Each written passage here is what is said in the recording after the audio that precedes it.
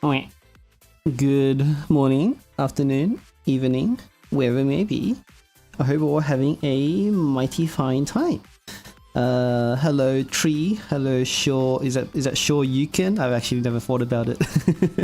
Hello Katsumi, thank you for the 12 months, congrats on the 1 year. I can't believe it's been a year. I think you first joined on a gameplay review like a year ago. Wait, that would have been almost the last time I did freaking Kessid. That's quite a long time ago. Thanks for 1 year. Hello Squeenie, hello Joey, hello Spirits. Hello everybody. I hope we're all chill.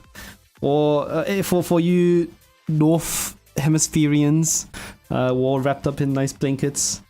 Anybody in the tropics or in the south like me, staying well in the heat. I'm dying. It's like 35 degrees outside.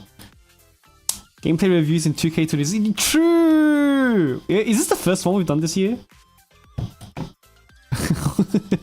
Wait, hold on, you're making me look. You're actually making me... Is this the first one we've done this year? Live. Oh my god, it might be.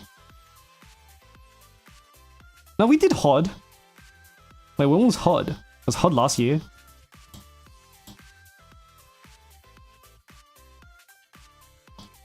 Why was the HOD stream 8 hours? What the fuck? Oh, the HOD was last year. It was on the 27th of December. No. Okay, so yeah, this is first gameplay review stream this year. Wait, what was the HOD stream 8 hours? What the fuck did I do? I tried to play HOD. Ah, yeah, that'll do it. Okay. Anyway, yeah, here we are. In 2026 doing our first gameplay review. This stream is also probably going to take a little bit of time. Oh my, I just realized that chat is blocking the queue. Washed for real. Alright, why is the queue so big? Was it always this big?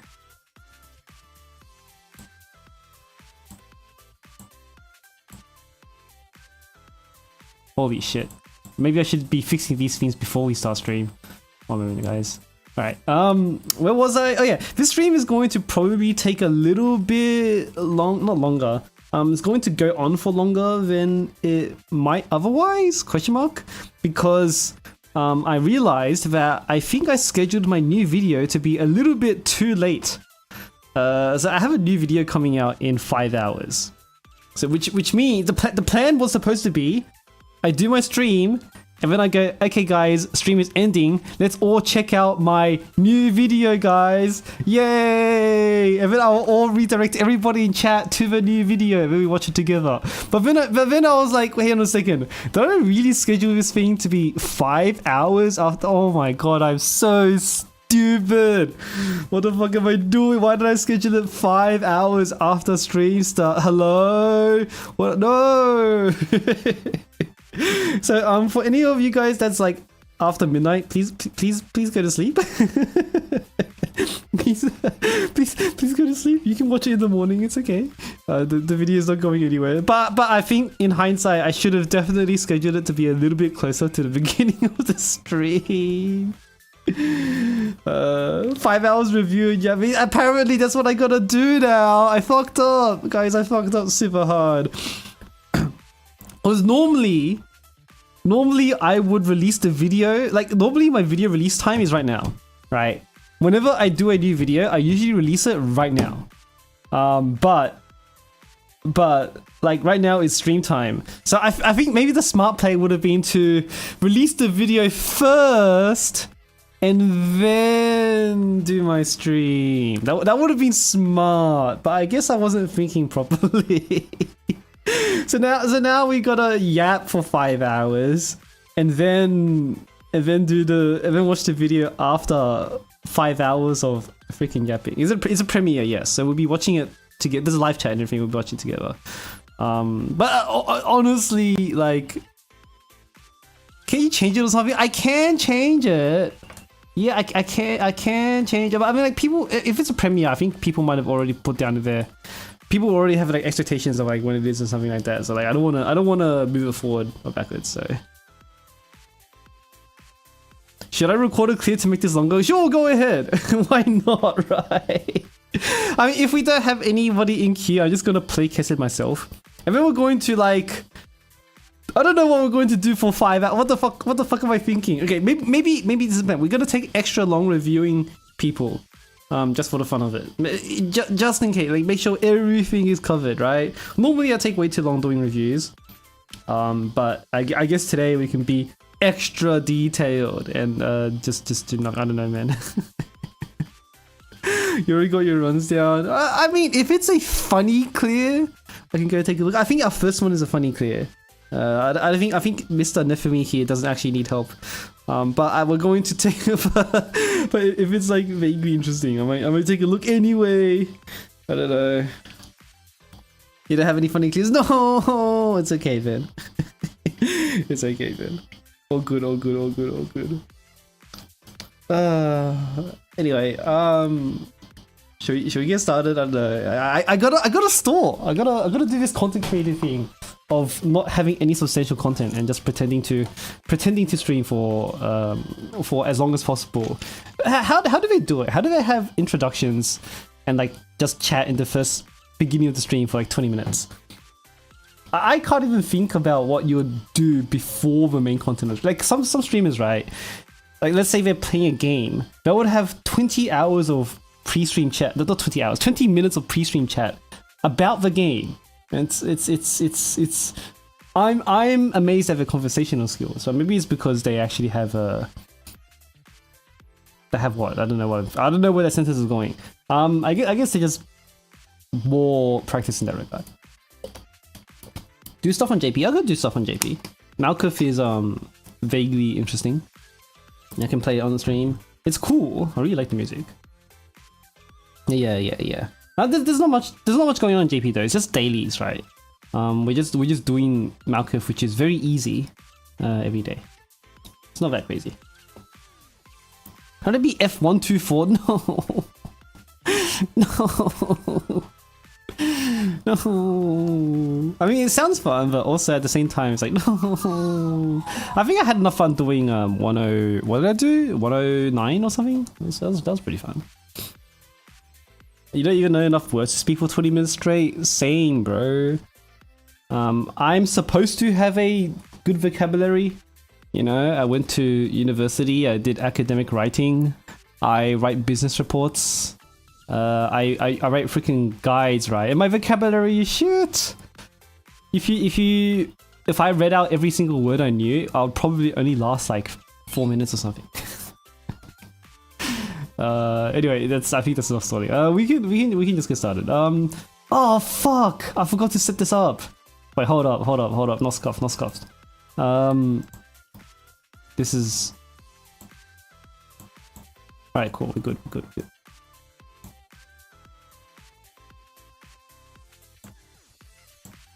Okay, we're good. Oh no, I need to mute the game. Okay, hang on.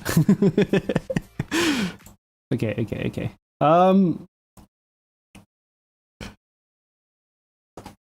You speak in front of people for more than like 3 minutes. Yeah, case in point, I can't think of a sentence to reply to that with. There's probably something to say there, but my brain is, I think, already moved on to looking at this. Is this band club? Holy. Okay, sure. What did Nepham say? Nepham said he doesn't have any trouble. I just want to share my vid. Alright, this is funny, so we'll allow it. This is funny, so we allow it. Alright. Band club, let's go. Band club clear. I imagine you're being entirely carried by your specials or something, because there's no way band club on their own can mob. Hang on a second. Let me fix the volume and everything.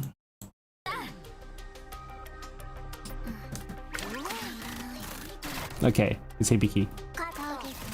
As expected, no, you wouldn't have anybody else other than Hibiki, I think.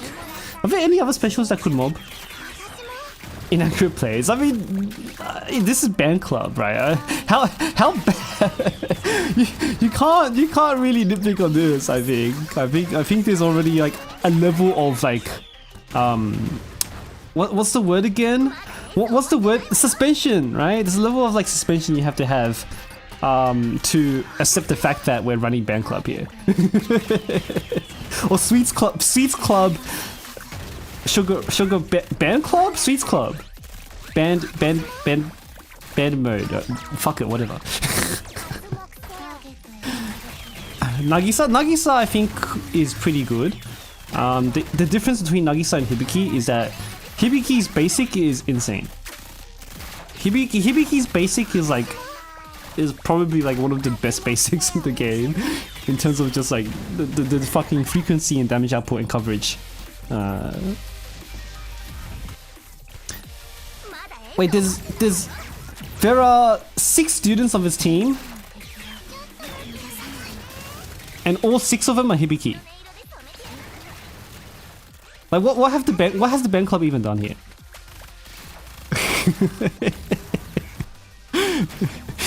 I don't doubt Hibiki's the best. I do not doubt for a single second that Hibiki is the best.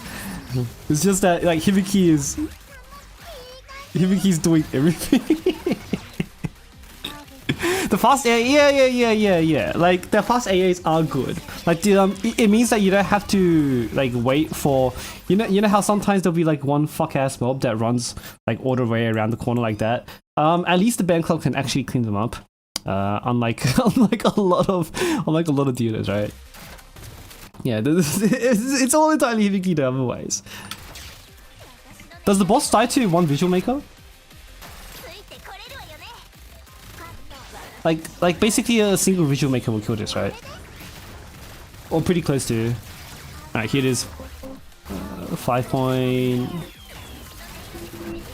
That's a lot of fucking damage. Some of this is Hibiki damage. Some of this is Hibiki damage. I don't know how much. It's like 200. Damn, that's like 4 mil damage with just visual maker for 0 cost. Insane. Wait, was that 2 stack of sugar? Oh, Yoshimi was on 3 stacks of sugar. Okay. Damn. That's pretty strong. That's pretty good. Definitely one of the funniest ways to clear. And they're so cute. Look at the way they look at Natsu. I actually really like that. That's great. What's that? Oh yeah, because it's the whole team, right? Yeah. 7 sets. Yoshimi would be insane if AA did stuff for DPS. Yes. I mean, Yoshimi is insane. It's just that Kisaki came out. I think if Kisaki didn't exist, Yoshimi would easily be one of the better options for DPS in general for Red. But Kisaki exists, so it is what it is. Oh, okay. That's clear. Thanks, Nepham. Good, funny way to start the reviews today. Not that we have too many. Was there even a way to improve this? Not really. Like, you have to keep the band members. Shiroko is gonna stay because you're doing this in sub. Oh, wait. There's an argument for Shiroko to go, but considering the fact that you only have 1 skill to use, I guess the cost is better. Yeah, okay, I guess the cost is better. Well, no shit to do. Okay, next. Next is Survivor. Survivor, you said. What are you having trouble with? You're having trouble with super unoptimized run and terrible rotation and setup. Okay.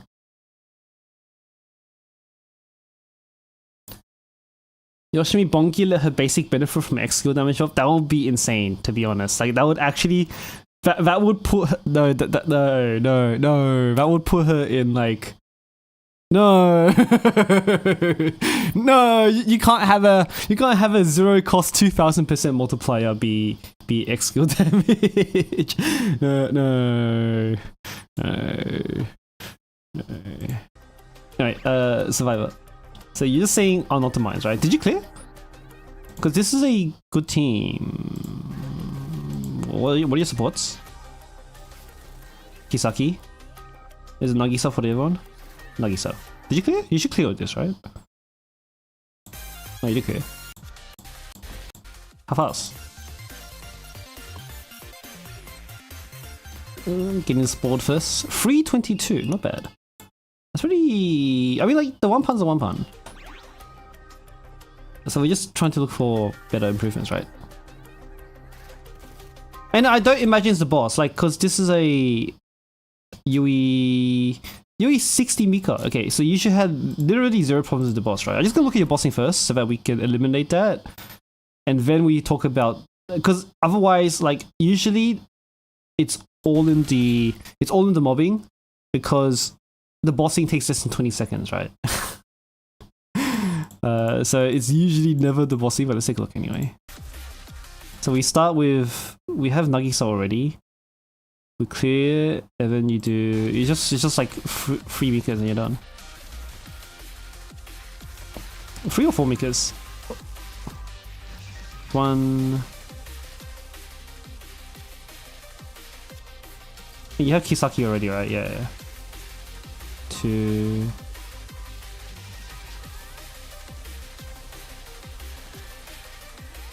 That's dead now. Okay, yeah, so it's not the bossing, that's probably the easiest part of the raid. So it's all in the mobbing. You spend 3 minutes mobbing. Which is, 3 minutes mobbing is okay. I think it might be a bit too long with Hanako though.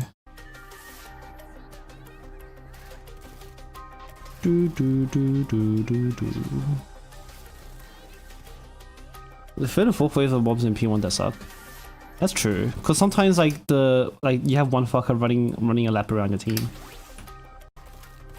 If you don't clear them early. Isn't there an angle where you can get all of them? Oh no, that's with Momoe, because Momoe has a slightly longer range.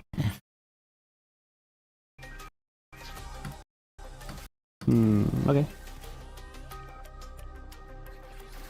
Is there really no angle? No, okay, sure. I mean, the AA should be able to do it. All but one Hanako? Okay, well, 1 or 2 is kind of whatever here, I guess. Nagisa and Hanako is good, because then you want to utilize that depth. You'll go Seiya here or something. Okay. You're being really slow on this. Hang on a second.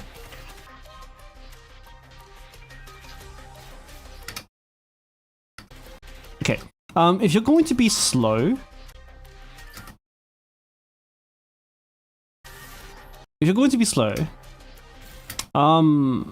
so there's 2 ways to do the beginning of the second wave, right? So at the beginning of the second wave, you either have to insta-kill this, right? Step 1. But if you don't insta-kill that, I would just leave these guys alive. Don't worry about killing this if you're not going to insta-kill them. Just let the guys at the door spawn and insta-kill these guys instead. Because what happens, right? If you can insta-kill, if you can kill these guys out of the gate, then you don't have to think about them anymore. And then the remaining guys are just all going to be in front of you here, and they'll all die at once, right? But if you let them live, if you let these guys live, they do exactly the problem you're having here. now it's gonna take at least 2 extra Hanako X's to kill them all. Whereas if you are like prioritizing and targeting correctly, it should only take you 2 Hanako X's, right? Once for the gate, and then once for all of these guys at the same time. Because there's this second wave that spawns here. They're still going to get caught at the same time as the first half of the wave. So now what happens is that you're using an extra Hanako X to kill the new spawns, and now you have to use another Hanako. You can't even kill these guys in one Hanako X. Like they're so far apart. You have to use another 2. That's really bad. So you have to use like 3 extra Hanako X's. That's a whole minute. Yeah. So yeah, I would for a lot of people doing this, like mostly blind. I would definitely just prioritize killing the door guys first. The door guys are by far the most annoying guys. Let's kill the door guys instantly. Don't let them walk out on you. Because yeah. I mean, all of them are blue armor, right? So they shouldn't be really worried about dying here. It's only Hoshino, and Hoshino can tank, right? So like definitely 100% just get rid of the guys in the door.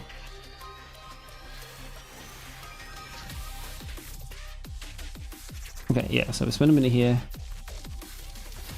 So let's say if you get the door guys quickly, we're probably saving at least like 15 seconds there.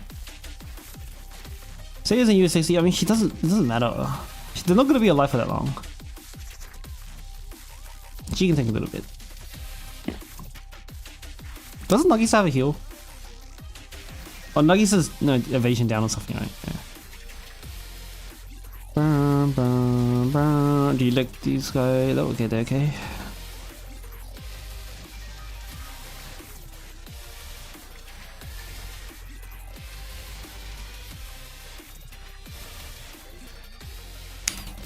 Hang on a second. Okay, this is fine. Oh, crit damage rest. Yes. I forgot.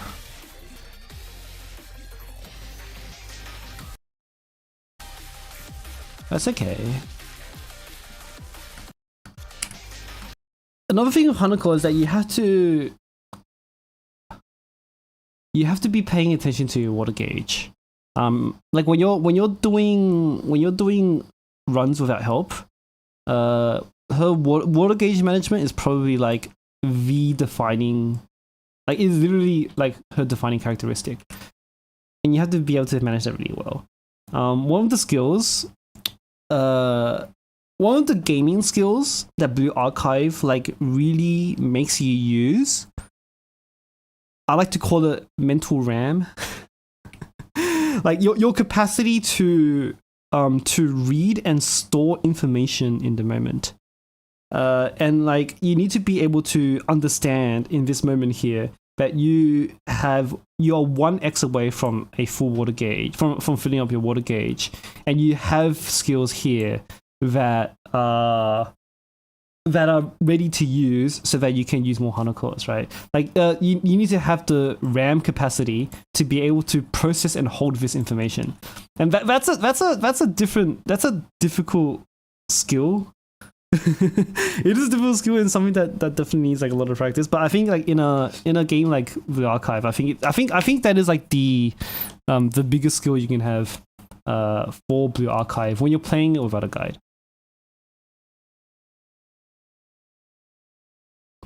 They can use yeah. So you see how Mika is one cost, right? For one cost right now, you could have 2 more Hanako X's. But how much cost do you end up using?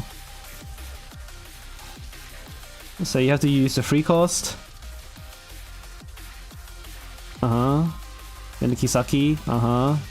Then the Seiya. So you have to use 9 cost just to get back to Hanako.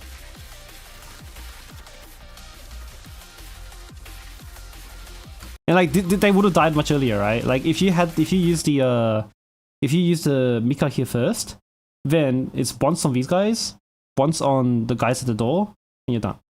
Right? You go through the door, you go through the gate at 2:15. That is like a combined with the phase 1 thing, that is probably like a 30-second difference already. Entering and exiting. Oh, okay. I knew about the entering, but I didn't think about the exiting. But the exiting makes sense. 0 cost exit is really is really good. Okay. In that case, Survivor, you definitely want to be utilizing that, right? And it also moves her out of your fucking hand, because I think part of your rotational issue comes from the fact that Mika literally never leaves your hand. She's just in here for the entire time. And like when you basically have a dead card in your hand, that fucks with your rotation so hard. She's 1 cost, just get rid of her.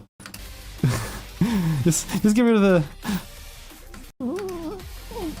1 cost for 2 points of gauge.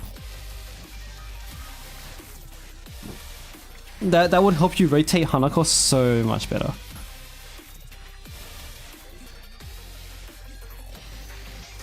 Oh, yeah. So you end up using so much extra cost here. That's at least like 20 seconds.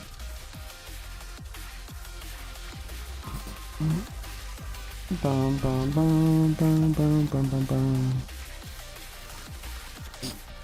Yeah, the Seiya Mika is fine. I don't think there's anything particularly wrong with Seiya Mika, but you just gotta use it.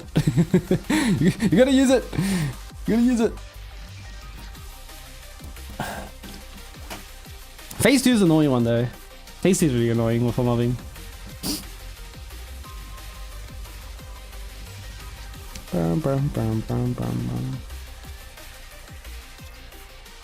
Yeah, XD is way too strong.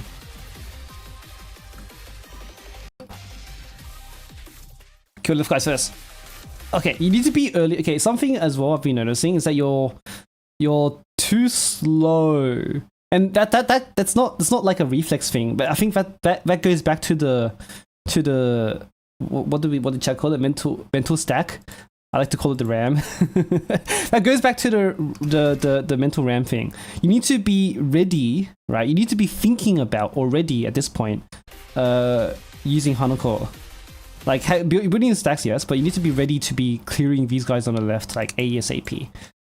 Because the longer you take to think about like how to do this, the more likely this shit happens, right? you don't want this motherfucker here because this guy griefs your time by like 20 seconds at a time. So, the trick is to not be thinking. Is not to like reflexively be like, okay, think about using it. It's more like you need to be storing that action early on, right? You need to be thinking about it during this load time here, and then you store that in your mental RAM, and like be ready to like bring it out once you're here. That's a good idea. Lowering game speed is definitely also going to help. So you have more time to, like, if you have to react, you got more time to react, so that this motherfucker doesn't end up going all the way around you. Because this motherfucker is the most annoying guy in the game. At least, okay, now that's too fast. Now we've got the opposite problem of going way too fast. Right, like pre-aiming is good.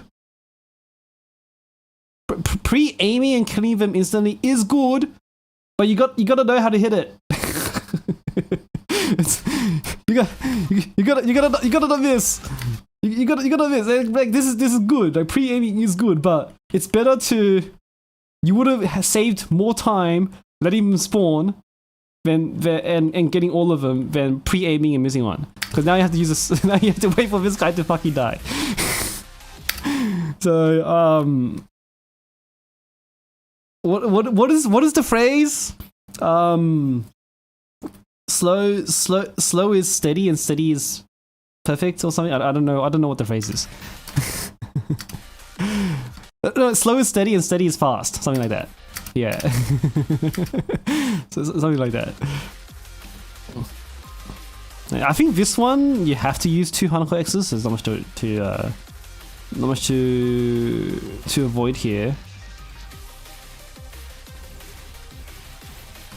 And this one is this one Hanako X.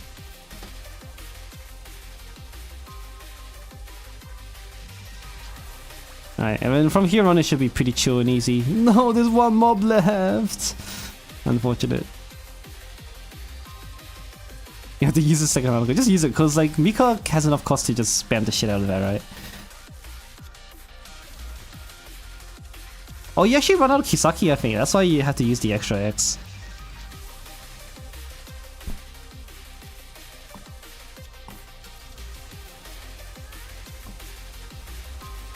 Yep, and then using the Seiya. I don't know, was this intentional that you used Seiya when she costed 6 and not 4?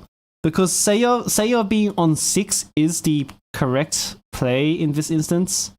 Because obviously you get to save more cost, but I have a suspicion. I'm not sure if this was intentional. Because it looked like you wanted to use Seiya on 4 instead of 6. Yeah, so that costing 3 instead of 6 definitely probably salvaged it.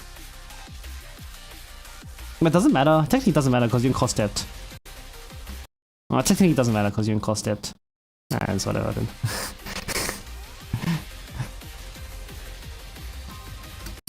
Like I said, depth is OP for these situations. Anyway, yeah, that's it. So it's just all a mobbing thing. To summarize, wave 1 is whatever, but part two of the first room, kill the door guys first. Yeah, if you're gonna be slow. They're cleared anyway. Yeah, but like they're asking for just like the rotation. They said they have rotational issues or something like that. Yeah, clear the door guy first. Step 1. Then you only need 2 X's at most. Here, this wave is like whatever. And then here, this is basically held entirely back by the fact that you forgot that you could have just increased the water gauge here and you're good. This one, again, if you're gonna do this like way earlier so that this motherfucker doesn't run a lap around you. And yeah, that's basically it. Oh yeah, and don't pre-aim too hard. I mean, if you're gonna pre-aim, then miss. Yeah. Okay. That's basically it. All of that summarized in a short 30 seconds. Unfortunately, Survivor isn't here to see this or comment, but I think that's all we need to say. It's not like they need team help or they need or it's a particularly complicated solution here. And I don't think I'm missing anything. No,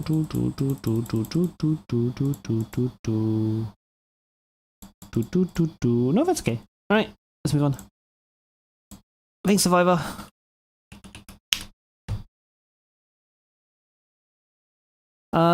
Next is Meep. Right, Meep brought it in. So few submissions. I mean, I guess Kesed is like, and also I stopped advertising it. I think it's just been regulars coming back now. Like I stopped getting new people because I haven't been making posts about it. I think back in the day when we weren't washed up, was I ever not washed up? When I was less washed up, I would be advertising these streams, but I haven't been doing that. What the hell is this? I am so curious. I'm gonna save this in the background. Okay. Yeah, so I haven't been getting new people, so all the regulars.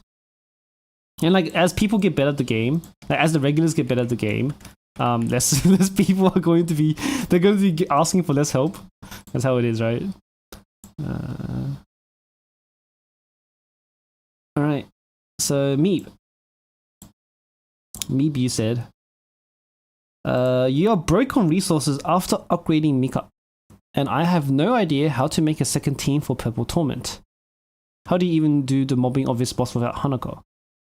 Are you borrowing Hanako? What's the gig here? Rio, you got your own Hanako. Okay. And you have your own Mika. Okay, Shiroko. Yeah, borrow Mika. Wait, what? Wait, but you spent resources on Mika. But you are borrowing Mika. Okay. Wait, where's your Mika then?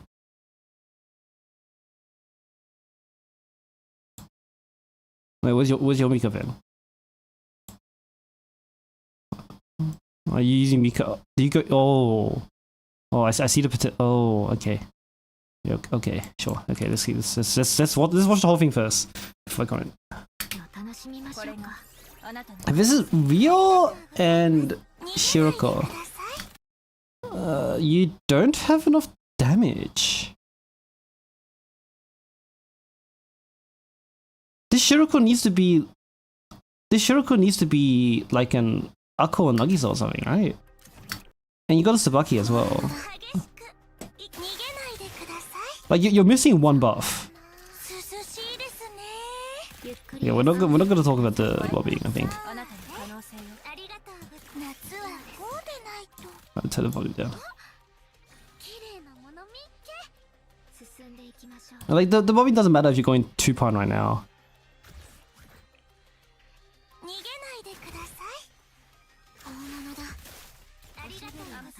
It's clearable without Hanako. I think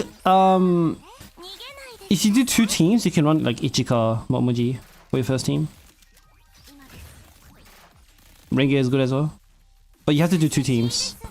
And like if you can do 2 teams with like Ichika Momoji on Purple Torment, you should be old enough of a player or rich enough of a player to actually afford the 1 team.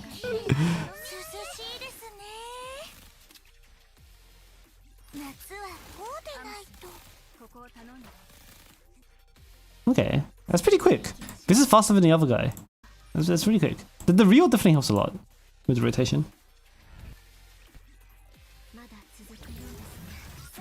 So I think the issue here is going to be that you don't kill this in 1 call. But I'm curious to see how much damage you actually do. Like this is probably just simply resolved by team comp.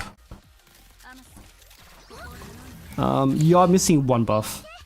And the difference between 1 buff is pretty big.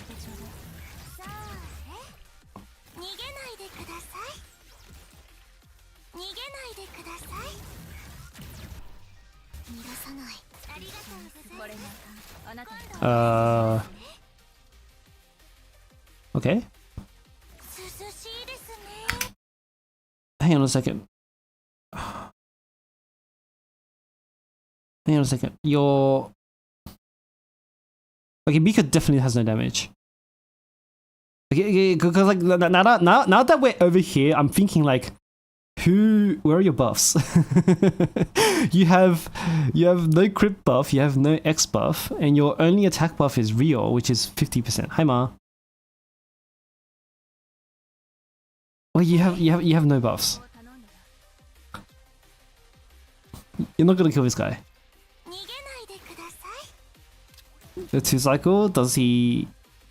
You still have to do enough damage on 1 attempt though. You're using Rio.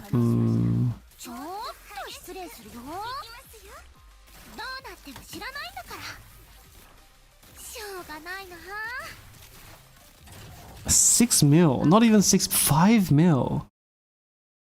No, this is a team comp issue. We can make that better.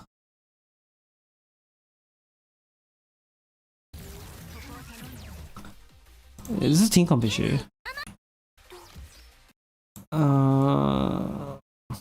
Like you have to if you're gonna use your good Mika, like there's two ways to do this, right? If you're gonna use your good Mika on your main mobbing team with Hanako on it, you have to have the buffs, right? Otherwise, right, second way of doing it is that you go 2-pan, you don't have any buffs on your first team with Hanako, right? You get the boss down to 3.5 waves, and then you dump all of your buffs on your second team with the Gumika on it, right? There's 2 ways to do that. To do this. What other supports do you even have? Who's on your second team? Fuka Shigure? I assume you just don't have Nagisa then or something.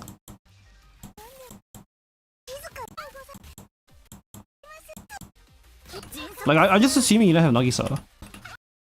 Is this all just 1 team, or what is this rest of this video? Different attempt using your own Mika for the second team. UE 30, level 88. T4 gear, not max skills. I actually think this might almost be enough if you had the buffs, but you don't have any buffs. This might be a Boro Kisaki angle, but you don't have. But you do have Hanako. You have your own Hanako. Well, yeah, and you have your own. So this could be a Boro Kisaki angle. What else can we do? Because Kisaki is a pretty big deal.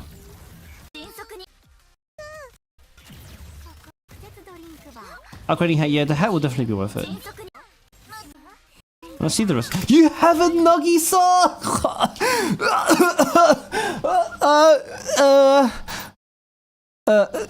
Okay, here. What else? What else are you? Hold on. What else are you hiding from us then? Did you share your roster? You shared your roster. Alright. Let's take a look at this.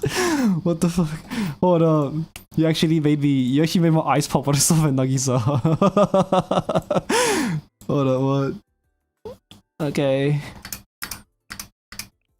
Mika, You have an Akko? Okay. We have Nagisa first, we just use Nagisa. Rio, Sho.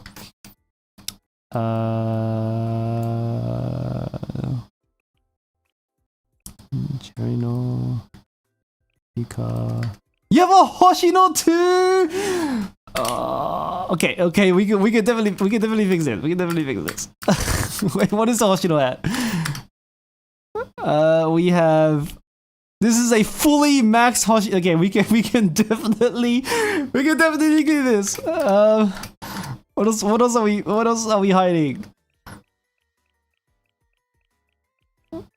Okay, Fuka we saw earlier. The Hanako is maxed. We have a Kisaki! wait, what is a Kisaki at? It's a max Kisaki! Oh no! Okay, so we have two ways to do this. Okay, so this is not a roster issue. This is not a roster issue. It's just a team building issue. Okay. We can fix this. We have a Seiya. We have a Seiya too. So there's lots of ways we can do this.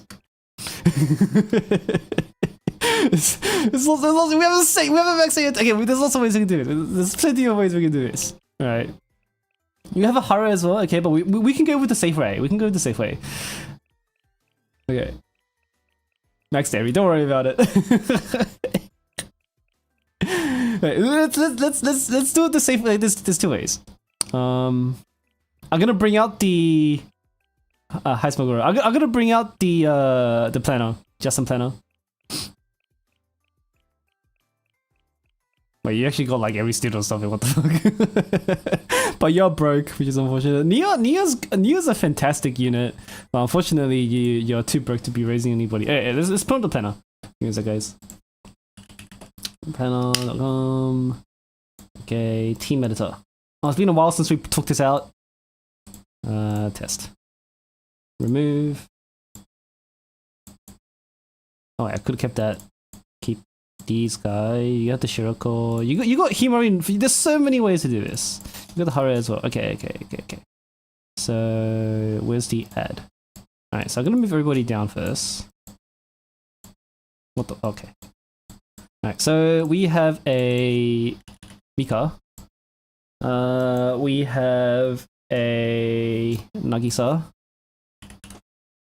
We have the Hanako. Hanako is always here. Nagisa can be either way. Alright, we have a... Is Shiroko here? Shiroko's here. This is kind of almost everything. We have a Seiya. We have both Seiyas. His Momoji's built too. Okay, there's so many ways to do this. Okay, so the one team clear is very easy. You can borrow. Actually, let's put a borrow maker here so that we can differentiate. All right, the easy one team clear. I think if you don't want to sweat at all, is like Kisaki Nagisa. We saw this team just now, right? Mr. Meep, when you watch back on the VOD, if you go back to the previous guy, which was Survivor, like he ran this exact team, and you have a picture of like what this team looks like, right? This is a very easy team to clear with. I think it would be something like this, maybe. Yeah. This is a very easy one team clear. All you need to do, what you need to make sure to do properly is Hanako management, right? Water gauge management. The hard part about this team is the water gauge management. Once you actually get to the boss, you have so much damage, you should not be struggling to kill the boss. Because the Hoshino X plus the Kisaki X plus the Nagisa X will mean Mika will kill the boss in like 3 or 4 X's, right? Now, let me open up the other guy. Just so that if you're watching this VOD, you can see without having to go backwards. But you can see here with this team, what you're doing is that you preload Nagisa and Kisaki, right? Let me just visualize it for you. So Nagisa is already on, then you put Kisaki on, right? Then you kill the wave. Right, you kill the wave, and then you just use Mika like four times instead. Right? This guy, with all of his buffs, this guy dies in 4x's. It doesn't really because you have the cost depth as well, right? So cost depth means that you don't have to worry too much about the cost either. Right? In 1x, this guy has done more damage than you did in 3x's. Right? The difference of having 3 extra buffs, like the Kisaki buff, the Hoshino buff, which is the same as your Ryo, right? And the Nagisa buff is like triple your damage. It is, the multipliers matter so much. My mic has a bit of background noise. That's the cicadas outside. Hang on. Let me finish this thought first before I address the cicadas. So yeah,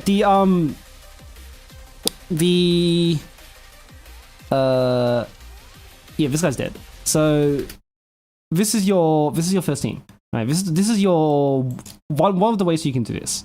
The second way you can do this, if you find managing all of this in one team too difficult, the second way you can do this is you just pull them out into different teams. So you can do that. You can do like this or something. Oops, not this. Do I have a Ryo? We put Ryo here actually. Ryo Shoka. Then you have your Tsubaki or whatever. And your I don't know who the fuck will go here. It doesn't matter who goes here, just put anyone here. And then this team, you can do basically the plan is to clear the wave until your groggy bar. Oh, perfect. Clear the wave until your groggy bar looks like this, right? With your first team, and then you enter your second team, ready to insta kill the boss. Right, that's the second way you can do this. I don't know who would go here. It doesn't really matter who goes here. I guess you can put like Hara here or some shit. It literally doesn't matter who goes here. Maybe a second tank even, or Shun. Shun works too, right? It doesn't matter who goes here. This is the two ways to do it. Both are pretty easy. Either way, yeah, it's entirely on the team building side here. It seems like you actually have enough of an understanding of the game, mechanically, to be okay. Yeah, it definitely seems like from the way you're using the Hanako X's, and from the way you're like actually buffing appropriately with your single buff, it seems like you do understand the mechanics. It's just that the team building was definitely missing here. Use Muzuki. Oh yeah, Muzuki works as well. So Muzuki can be, if this team is struggling to open the core, you can put Muzuki here, just to make sure they don't die to the explosions. You can put Muzuki here. You can put Muzuki up here too, but Muzuki can go here too. Just so that just as a safety net, so that your team doesn't die to self-destruct. Free enemy. It doesn't matter. It depends. Because if you do 3 enemies left or 2 enemies left, I think you'll have to put Shun here. Because then you won't have enough cost to Hoshino, Seiya, Kisaki, Nagisa before even Mika, right? If you have an even lower groggy bar. But if you have enough of a groggy bar, just put Musu here, clear the wave early, and then use, or not clear the wave early, but use Hoshino, Seiya, and then you can Mutsuki if they're about to self-destruct. You can? Okay. In that case, then sure. But like, that's for them to experiment with. Either way, it's definitely it's definitely doable with your roster. You have 70 units. Even if it's not like this, I think you could like screw around a bit and like. No, this is good because you got Kisaki here. No, this is good. Yeah, this is good. So number 2 or number 1, like that. Okay. I wish there was more to talk about. I wish there was more to talk about, but I think that addresses everything. Alright, and speaking of addressing things, let me close my window so you don't hear the cicadas. Oh. It's so hot with the window closed!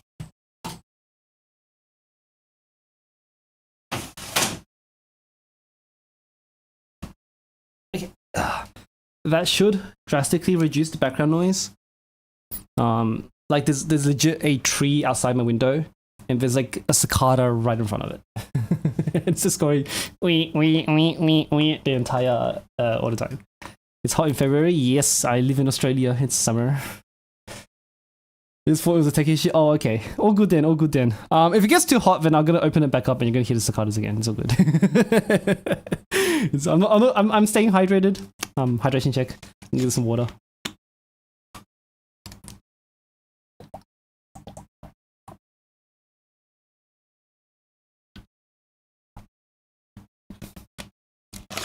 Two, yeah, the difference between 2 and 3 is kind of big. Depends if it's a drone or a soldier there as well.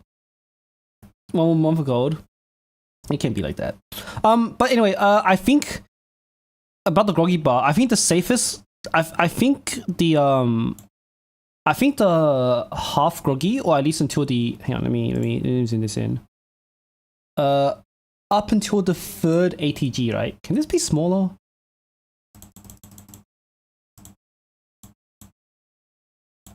Up until the 3rd ATG here, I think, so you have 1, 2, 3 bars, right?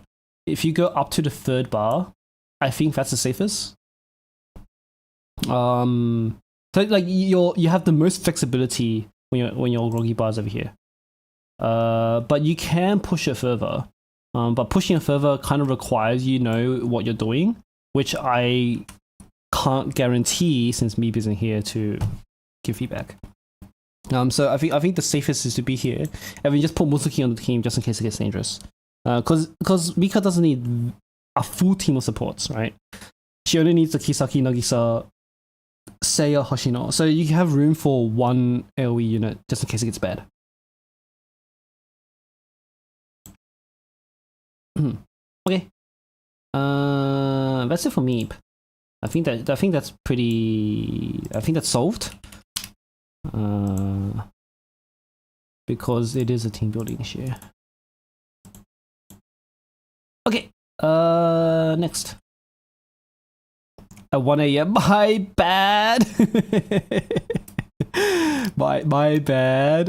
Normally I release right now, but I thought I had the fantastic idea of premiering my video after the stream ends. But then I was like, wait a second, that's a bit too late. Oh, and it's too late to change it now. Too late to change it now. My bad. But the video will still be there when you wake up. Maybe you can go to sleep early and watch it in the morning. That's okay too. But nothing bad for you to miss it. I think ? I don't know. The time zone issue. just be born in the right place, forehead. Okay. Next is going to be Hifumin. So Hifumin, you said 7 AM. Wait, the video is releasing at 7 AM for you? If the video is releasing at 7 AM, does that not mean that it's like 4 AM for you right now? Or 2 AM for you right now? What are you doing? Go to sleep. Hello? Hello? Anyway, Hifumin, you said, my team 2 cycle has some problems that make me hard to timing Rengar SS basic skill. Advice. Grand Soul, Purple Outdoor, double Rengar clear. Wow. Wow. You have to stay awake? What? Alright, sure.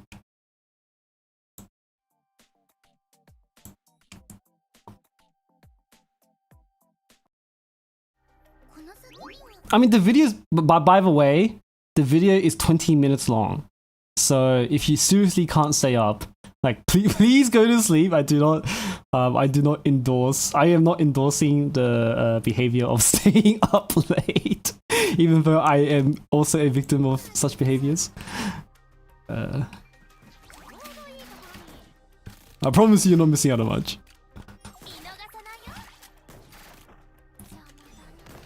Yeah, so Makoto on your first team is probably good if we're doing this double Rengar thing.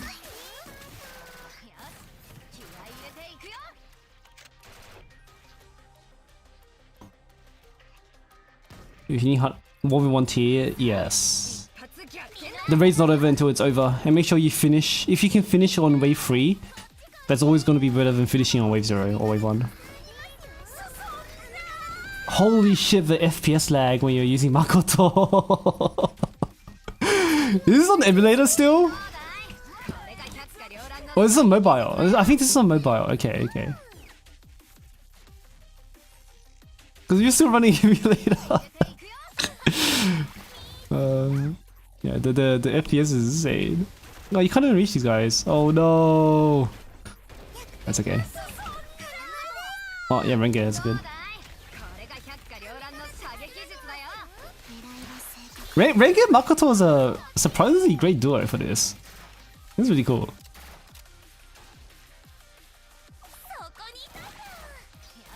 Your iPhone crashes when playing game. Oh no. Yeah, the game is pretty demanding for what it is.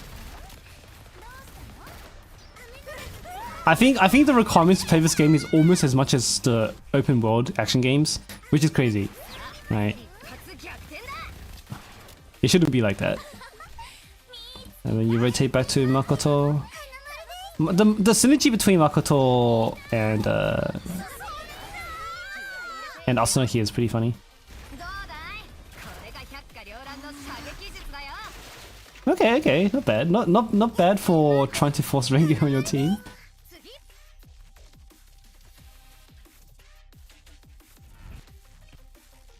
Yeah, Rengar has so many crazy particles.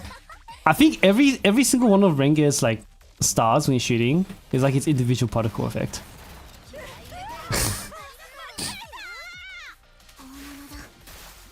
The Steam Deck, yeah, it's more demanding than like a lot of AAA games, or as demanding. More Makoto. Asuna, well, he has to use Asuna here. Because Asuna is a buffer to Makoto here. I think without Asuna, he gets super fucked. Clear this side, okay. Personally, I prefer clearing top side first, but if you have Makoto, it probably doesn't matter. Oh, you're just gonna self-destruct? That works too. Oh, no. Yeah, you can take this. Oh, you didn't take it. Yes. Go for the kill. Right, wait for that.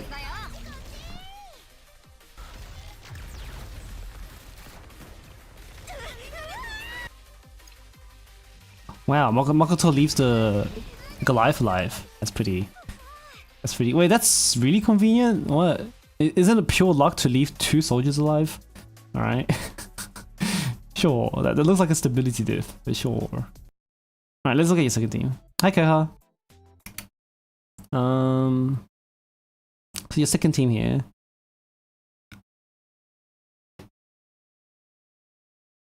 Do you clear? You do clear with this, right? I feel like this should be strong enough. You do clear with this. Wait, what's your issue again? Your team 2 has cycle problems. Timing basic skill. Okay. I guess you just need some improvement then. Because I think you should clear with this. For sure.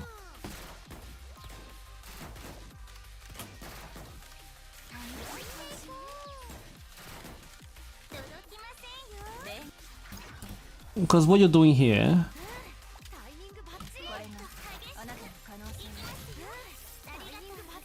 because you're gonna use 2 Rengar X's, but then you have no more sub. Like you run out of basic, right? So then your third X is gonna be weaker. Okay.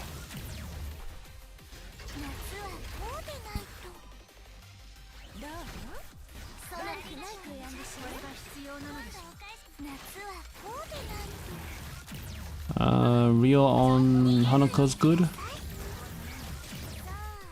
Wait, this Hanako character is stupid. Alright, I think you don't need to wait for Haniwa there. Waiting's fine too.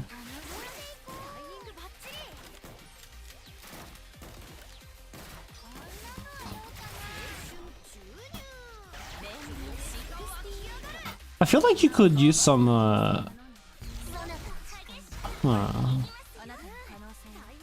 I feel like you could use some Rege X sometimes here, like during the mobbing to stack Hanako, but I guess it doesn't really matter. So you got 3 charges right now, and you can use it 3 times.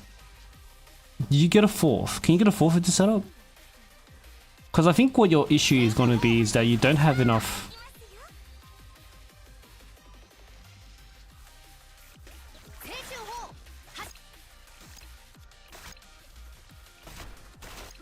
Kisaki ran out. He has it here, but he didn't have on the first one, yes. But I'm not sure if he had a choice.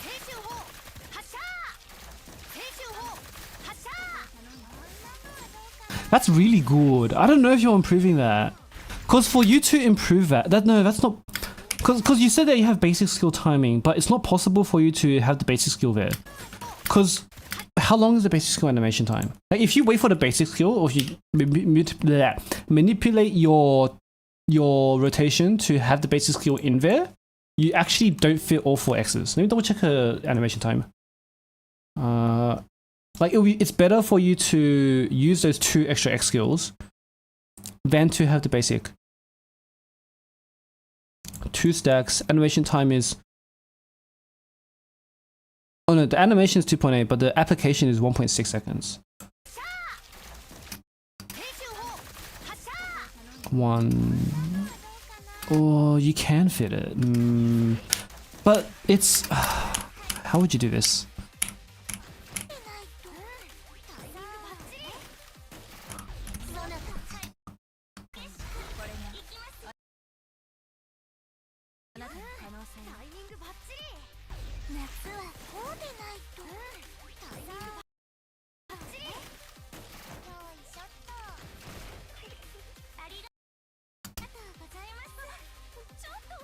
But your Kisaki does run out, and it's unfortunate, but... I think it's fine.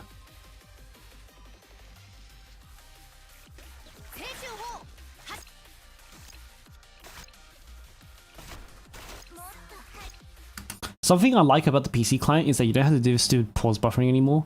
You can hold down one skill and it instantly swap to other skill.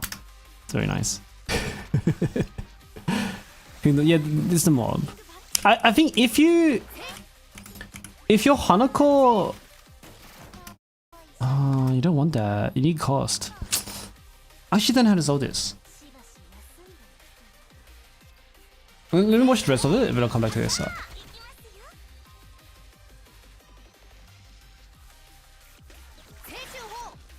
Wait, you actually do have a Kisaki X. Wait, so you have you're fully buffed. You have Kisaki X there, or for half of it. For half the X, you have Kisaki X. For the first X, you definitely had it. No, I think it's fine. I think it's fine. I don't think you're improving that much. You think that buff? She has 2x on her. So the first Renge had 2x. The second Renge, the 2x dropped halfway. Is her damage on the X distributed evenly?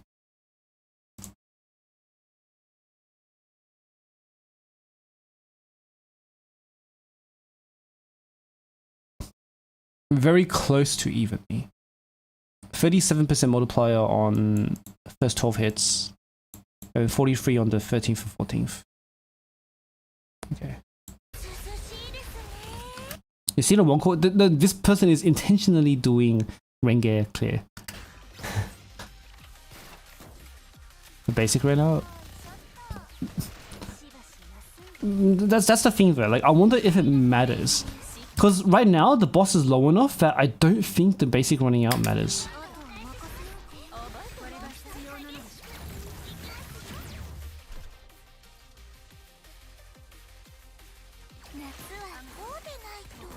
It's in the mobbing, sure.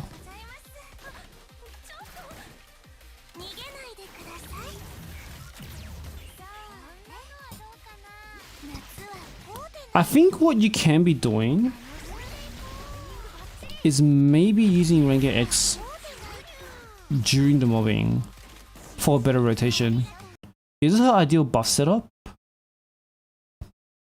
I don't think he has a choice, is the issue. Because he has to have the Hanako. And when you have Hanako by herself here, I think having the Rio is good. Yeah, you don't want cost reduction on this team, right? Because the free cost, Rengar is base free cost, Hanako is base 2 cost. Like having a Seiya on this team would not be working. But the Rio is a good pick. Kisaki should be a good pick. Actually, how's Kisaki versus Himari? We can do the calculations. We can see the difference between Kisaki versus Himari here.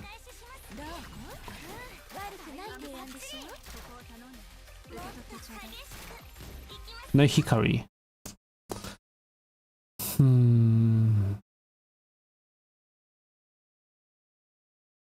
What to see?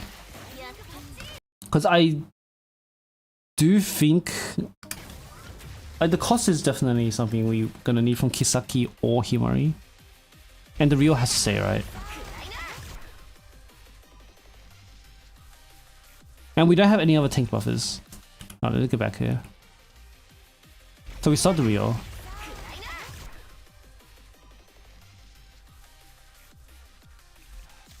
Rengar's passive. Rengar's passive is I think it was either attack or crit. Yeah, it's attack. And her sub is Sonic Effectiveness, which is why we're not running Hikari on her.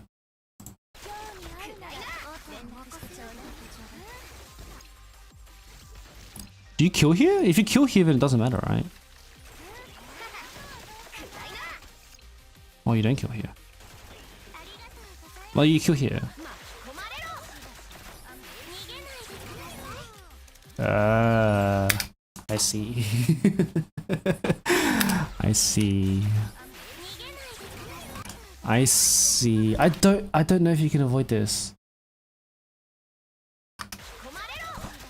I see. So you want to kill on this X, right? I don't know if you can avoid that.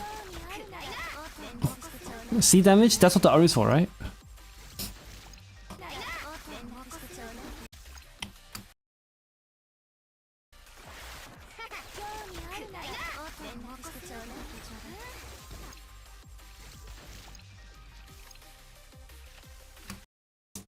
Seiya Shizuko instead of Hoshino. Seiya Himari. I think given how much damage his team takes, he has to have the Hoshino. Like Hoshino's at half health here. I don't imagine a situation where you could get away without Hoshino. Because he has to survive 8 waves. Like, he's doing 2 core no matter what. He has to survive 8 waves.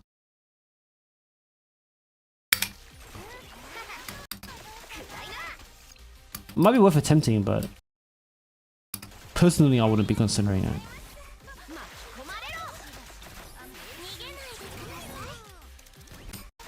Yeah, let's go back to the beginning of this wave. I don't think it's something you can fix in this core. Like, that's 7 seconds of downtime. It's really unfortunate. She still has it here. So you never drop Kisaki here, which is good.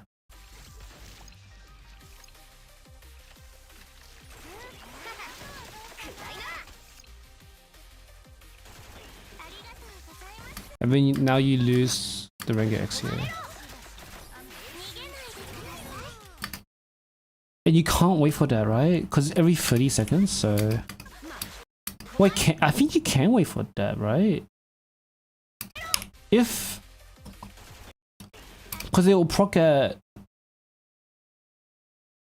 You can't wait for that. Because it procs in 1 more second, right? Before 3rd. Yeah, it's actually ready about ready to go. Is it actually already ready? Let me double check. What's the timing again? Every 40 seconds, right? So every 40 seconds should be... Hang on, my brain's not working.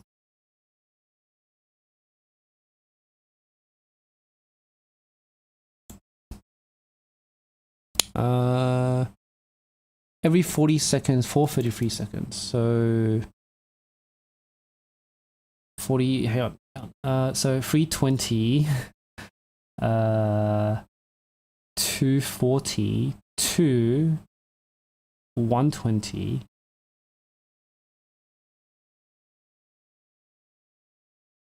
Zero 40. Wait, you should already. I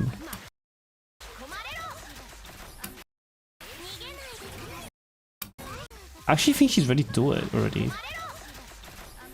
Okay, this is what happened. I think you cancelled her. You delayed her basic animation. So see this auto attack here. See this auto attack right here. She's actually ready to do it right now. She's actually right here, ready to use her basic. Here, as soon as this auto attack coming out. This auto attack comes out, right? And then she you can see her very briefly for 1 frame put her gun down. She's actually just about to do her basic animation. But you interrupted it with your X skill, so she actually ends up using it after the X skill. So you see, she doesn't even stop to recover, right? After the X animation, she instantly uses her basic, which means it was actually already ready before you use the X skill. And since the core closes in another 1.5 seconds, I think you barely have enough time. It's gonna be like really, really, really close, but I think you have enough time to wait for this. It'll be really close though. And you might have delayed it because I think this is supposed to be coming out at 0:40. So at some point you would have delayed it as well, which is probably the first call. So the first X is supposed to happen at... No, sorry, first basic is supposed to happen at 320, right? So what happens at 320? What do you do? Now you might have done something to delay it. Okay. So here, she's supposed to be using it right now.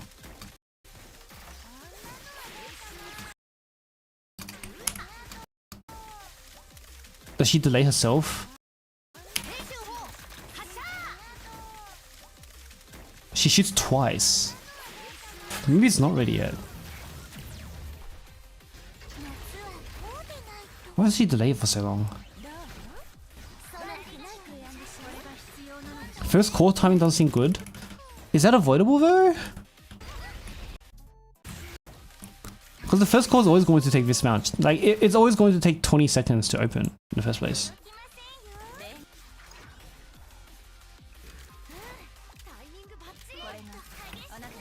And he has to do all this setup. Like, the only way to avoid this would be if you actually start on the 3rd wave instead of the 4th wave. Right? So the timing issue that Koha's talking about, right? The core right now, the buffer is about to go down. I think this is avoidable if you actually start on the wave before.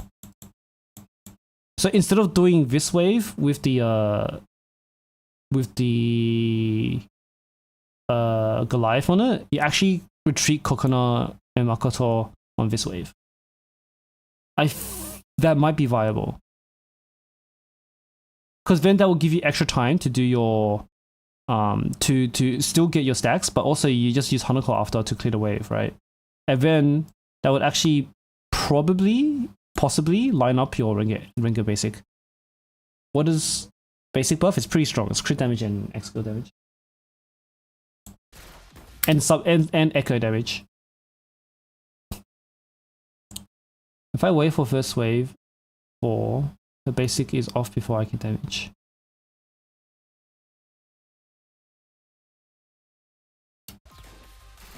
No. What I'm saying is that on the Kokona team, so you see here that you know how there's 4 waves, right? And you retreat on the 4th wave. You retreat on the Goliath wave, right? I think it might be worth considering not retreating on this wave, but on this wave, right? you kill all of these guys, or some of these guys, like this. I mean, you retreat right here. Maybe two soldiers left. Just two soldiers left. I think you can retreat here, and that might give you enough time. That might give you a little bit of time. That will change the timing of your basic skill. It will desync the basic skill to the core opening, which might be what you need, but I don't know if it will work. But I think it's worth experimenting with. Otherwise, I don't think there's much you can do to fix this. Let's see a second, because the second basic is supposed to be, it's supposed to be 240, but the first one's so slow. But I don't know if. Oh no, the cooldown starts after. Oh, I get it. The cooldown starts after the walk-in. She doesn't use it straight on walk-in. She has to walk up. Yeah, no, that's a 5 seconds. That's the 4 seconds there. Okay, I get it. This is the way cooldown starts. It's not at 4 minutes. It's at 3:55. Oh, fuck. Yeah.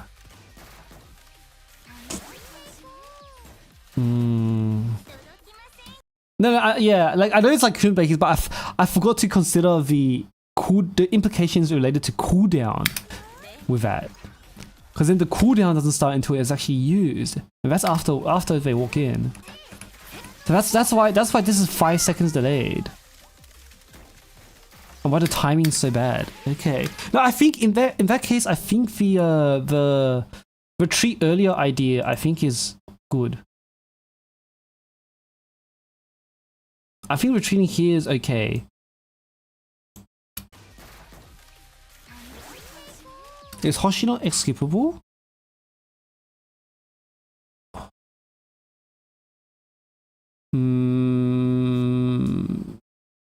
Yeah? Because the crit damage is big. 33% crit damage and 23% X skill damage. And Renge has her own attack buff. So it could be skippable. We have Ryo already as well. So I think Hoshino X could be skippable. If it means that we have the basic skill. That's a good idea as well. We can they can try that. You can try that as well, Hamin. What about second core?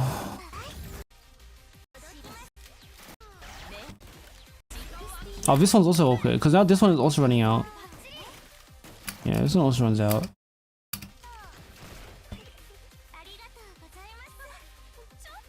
But maybe this is okay. Now, when did you use it? 33. So it lasts until 2 minutes. Oh, which is exactly the middle of the core opening. Okay.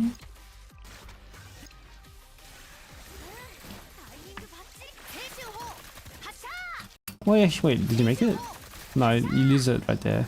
Yeah, I think this one, but this one is just this drone being a bitch, right?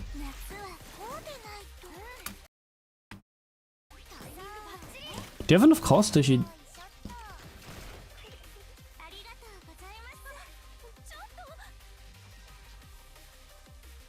you have to have the max cost, don't you?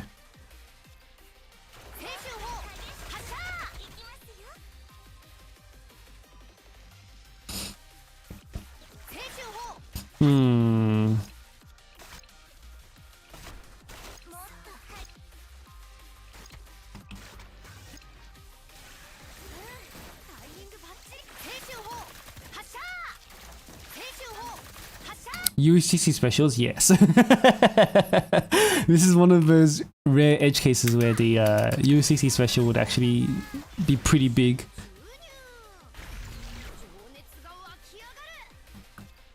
I don't know. That's really hard.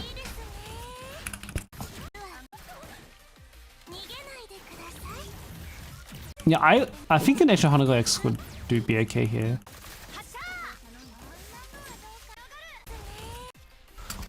Like here, I might even use, like technically, right, if you use Hanako here, right here, you kill the boss. You kill the boss, right, on the third core if you use Hanako X here. She does enough damage, right? The boss was left with 100k HP. Uncle X, you actually killed the boss.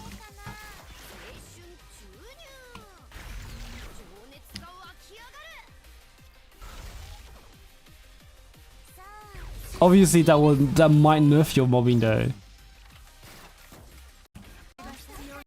Oh, it doesn't matter. You have Rio. Bro, you have Rio. I think you just. I think you can use the Hanako X on the core with your extra cost, and that would actually like when you don't need to think about the basic timing. If you want to do it the easy way.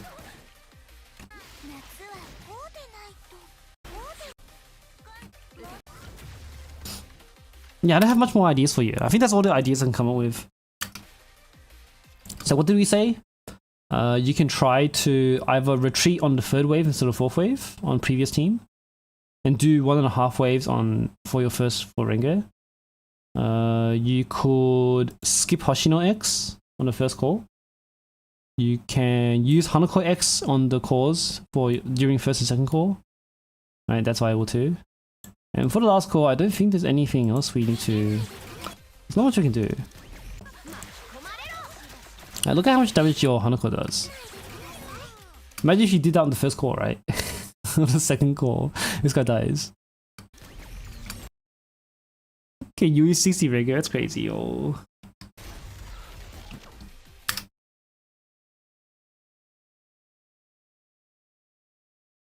When's the second to last Daru X on Renge get used? I don't think it lasts long enough, because Daru is 30... Was she 36 or 30? There's so many numbers nowadays. She was 30, okay. What was Daru? You have enough Ligma? Yeah, don't worry about it. So 1 minute here.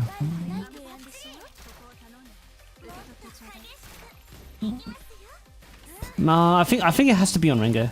Because he has to rotate with Daru to get back to Renge here. So you use it at 1 minute, so it expires at 30, right?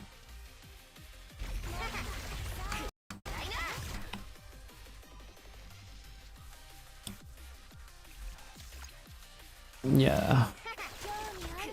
Yeah, he has to reapply here.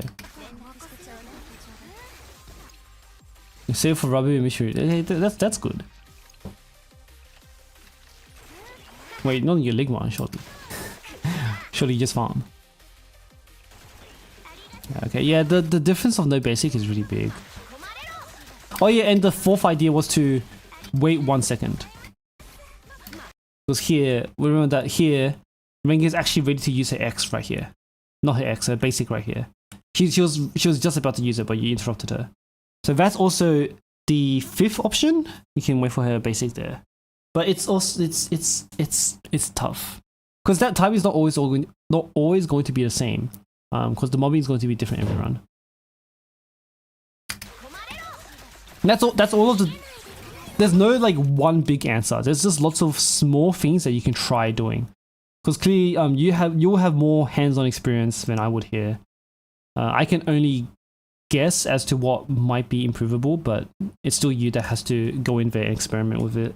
So those are the small directions I can give.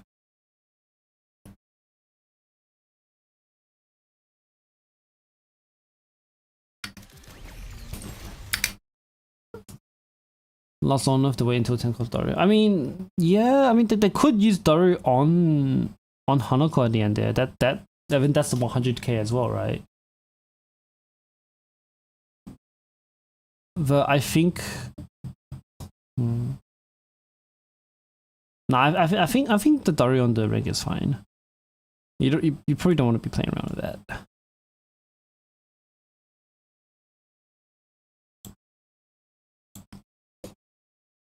Do you have any like specific questions or parts of the run that you want me to comment on? Because I think that's the best I can say. Just those small things. Hanako can't help you cycle. That's fair enough. Yeah, but she's for you. It's for you to use at the end of your cycle, right?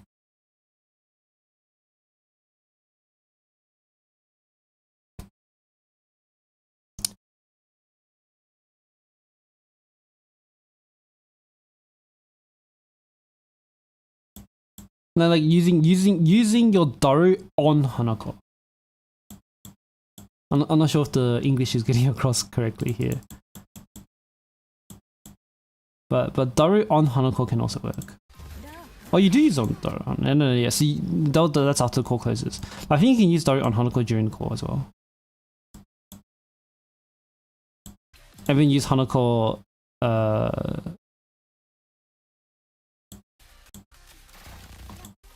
on core sometimes. I think that's it. I'll leave that for now. If Hamin doesn't have any specific questions, I don't know.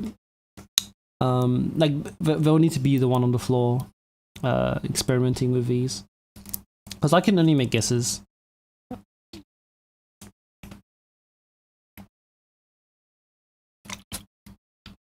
Oh. Okay. Now what?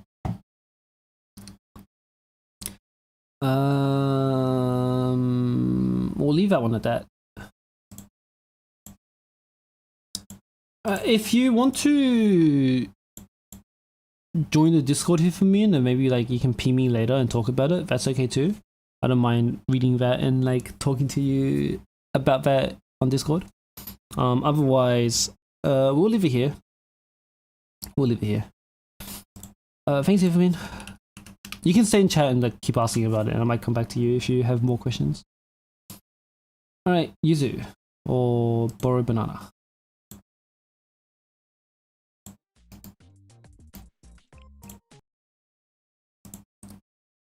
I need to blow my nose. Cool clear, it is a cool clear indeed. Yeah. I need to blow my nose. Give me a sec.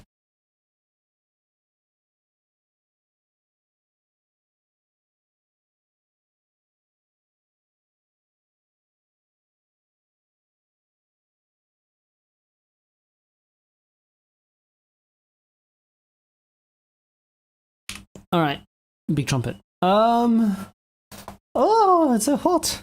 Okay. What are we doing? We're doing Yuzu.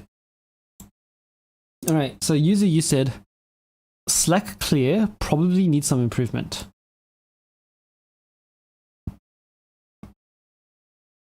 Okay. Yes, Rita's M-Racer is probably going to power creep Shigure. Depends on what aspect you're talking about. For general use, probably, yeah. In pure healing, Shigure I think is still stronger. But usually looking like Racer's buffs are good. So most of the time you're probably going to be using Racer. But if you already have Shigure and just thinking about the healing, then Shigure is fine.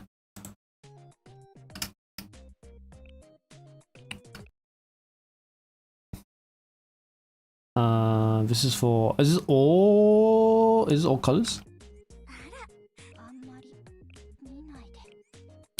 Slack clear is fine for this.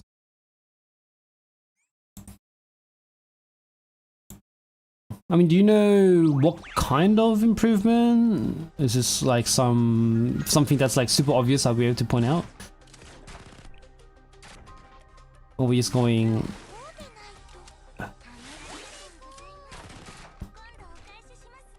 Bum bum bum bum bum bum bum bum bum. Okay. Yep. Who's goes in front? You missed the mob. That's okay. Kina has an MG, so it works out.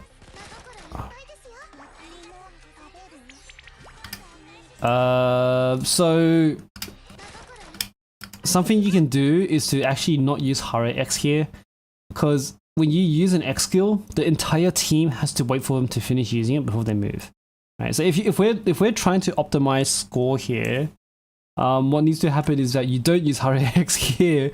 Let them move first, right? If they're already running and then you use Hara X, they won't stop. But if they stop, if you use Hara X before they stop, then the whole team's just gonna sit here and do nothing. Look at that. They're just standing still doing nothing. They're waiting for Hara to give her sweet potato. So you can save like 2 seconds not using Hara X there. Not that early anyway.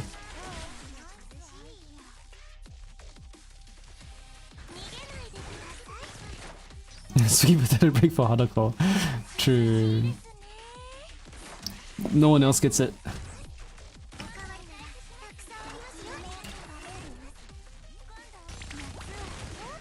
Do you even need this? Do you even need Hare with Hina on the team? Surely for Insane, Kisaki plus Hoshino plus Fuka is plenty enough buffs, right?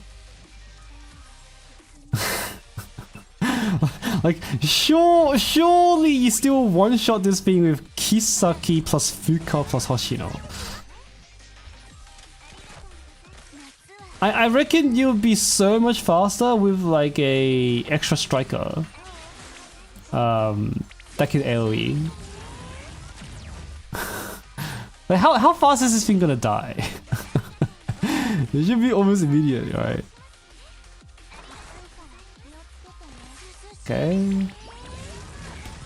Like if you have an extra mobber, then a lot of these situations, like right now, right, you don't have to wait for this fuck ass 2 extra infantry mobs to die. Are you using a Hina now? Okay. I'm gonna pre-buff, okay.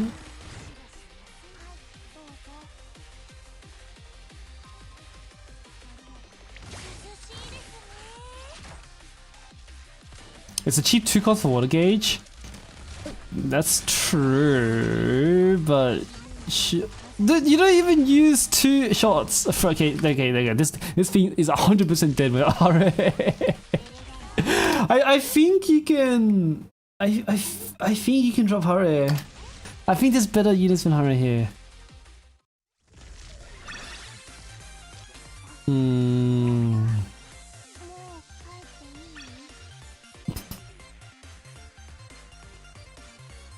But what?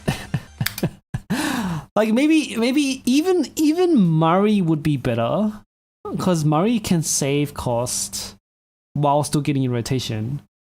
Right, Murray at least is like basically free rotation as well. Nagi is no Fuka. I think Fuka stays. I think Fuka staying is fine. I don't think Nagi actually helps that much. Fuka can stay, but the like Murray or Kokona is gonna be better than Hare. Who else will be better than Hare? You can. I think using an AoE is fine. What you could do is maybe use, instead of Fuka, you could use Rio, and then you can have a AoE here, right? So if you keep Fuka, then you can use Kokona or Mari. If you drop Fuka and put Rio in, then you can use a second AoE ability. Drop Hoshino for Meg. I mean, are there that many AoE strikers though? Like, assuming that you even have them, right?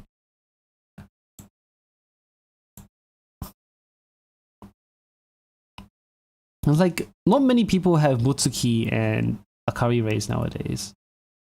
Like, if you had Mutsuki Rays, then sure, right? But Kotori Lemao. I guess there's not much choices. Yeah, red is kind of awkward because they're all like big cost, big damage. No, not really for mobbing, but for like big damage. Yeah, I think a Mari would be good there, or Kokona would be good there. Because Kokona will help you save. Kokona and Mari will help you save so much cost. Not having Mutsuki Rays is criminal. I agree, but nowadays it's kind of getting semi-common. Because you have so much shit to raise as a newer player nowadays. Core for damage, true. Seiya could work. If you drop Seiya, you can run Rio, but like that's a bit excessive. I think that's a little excessive. Yeah, but basically, Hara is not doing anything. That's the key takeaway here. Hara is not doing anything. So Hara needs to go for something, anything. I don't know what, for something, and that will help you save 5 seconds, 10 seconds, maybe. So we got the time waste on the sweet potato here. Time waste on sweet potato here, and then time waste on the on Hara even existing in the first place. No red lunar raids yet? Yeah, that's what I'm saying. Coverage doesn't run a kill. She does, but her AoE, her coverage kind of sucks. What's yellow? It's yellow now. Okay. Let's go back now. Alright, yellow. Yellow insane, right? Here we go. Hanako around. Oh, I mean, if you're gonna copy and paste your team, understandable. Like, because I think GA is kind of nice when it's kind of convenient when you can just like have the same team copy and pasted with just different DPS. That's definitely the comfy, easy way to do GA. Hey, how Hanako works for Yellow. She's just that strong, unfortunately. Unfortunately? Question mark? I mean, it's good for accessibility. It's good that like someone with only fest units can just be like, all right, I get to play the game now, right? That can't be a bad thing, but it does fuck up the balance of the game. Maybe if the first green student is like this. Oh no, I don't know. It'll be scary. Green is going to be 1.5x against yellow, right? So chances are they're going to be pretty strong. The content is just too weak. Well, it kind of has to be, because we do have that. It kind of has to be with the difficulty selector. Like the weaker difficulties have to be easier by definition. Like categorically, they have to be easier.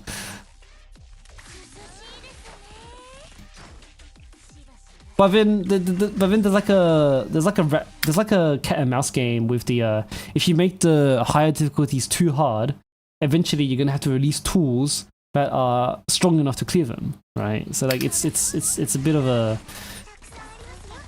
just live service gacha game issue, really. I don't know if any company has ever solved that.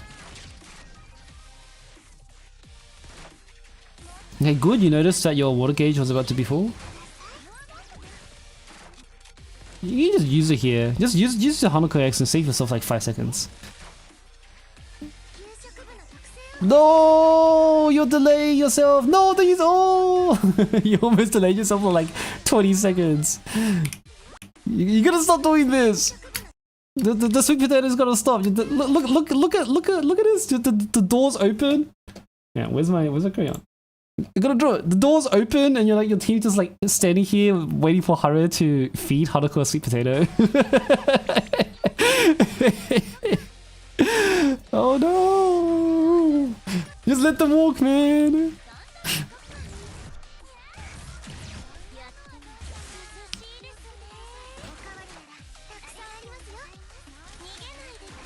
I mean, Japanese sweet potatoes are pretty good. I think there's like a sweet potato shop in Kyoto, that recently went viral. I went before it went viral, so there was no line. But there was a recent sweet potato store in Kyoto, I think, that went viral. Was it Kyoto? I think was it in Shinjuku, or was it in Ginza? I think it was in Ginza actually. It was somewhere. There was a sweet potato store that went viral, and like they're generally pretty good, right? They're actually great. They're actually great. Understandable that the whole team would stop to eat them, but we're on a time limit here.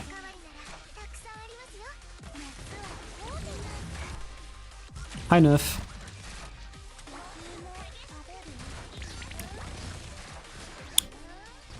Does Mika one-shot this shit? Yeah, right. No, the drone. The Kisaki bus running out. That's really awkward, but 1x, bro. Do you even need? Does she do this without Hare? Surely you dropped the Hare for sure now. Right? Surely you dropped the Hare for sure. Because instead of Hare, you could be like, unlike not having AoE for red is like fine, alright? But like yellow has so much. Surely we could use like Momoe or something to speed up the mobbing. Or Cherinor or something, right? Surely.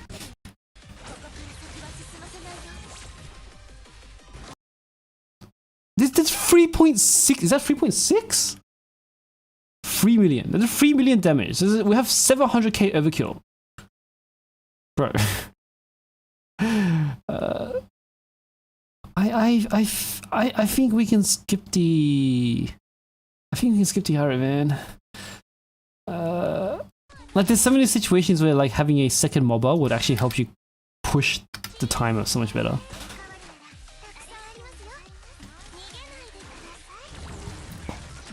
Or drop the Hoshino. Maybe you can keep the Hare, but maybe drop the Hoshino. Because if you clear fast enough, you don't need a tank, am I right? Mobs can't do damage to you when they're dead. Like, if you're really gonna speedrun this, you can drop the Hoshino. A Hoshino is just an easy, comfy, slack way to do it, right? Doesn't Hanako need at least one buff to one-shot the yellow mobs? Does she? I mean, that's what the Hare is for, right? So it's either the Hare or the Hoshino, right? You don't need both? I mean, this is insane. I think she needs a buff on Torment, but I don't think she needs... I don't remember if she needs it for insane.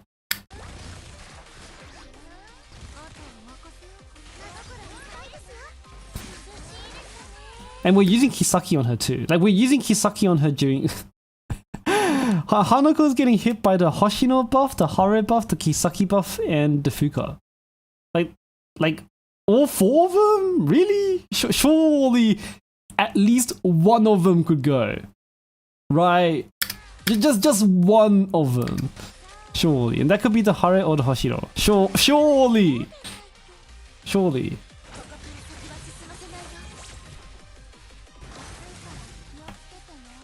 I mean, even if this Mika doesn't kill on the first X, it'll kill on the second X. You have enough time to get to a second Mika X. Sweet potato can be irresistible. Alright, whatever. We'll leave it at that. So if you're gonna fix this, it's just a team building difference. You can drop one buff somewhere for something that would either help your rotation or have a mobber. That's it. Yeah, if he wants to outscore, he has to figure that out. That's the situation here, right? We're not just doing this for lols and fun. We're trying to optimize.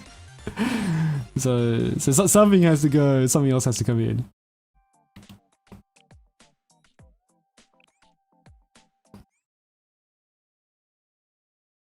Coconut? Yeah, true. You can drop the Hoshino for Coconut. That's good. Or Murray. Alright, Coconut or Murray can work. Because then they'll keep your team alive as well. Here's Aru.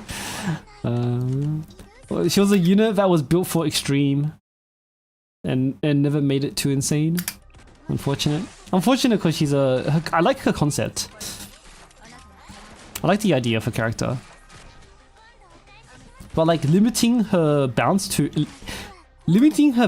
exactly, was it 13 or 11, right? But basically her target limit for the bounce is the same amount of mobs that spawn per wave, which is great before Insane came out.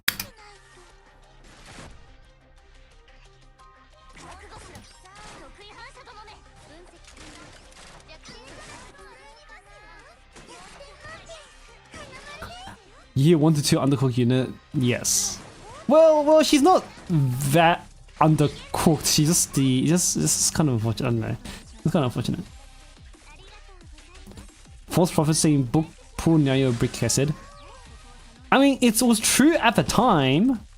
If you want to do extreme at the time, then that was true. And also back then, like, you had less units to pull, so you had more room to get the niches, right? But also Mutsuki was on the same banner, so you pull fucking Mutsuki.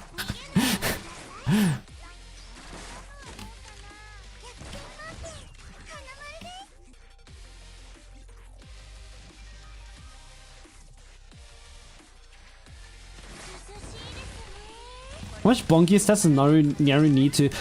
None. I'm pretty sure she actually has enough damage right now. Her issue is not the damage, it's the number of bounces.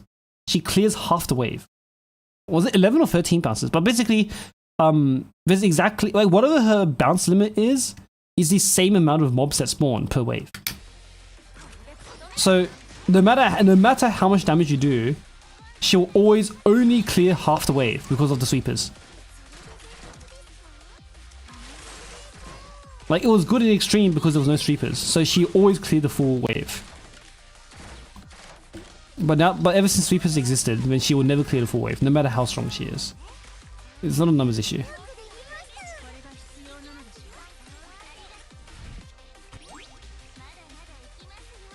Clear insane without her. For global, yes, that's true.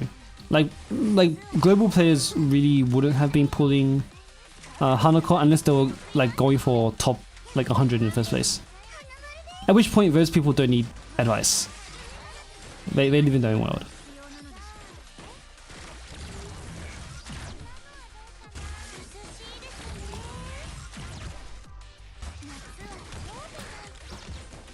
Pretty normal clear so far.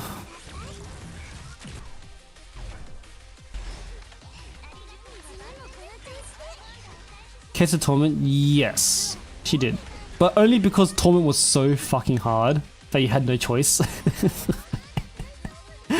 I think the first case of Torment was one of the harder Torments because people lacked the damage in the AoE. No, it's insane that gave the sweepers. So she was outdated. She became outdated pretty quickly. But she was still used in insane initially, even because mobbing was harder to find back then. Like even killing half of the wave was good.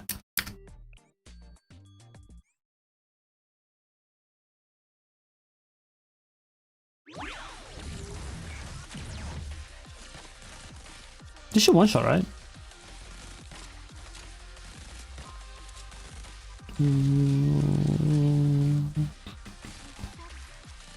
Okay, surely this is where you use Hare.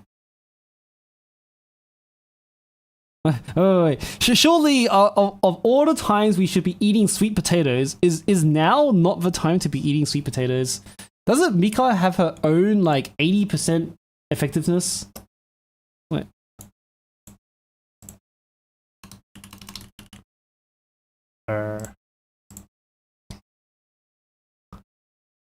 She has 100% effectiveness and 0 attack buff. Surely this is where we eat sweet potatoes. Right, because her girl is not in danger. She's red armor too. I mean, it doesn't matter. Do you still kill?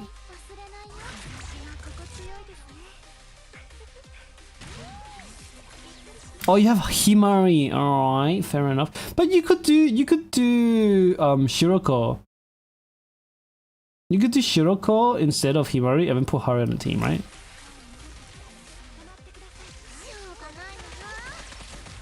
Oh, you kill this in 2x's. Oh, 3x's.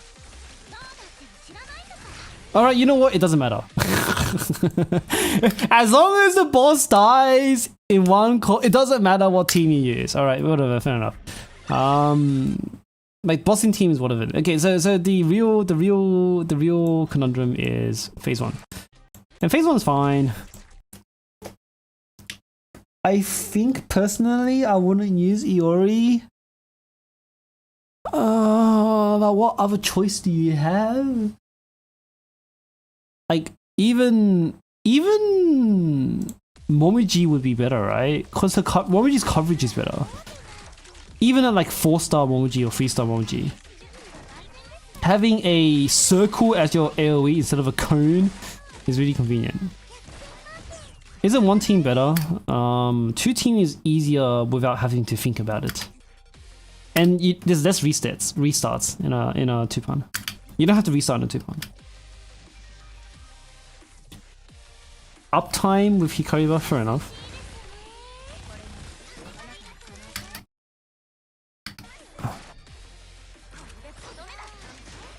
Boulder Comfy. And Boulder Comfy is always like self-inflicted, right? Whether something is hard or is comfy or not comfy, it's always a conscious choice you've made. Yellow purple. I mean, it depends. It depends. Because people have a habit, like especially older players would have a habit of already being familiar with the Tupan.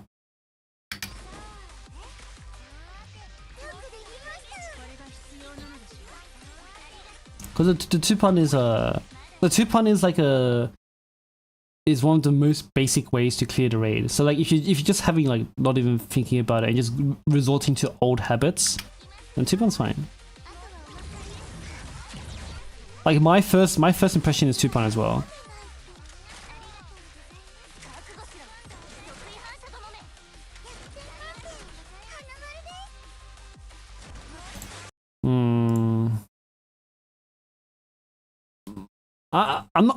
I'm not gonna comment too much on the purple, but for the red and yellow, I think team building wise that one of these supports have to go.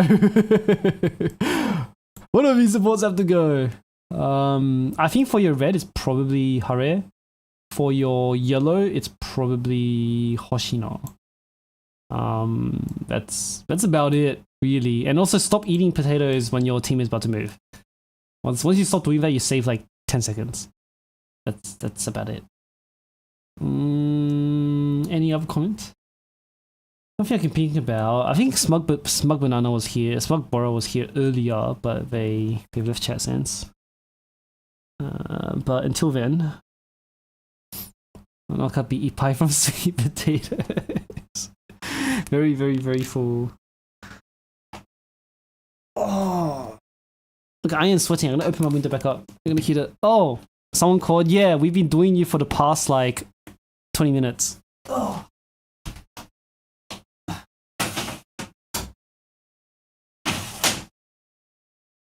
Okay, open the window back up. I'm gonna heat the cicadas again. Alright, sorry, Bora, you're gonna have to watch the VOD on that one. But as you watch the VOD, feel free to leave comments. I'll still be around. And I can answer questions. I can answer questions in chat. So yeah. I mean, I have replay on, right? You can probably get back on the stream. So yeah. A 10-minute video, we were looking at it for the past like 30 minutes. 50-50 between New Year discussion hijack. Yeah, but that's because there was like nothing going on the screen, so it is what it is. Is it no gacha time? Well, it has to be because I have to store the stream for 3 more hours. Fuck me. Why did I do this to you know what? I could have scheduled the new video for right now and it would all been good. But here I am being really fucking dumb and scheduling the new video for 3 hours. Oh no. Imagine if I scheduled the new video for right now instead. Oh no. Isn't Kess my best raid knowledge wise? Is it? I don't know if it is. Why am I stalling? Check the pinned comment. The idea is that we're supposed to be going from stream to the new video. But here I am totally overestimating how long stream will take. What happens in 3 hours? Check the pinned comment. Check the pinned comment. Surely you can see the pinned comment. View my channel.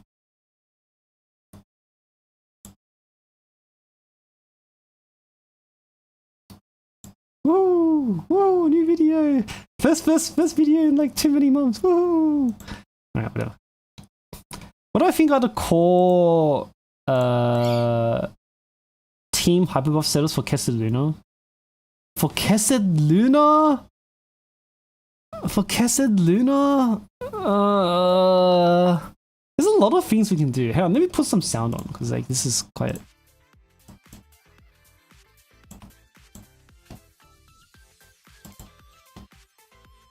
Let me change the text as well. Yapping ATM. Submissions still open.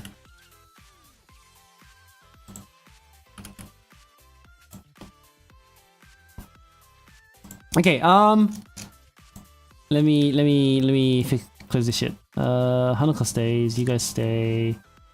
Savaki might stay. These guys will stay. Okay. Kesed Luna's a bit rough, to be honest. Wait, is the planner updated? Has Justin updated the planner? Justin! Oh, fuck, yeah. I can't middle click the fucking planner. Do we have... I'll have up to Iris now. Okay, cool. Alright, in that case, Casaduna?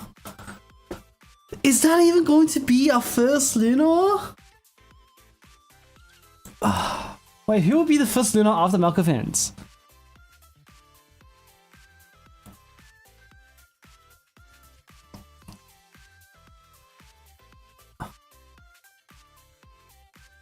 I think we're getting Chitin first. I think very realistically we're getting Chitin first. Bro, if they keep going in reverse release order and we get Bina fucking last, like can we what is the game state going to be in that time? What is the game state of Blue Archive going to look like by the time we get to fucking Bina Lunatic? Like, are we going to be on 5.5 or 6.0 by the time Bina fucking comes out, dude? Like, that feels like it's so far away, and like we're gonna be surely so much stronger by then. Cause they're gonna keep stalling, right? We're gonna get Chitin, and we're gonna get fucking rerun one of the newer bosses, which sucks. I'm gonna get Hernum. It's so far away. Bina Lunatic is where Fuyu is probably gonna be big. But we have a year until it's there. You might speak Fuyu until then, question mark. Would you for a Greg rerun? No! No. Luna Bina? You're probably not using Swimsuit Ui on Luna Bina, to be honest. But let's think about, because the reason why I looked at the release order was because by the time we get to Kesed, I think we're going to have a new yellow DPS for 5.5.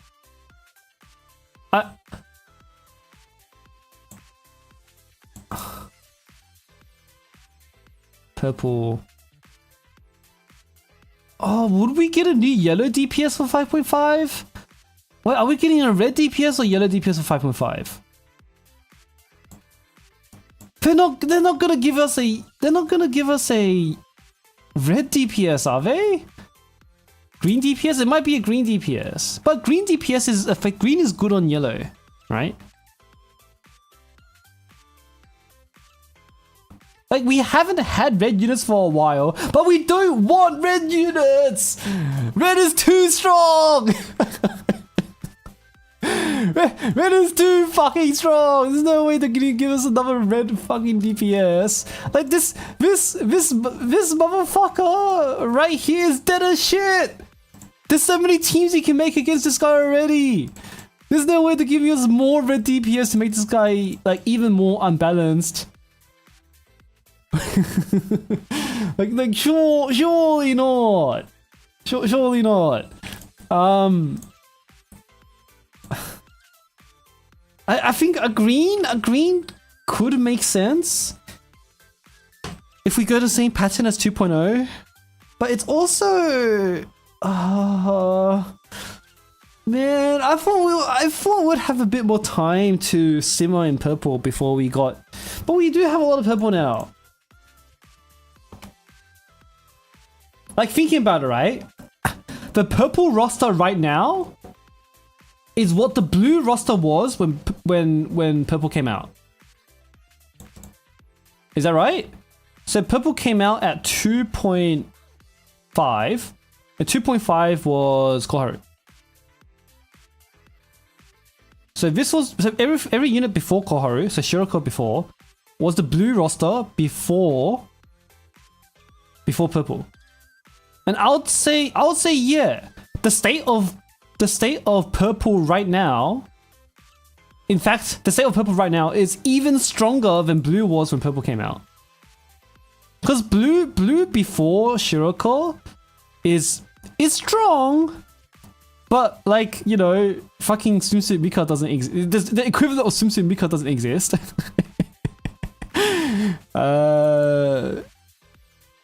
And obviously the equivalent of fucking Hanako doesn't exist, right? But at least in terms of options and quantity, it's fair. It's fair, I think. Like, Hinata is a thing. Hinata's a thing and Wakamo was a thing. So barring the fact that Purple has fucking Swimsuit Mika and Swimsuit Hanako, Purple's in a very similar state to what Mystic was 2.5 years ago. So,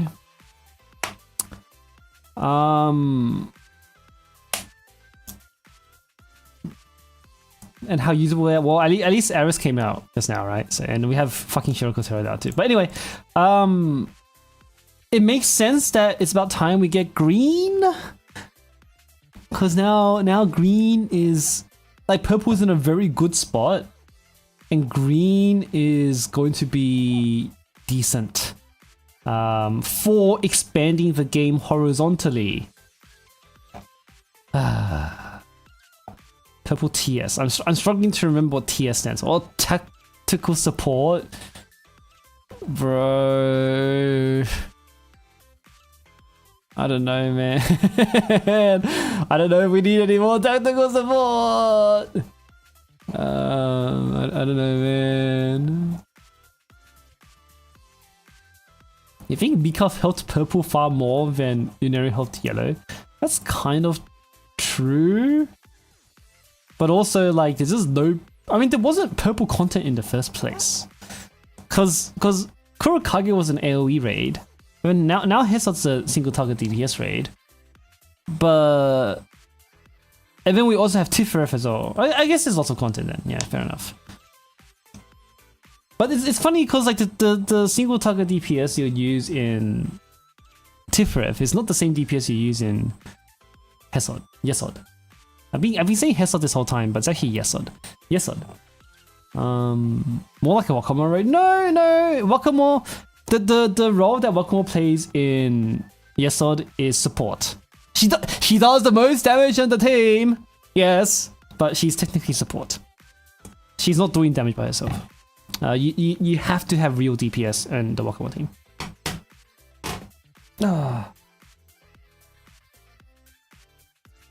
You want to see Erika in a fighter jet?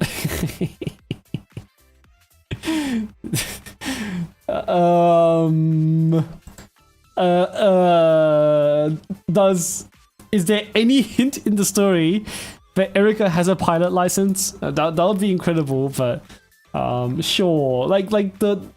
Does Gehenna even have the funds for a fighter jet? We know Makoto bought a fucking blimp, but that was funded by Arias money, right? Or Trinity money. I don't know if Gehenna even has the money for a fucking fighter jet. Is there a hint that Erika is real? True.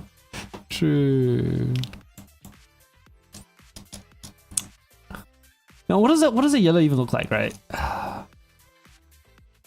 Oh, yellow is still so weak, though. I feel like yellow is still so weak.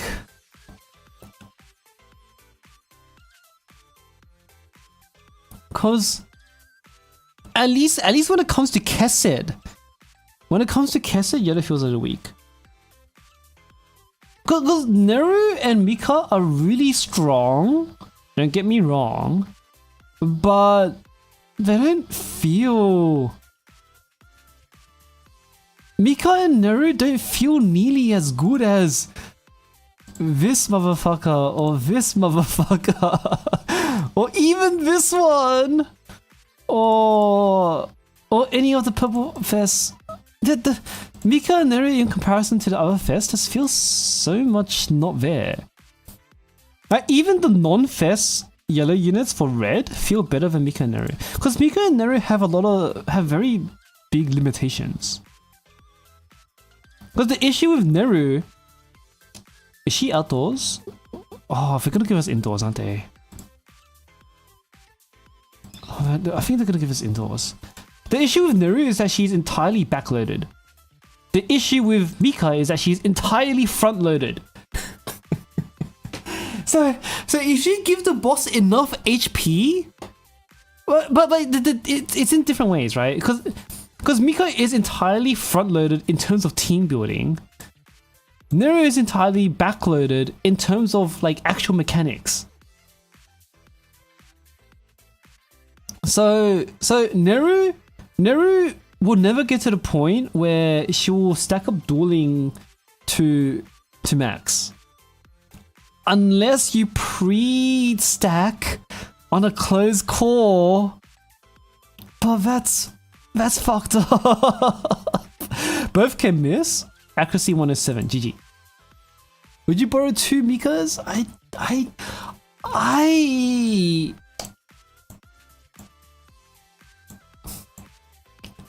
If it's outdoors, I'm using fucking Hiyori, dude. If it's outdoors, I'm using Hiyori, dude. Like both Mika and Neru just feel like dog shit. The issue with Hiyori is that she doesn't guarantee crit. The crit rate sucks. But Hiyori has good damage. Like Hiyori's damage is better than Mika if Hiyori had 100% crit rate. But Hiyori doesn't have 100% crit rate. Oh no. Oh no. Like there's a lot of things we can do now, right? Let's say we don't get Fest Unit. Let's say we don't get Fest Unit. I'll have OG Naruto.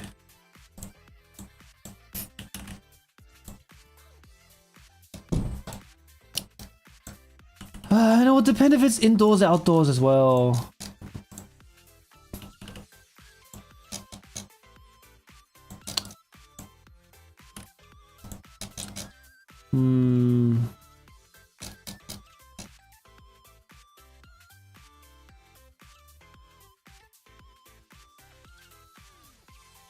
Let's say indoors.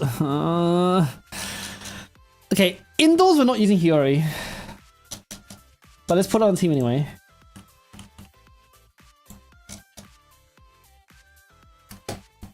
I feel like, okay, I think the mobs having invasion is fine. Because I think that introduces some kind of like interesting dynamic with the raid. But the core having evasion is very silly. And let me put my nice.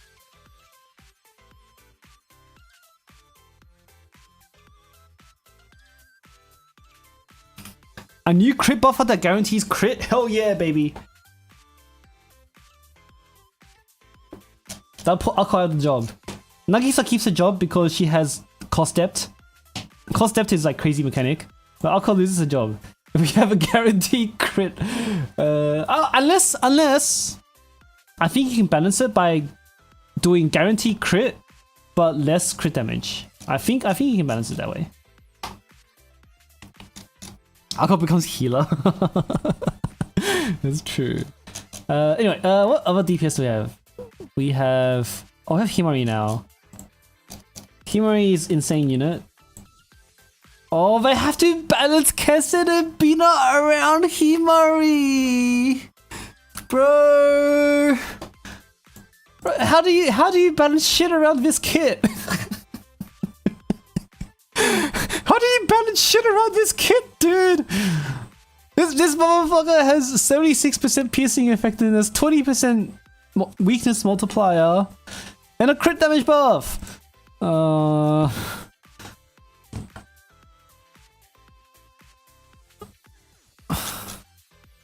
So about yellow being weak, it's really weird, right? Like in terms of numbers, if you can ignore mechanics, it's actually not bad. The issue, like in terms of pure numbers in a vacuum, I think the issue is that they have really weird mechanical limitations that you have to work around that make it just really awkward in a raid setting, right? That's why. It's not this one. It's the reason why Ui isn't used often. If the yellow DPS were awkward as fuck, we would actually be using Ui everywhere. But because yellow raids and yellow DPS need just way too many supports, right? You need the cost support. you still need the crit and X and attack support, right?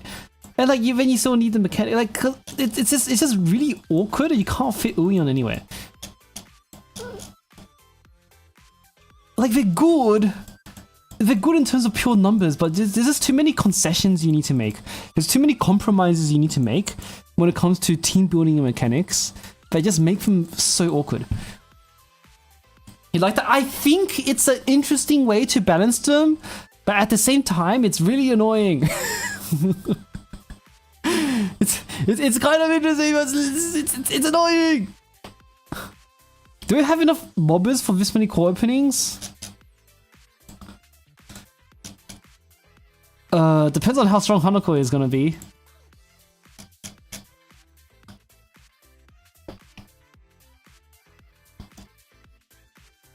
If we don't have that, Bina will start getting mechanics. True! True! Yeah. Like mobbing I think is okay. Wait, we haven't had a mobber since Makoto. Okay, but it makes sense that we haven't had a mobber since Makoto because Makoto completely solved Torment and we don't have Lunatic. So makes sense. We haven't had a mobber for 2 years. Right, that completely makes sense. Hasmi, I don't think they're not mobbers. I don't consider these two mobbers. I mean, they do count. I don't think they're real mobbers. They do too much damage. They do too much damage and it costs too much. Like they're more of a non-enemy situation where they just do too much damage.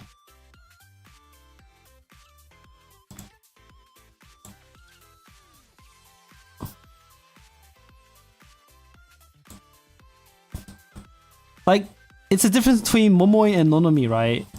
And surely we don't make the mob strong enough that even a... Okay, if they make the mob strong enough that a buffed Momoi can still kill the mobs, then that's okay. But if a buffed Momoi can't kill the mobs, then I think we have an issue. If an unbuffed Momoi can't kill the mobs, I think that's acceptable. I think it's acceptable if an unbuffed Momoi can't kill mobs. Because we have a lot of we still have, like, we don't have hyper buffers. You don't need to use a hyper buffer with Momoi. You can use one of the old school AoE buffers for Momoi, right? If Momoi can't kill mobs without buffs, then that's okay. But if Momoi, like, let's say we put a fucking Kisaki X on Momoi and she fails to kill, then we start having problems. Then that's where we want the Yukari and the Hasumi. But that's fucked up. that's super fucked up. But that would also solve the Hanako issue. But then again, we do have Bonk. We do have Bonky now.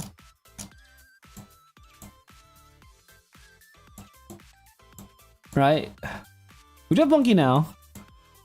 Attack buff, Midori attack buff is really good.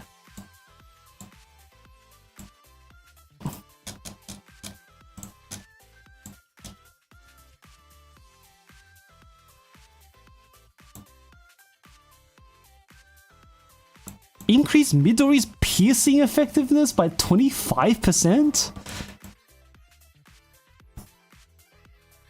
Wait, this? Huh? I forgot about this.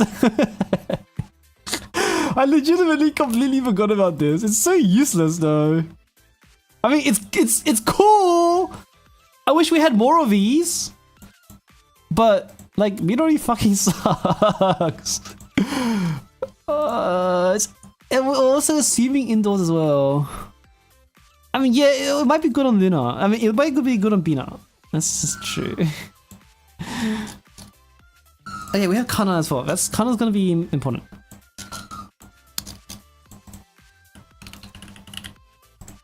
Then we have the good old Maki. Let's put up here so I don't have to fucking scroll. Miyu. We have Noah now. These girls are good. Sumire is actually pretty good. And Meru. There's actually decent options. Okay, so like just the Fest teams, right? Assuming the Fest teams are strongest, which I don't think is a bad assumption.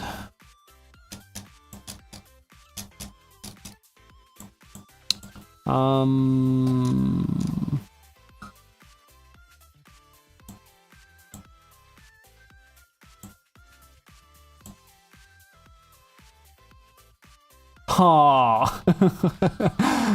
Oh, who gets Himari? Mika gets Himari. If Mika gets Himari, she has to have Seiya.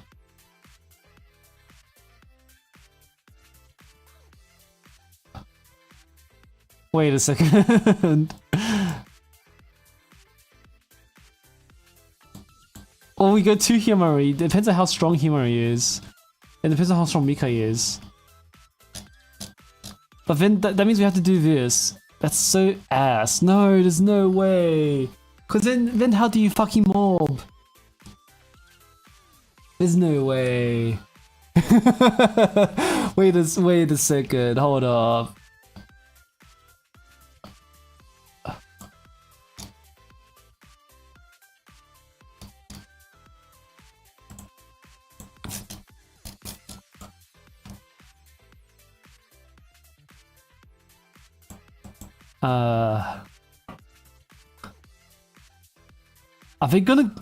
Are they gonna give us another cost reduction?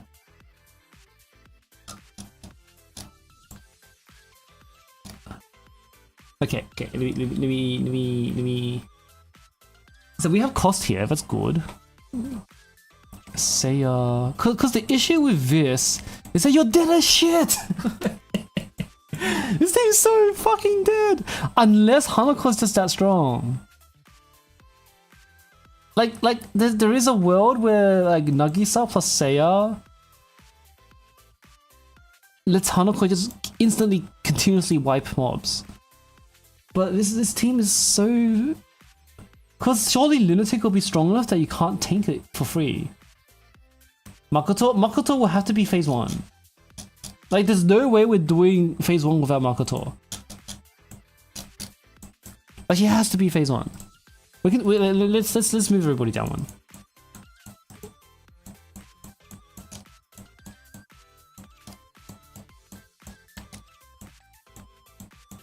I wish there was a...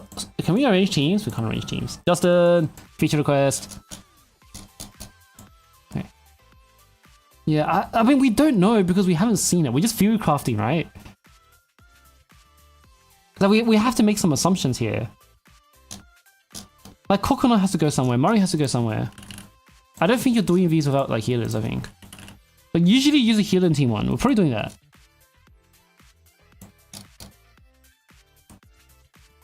And I think there is a possibility where Makoto can actually solo phase 1. Again, I think they probably fucked it up with Makoto being a thing. Because Makoto... the only way that Makoto doesn't trivialize phase 1 is if there's too many waves. But even then, no, Makoto's still good for that.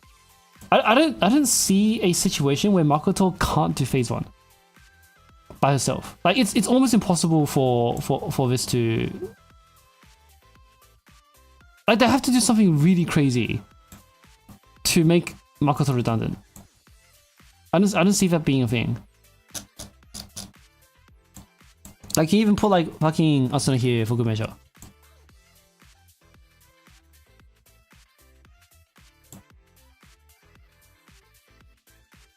And then you can put like Shiroka here.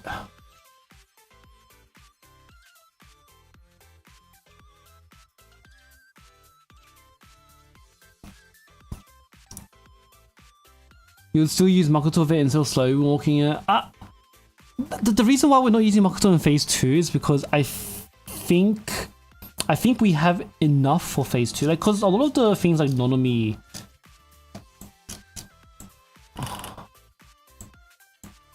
Let's say we use a high cost X for phase 2.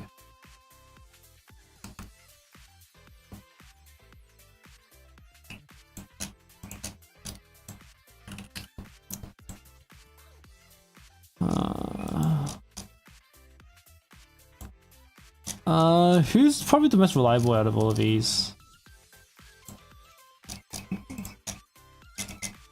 Let's say it's not on me. Cherino's forgotten. You have to buff Cherino. Cherino was never a good mother.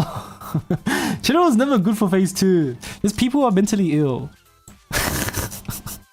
People are mentally ill. I mean, you have to put people have to put Ako Himari on her for her to be remotely reliable. Cherino fucking sucks, dude.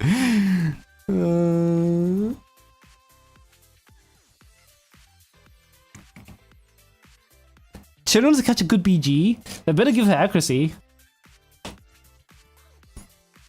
I don't know what they'll do for Cherino BG. That's true though. Like we're probably gonna get, if we get a Cherino BG, then that means Kesset's coming. If we get an Iori BG, Kesset's coming.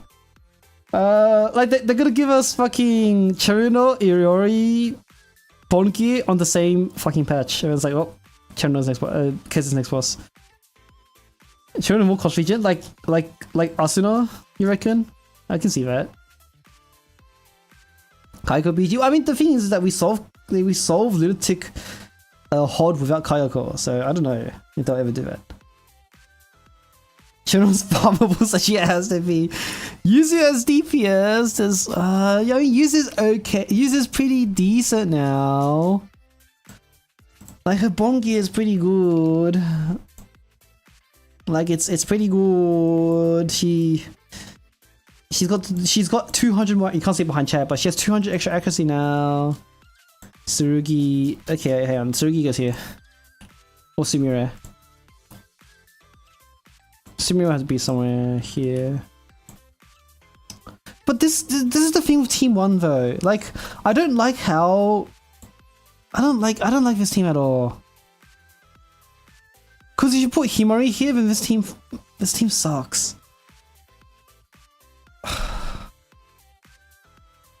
But without a I actually don't know how to do this Mika team.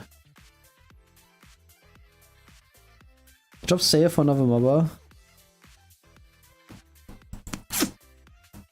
Because this is the limitation I'm talking about, right? There's just too many limitations. There's too many things that we need for one DPS to work. But there's too many mechanics that we have to do.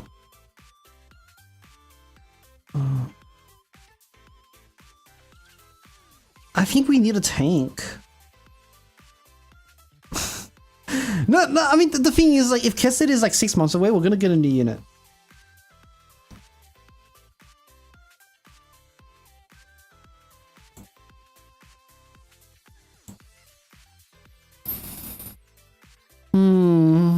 I like this idea better. No cost, because you can still do 2 Mika X's in 1 call, right? And if you buff it enough, it's okay. What HP are we expecting to have? It's got to have at least like 40 mil or something. Because any existing setup one-shots it.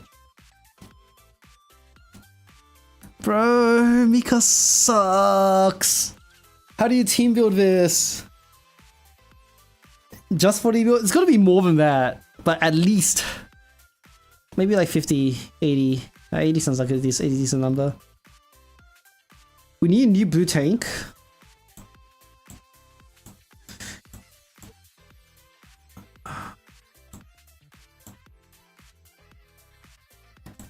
Wait, remind me. Composite resists blue and yellow, right? Okay, so these two.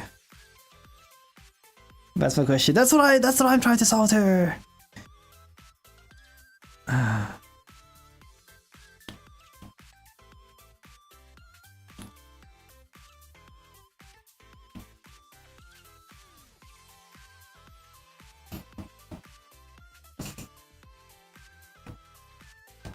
We have tanks. I must have been thinking for a bit, but I don't know. We have tanks.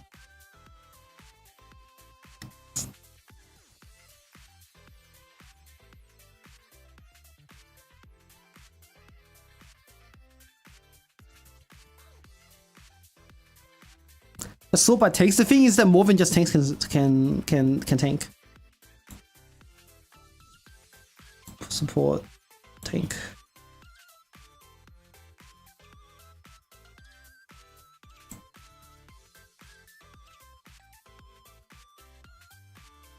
Actually, anybody that's not red can tank.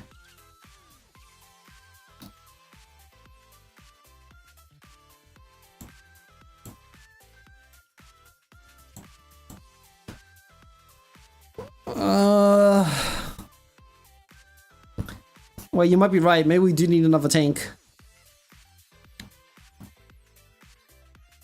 Oh, look, Hanoe. We got Yuka. I don't know, man. Wait, this Kesset thing is crazy. Now, what's this Kesset situation? Hold up. So phase 1. Assuming Tsurugi. I mean, Tsurugi honestly probably deserves to be in phase 2. But both Tsurugis, yes. Kanoa make Costco zoom? She would. On a full yellow team, if that exists. What the fuck? How do you do this? Okay, so let's say who will go here? Maybe it doesn't matter who goes there. Can a twins team even be remotely usable?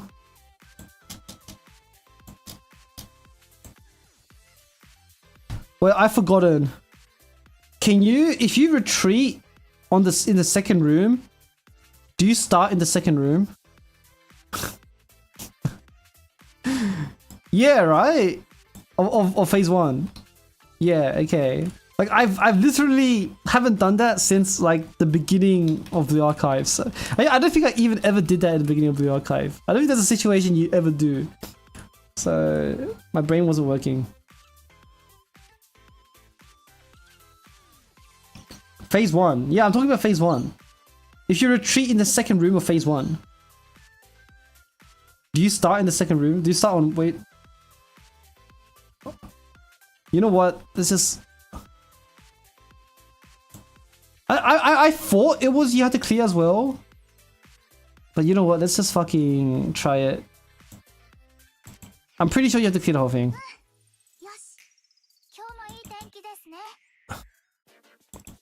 Because then I wouldn't have struggled for I wouldn't have struggled with Thingamajig back in the day, right? This is we gotta do our due diligence here and validate. Trust but confirm.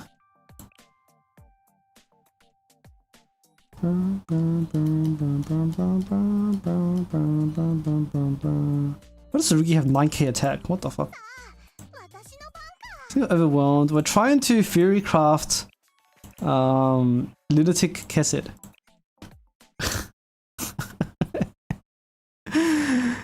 Yeah, I just gotta validate this behavior first. Just give me a sec.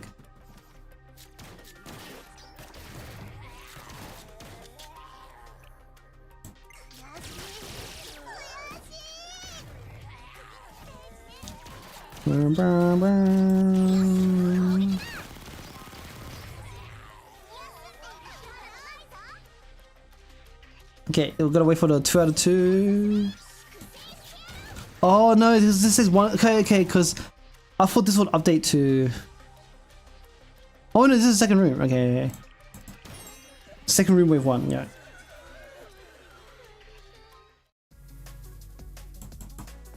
Yeah, I think we get sent back to the beginning, but let's double check. Oh no, I failed normal. How could that be?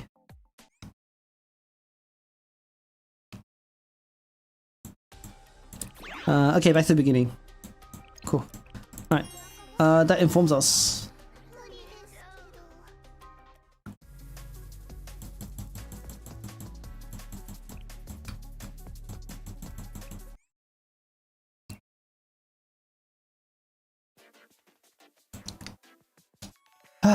Okay. In that case, I think in order to not have a really annoying time, Tsurugi or Shinra goes here. Maybe. Because Tsurugi and Sumire are really important, I reckon. I reckon these two characters are probably going to be like the key characters that you can't really compromise on at all. Because these two, I think, have been the most, besides the DPS, right? These two are like the most important characters for, have been the most important characters for every single difficulty since Extreme. It's only for P2 if possible. If possible, yes. But I don't know how, like, we just don't have a vision on what Makoto will be doing. Okay, well, I mean, screw it. Let's assume Makoto can solo carry. And you can put whatever over here, right? Because in that case, then you have to do like that.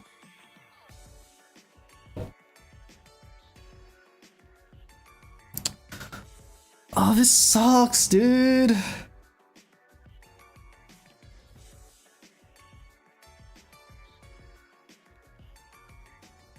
Himori has healing, right? So do that.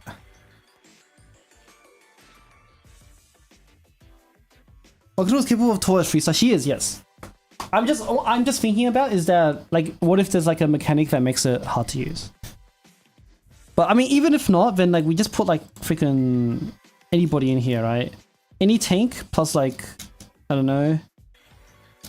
Fuck it, Charity goes here. Or whatever. Okay. 2 is too many. We'll put Seiya here.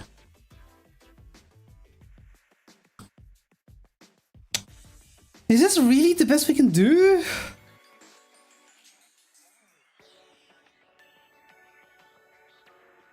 Bike shedding? What do you mean bike shedding?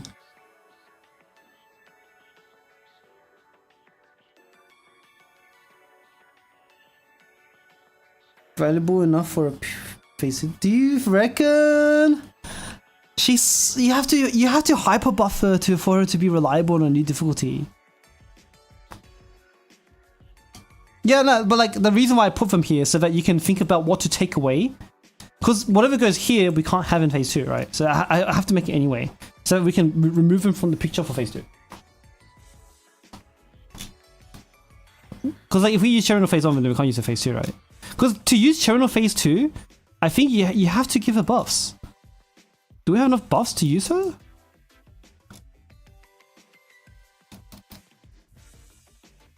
In that case, you'll do this, right? If Ryo and Kisaki are good enough buffs for Cherno to mob, then she works here. But is she really gonna be strong enough to mob?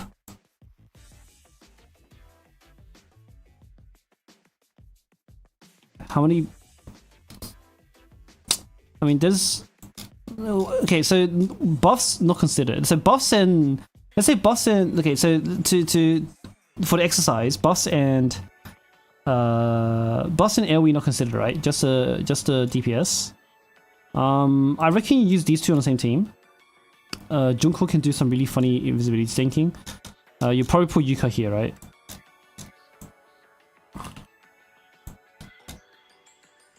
You're considering buffs. Okay, let's think about DPS first. We'll do it one step at a time. We'll do it one step at a time. Then we have Hiyori. And Yori.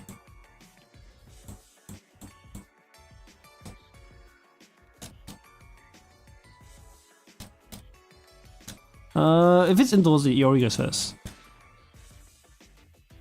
Yori is actually a bit more priority than these guys. We're gonna make a we're gonna do the crappy, we're gonna do the thing that we don't like doing and actually make a tier list. Because we're gonna tier the order they show up in, basically. Like the strongest is always gonna go first, and they get the buffer priority as well. That means Yori goes here. This is our one core team. No mobs.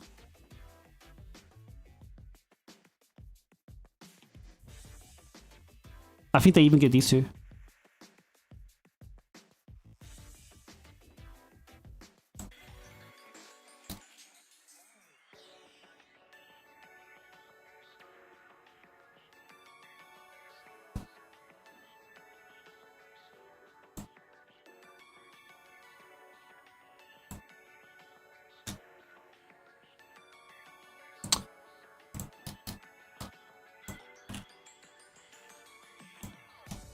I like Ui here because of Junko and Hasumi. Shizuko's still good, yes. Maybe we don't use. Oh wait, if this is 1. Oh, does Hoshino go here? Actually, if Cherry is strong enough, then Hoshino goes here.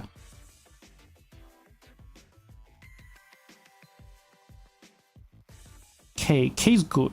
Yes. I think this is good. We need a buffer for Iori.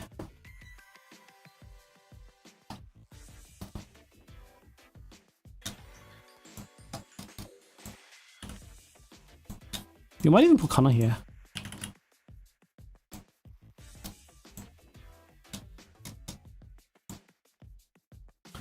Is there a better buffer?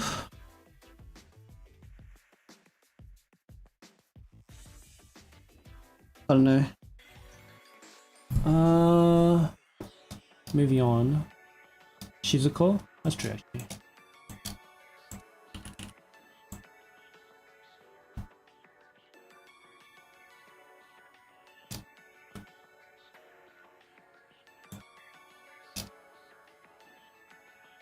Who's the borrow here? We're just gonna do no borrow for now, because that's too much to think about right now.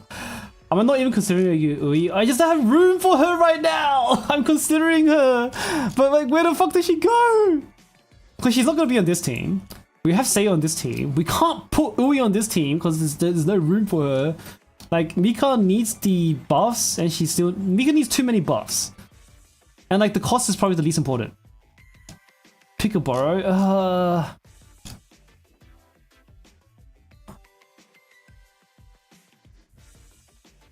In that case, Neru is actually quite weak, and we put Mika here.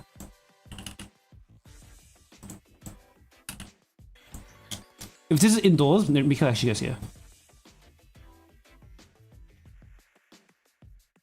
Because I reckon this setup is going to be better. I think this might even be the better setup, actually. Because you can do free... With Rio, you can do free X's. This is the weird team. Like, I don't know how you can pull... Because Himari is going to be the best. Is Himari gonna be the best?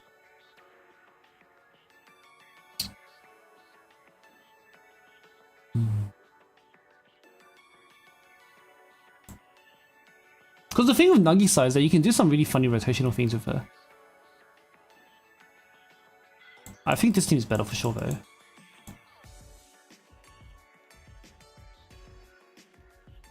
No crit damage. With that, like, the thing with Mika is that you're always going to be missing one buff. I don't think there's a way around it. Because we have to have a mobber. Mika just needs too many supports for her to work. So we're always going to be missing one buff somehow. Which is why a lot of the earliest... This is what a lot of the earliest... It doesn't... She wants it, she needs it, but she can't do it. You can't do it. Because you can't drop the mobber.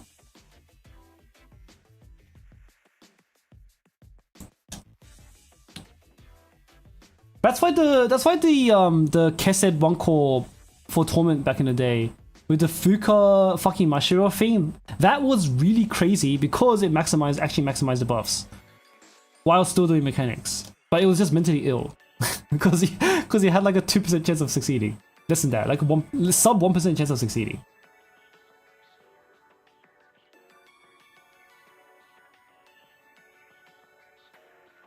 You wouldn't assign to... No, because this still gets 2 Mika X's.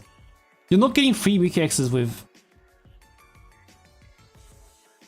This will get 3 Mika X's. Would it? Would you actually do that? Wait, hold up. Now this can get 3 Mika X's. Do we need a mobber? I mean, if you're going to invest... No, because the thing is that opening 2 cores with 1 less buffer is going to be better than opening 1 core with max buffers. Because 1 buffer is not going to make up for 2 cores of damage. Like 2 open cores worth of damage. Because a second open core is double the damage. There is no buffer that will double your damage. On top of all of the other existing buffs.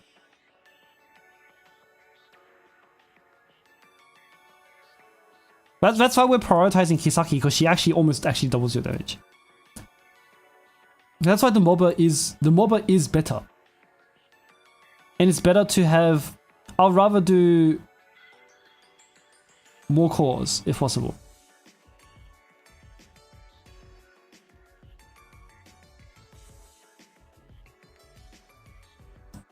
What the fuck? Yeah, I think this team is fine. This team 2 is probably the best team. Yeah, candle bombs forever. But this team is just so weird. Like the only way this team would work is that if Hanako is actually strong enough. If Hanako is strong enough to not need a tank. If Hanako is strong enough to not need a tank, then we actually do that. If Hanako is strong enough to not need a tank, if we can kill the mobs before the mobs kill us, then this is good. Otherwise, we have to have a tank here. And that's really bad. Are we out of slots? Jesus Christ.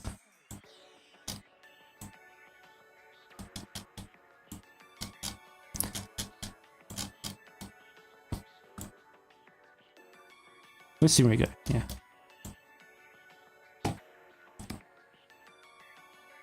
We can substitute. Fair enough, I guess.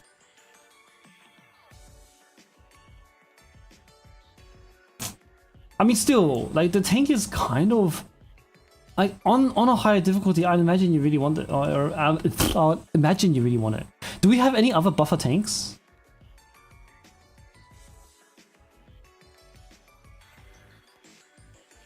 Is it just Hoshino? I think...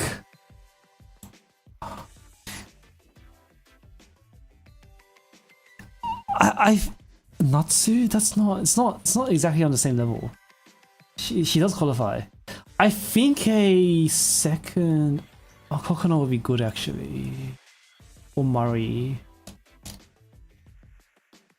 Okay, so... No, Kokona's probably getting phase 1, but... Murray could be here, but the Simura is nice.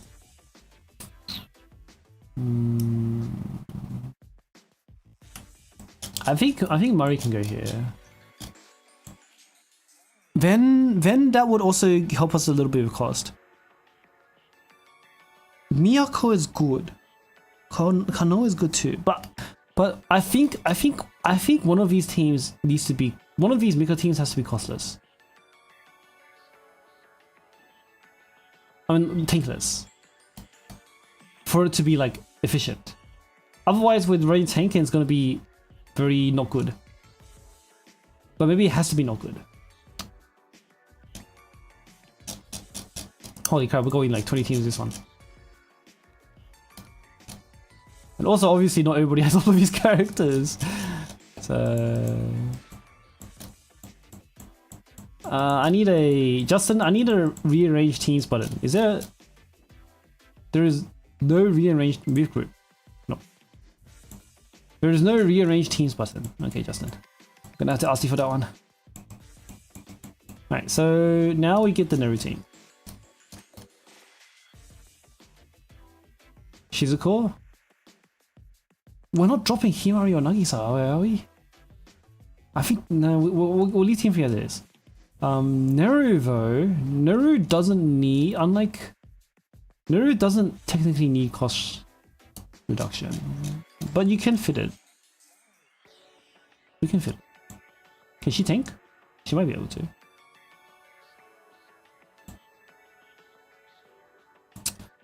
Neru without Rio is so ass. Is Neru even good?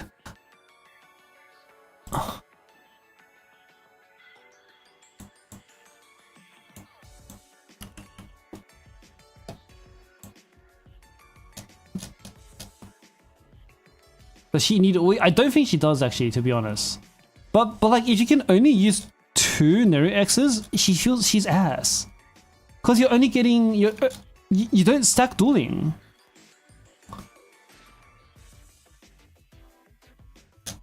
You don't get any stacks. Oh no, sorry, spirit. The thing's called. You don't get any X stacks. Unless you like fucking dump it on a close call. But why? Why? Or you do this so far, you rotate the cores so fast that Neru still has dueling by the time you open the second core. And for that to happen, you have to have some kind of rotational. Both by shooting the you have to have cost there. Like this is like a.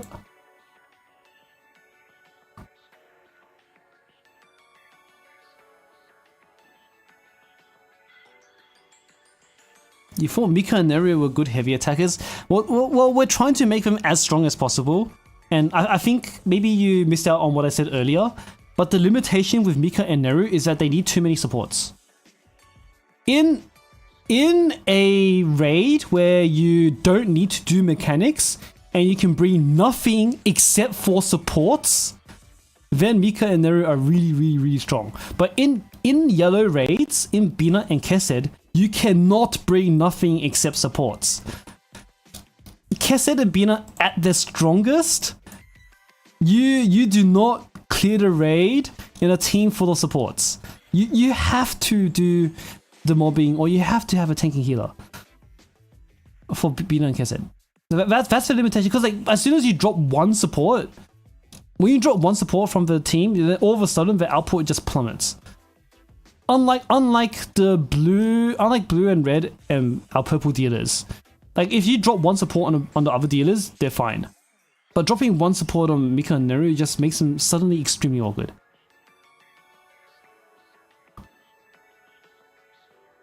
Power crept. It's not the issue with Ui. Ui is still good, but she faces the issue that we're just talking about. You literally cannot fit her on the team because these two are too demanding. They're way too needy, man. Who gets Daru? Fuck if I know. It has to be Hasumi. Cause Neru in order for us to take advantage of dueling, if the objective for Neru is to stack to 5 dueling, then we, you know what, she gets anyway, fuck it. That means she has to have Ui then. That's so bad. Do we have any other buffs we can put here? Does this team have an attack buff? You know what? Oh no, that doesn't work because of the crit buff. Fuck.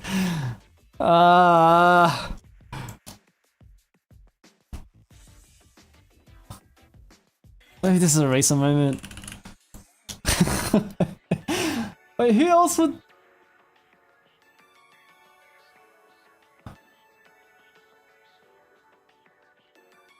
I think this is okay.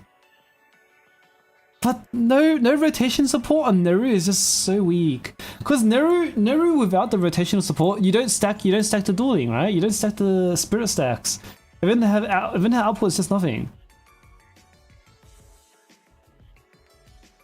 Fuko and real slot.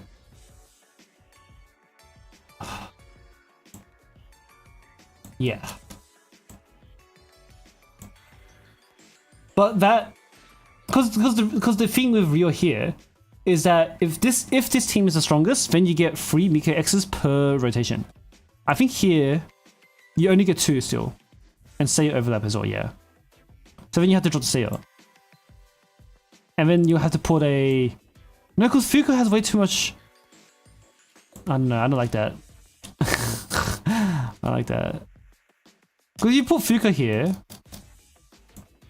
that means Hare goes here. Does Hare? Yeah. Oh, that's so weird though. But I think that's okay. But the difference is that Rio lets you do 3 X's, 3 Mika X's per core. Right? 3 Mika X's per core is going to be better than whatever this does. And this is our strongest team.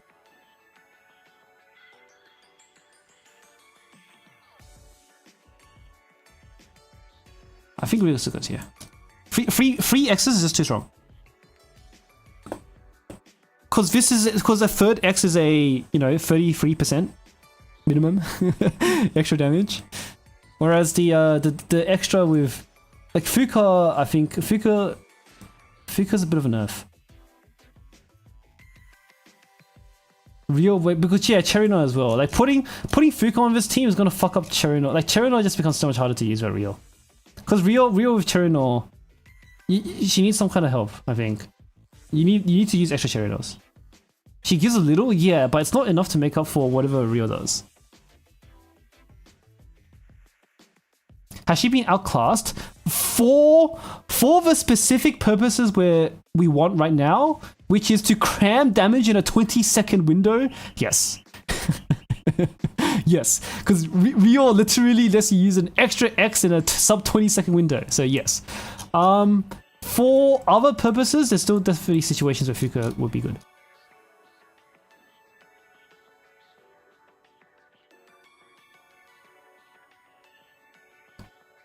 Hiyori is good. I wonder if Hiyori is better than Iori actually.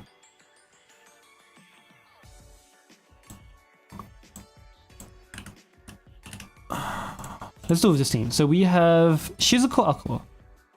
Who was here? Oh, we had an attack buffer here. Motherfucker. Do we have any more hyper buffs left?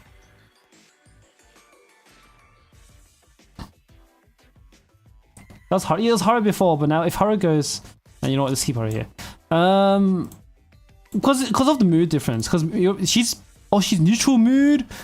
All right, maybe there's a chance Hiyori's still better. Let's double check. We have Hare, Shizuko, Ako. Let's say. Shizuko, Ako.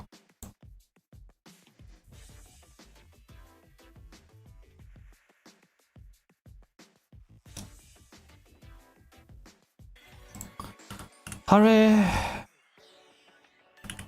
Camp, Hare. Let's assume best case scenario where everybody has buffs, right? Camp, Shizuko. Wait, already applied to sub, right? Shizuko, Ako.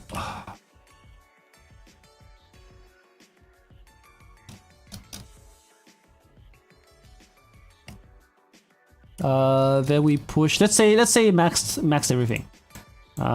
Just because we can. 2020. Let's go 25. We just assume best case scenario here. Buffs and debuffs. Wait, did I just buff?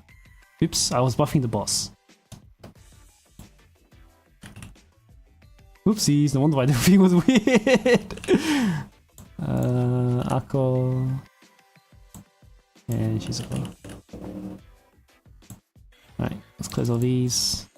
And then we go... Enemy is Kesed. Assuming same stats, right? Exposed Throne. Any debuffs on this team? No debuffs. Okay. So Hiyori,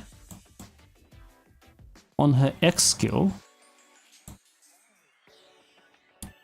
if Hiyori crits 100% of the time, she does 3 million. Her average is 2 million. So average is being the average stability and average crit and accuracy in 5 hits. Terrain or true. Indoors.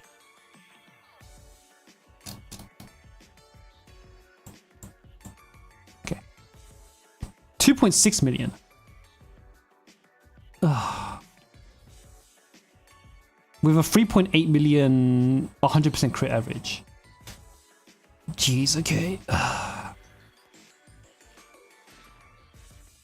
But the difference is that she has redraw. Redraw is really big. Okay, let's look at Iori now. Do Iori with the same settings. Iori is looking at 2.9. So Iori's average and sub 63 each. Okay, it's not that much difference there. Okay, so Iori's average is higher. Look at UE60 here, right? What about Iori's ceiling? Iori's ceiling is higher too. But the difference is rotation. The difference is Hiyori can use 3 X's possibly. And 3 X's might be better than 2 X's on Hiyori. So per X, Hiyori is actually still stronger. Which is amazing information. But the rotation... Oh wait, no, but Hiyori... Oh wait, hold on, I forgot something. Hiyori. Did I make sure her buffs are on? Oh, her buffs are on. But yeah, we're talking about indoors, right? So indoors, Iori is slightly stronger per X. But the question is, can we fit more X's? I'm inclined to keep Iori because of the mobbing. With Iori on this team, maybe we can do 3 cores. Or we can push more cores. We can push more waves for mobbing to be better. And that'll probably even out overall in terms of team building. We'll keep Iori here. Who the fuck is here? Oh, Neru's so hard to use here. And we're also making the assumption that 1 mob is enough. Right? In my mind, I think 1 mobber might be too little, but we're making the assumption that 1 mob is enough. Kana, that's what I thought. We can drop the Ui. No, we can't drop the Ui. No, Ui has to stay. Fuck. I guess it's Kana. Or Razor. There's Razor. Yeah, because this team is looking a little bit dubious in terms of survival. Sumire. There is an angle. Sumire has like a 20% crit buff, right? Let's just remind me what Sumire's buff was. Her sub is crit. Yes. And then her basic is crit.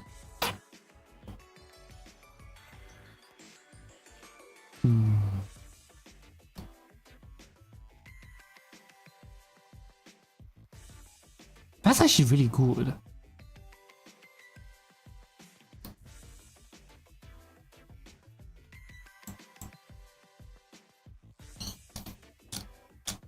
That's actually kind of good.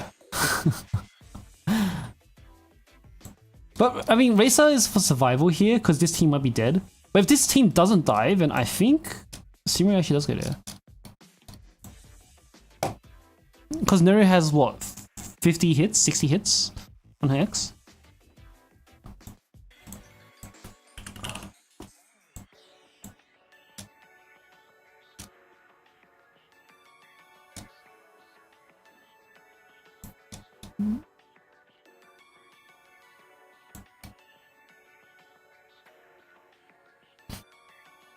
Neru does less damage than Iori,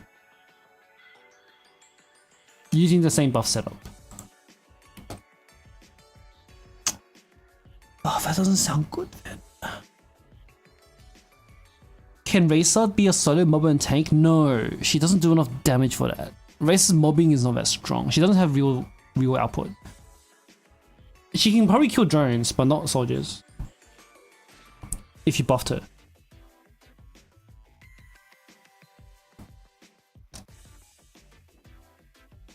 Like, cause Sumire and Tsurugi are actually really strong. We shouldn't put Yuka here. Put Yuka here. We put Tsurugi here.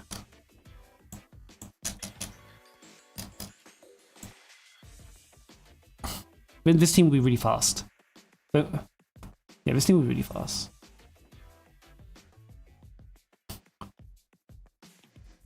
Wait, does Hasumi steal takoyaki? Fuck! Hasumi steals takoyaki. Wait a second. Hasumi steals takoyaki. Fuck! Does Yukari steal takoyaki? Yukari does not steal takoyaki. Yukari goes here. That's a Sui song? No, I think Sui is better on Hasumi and Junko. Because you can do a suicide team on here. You can do a weird suicide team here. Like one core only.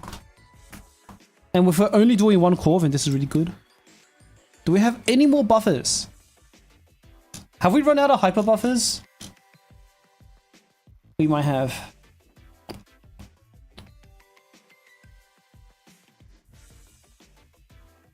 Serena Dako.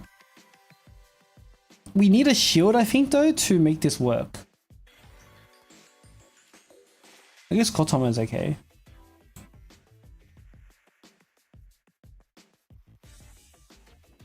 Okay.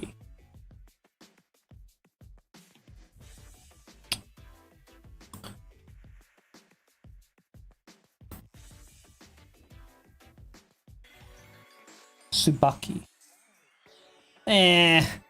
I reckon this is just a Kotama slot.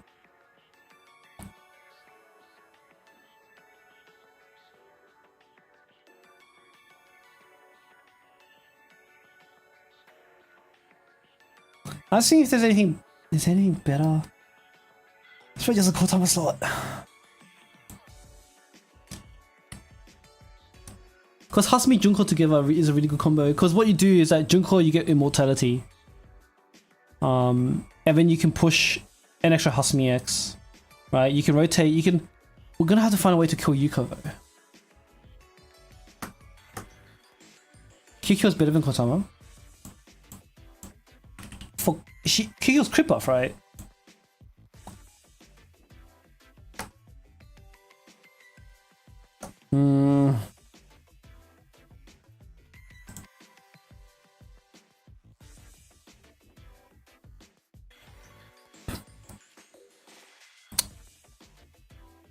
Is she?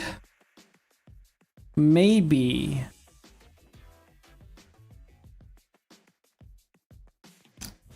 Sensei Hoshi over here. It won't conflict. Yeah, it won't conflict, but it's an extra. But it's like, it's congested. It's what's the word again? It's less value because we already have the crit. Diluted, yes.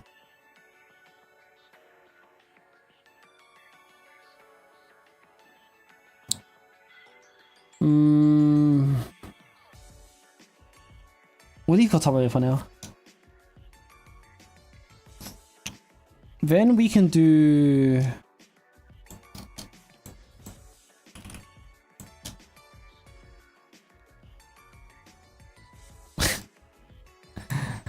Oh no. By the way, like in between some of these teams, we have to be doing more AoE body throws. Or not even body throws, just AoE teams. We already do some respectable damage. Like these two, if these two are strong enough to mob, then we're actually really good. Like I reckon the twins can go up further, can go up.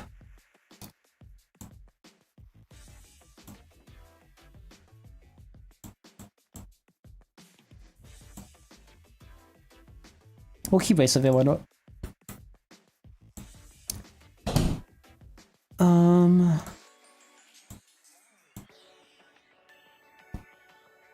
Running out of students.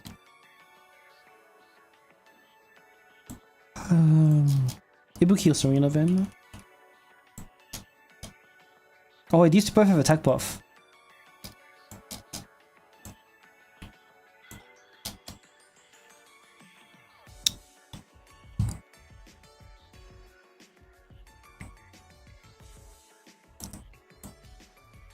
Oh, this is mega cursed, dude.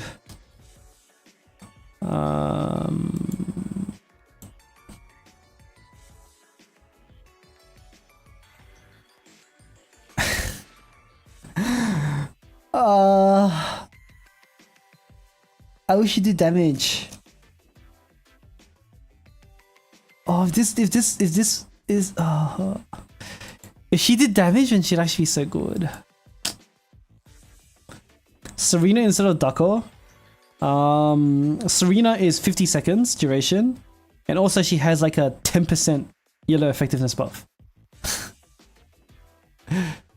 So we have Sakurako. Sure. Question mark.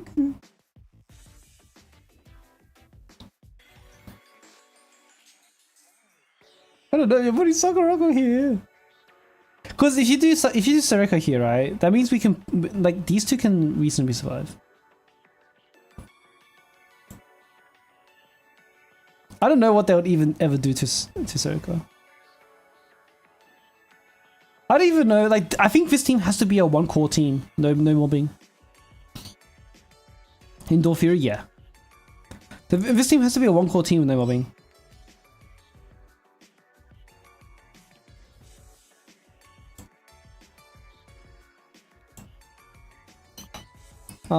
How else do we do hit count?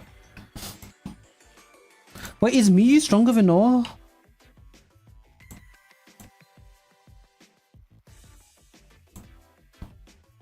No. Right?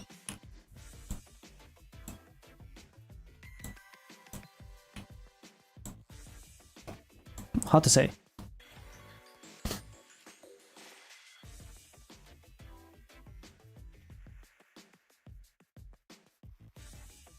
Suzumi? Where the fuck would you put Suzumi?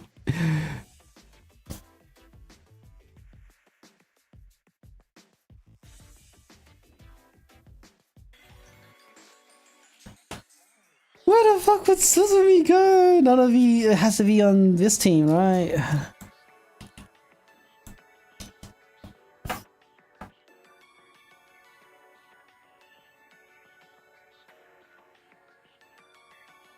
No. What the fuck I'm cooking? I don't know!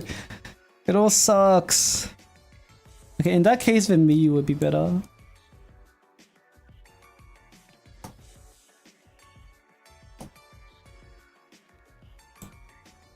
The issue is that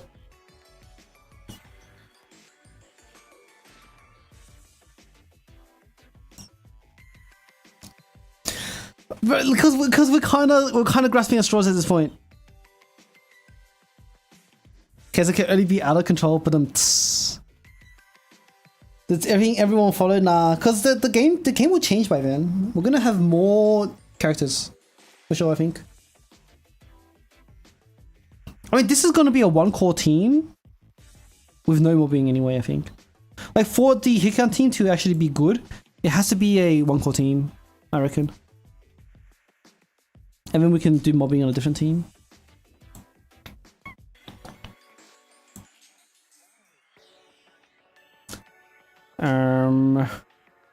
Running out of buffs.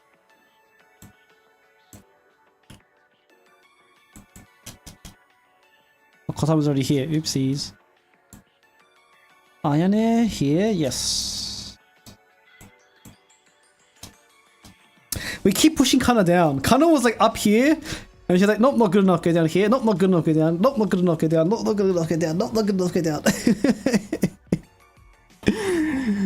Hifumi? If we're using Hifumi, I think he's plays on.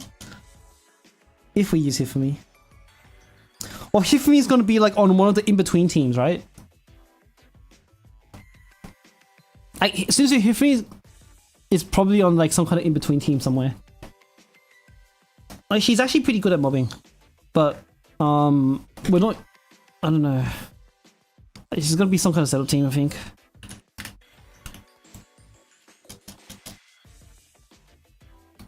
K is a better Ibuki. That's true, actually.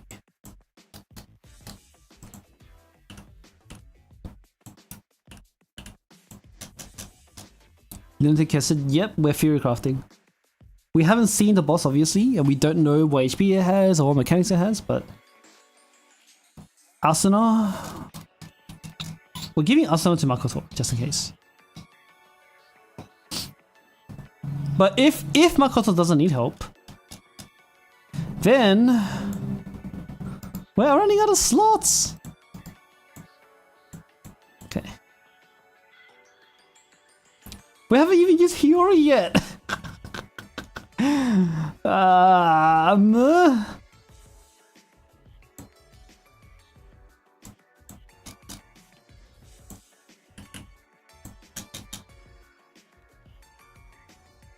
Wow, are you yellow armor?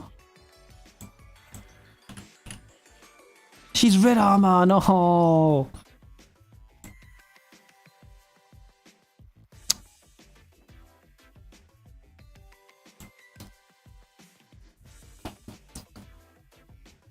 I mean, Sakurako is yellow armor.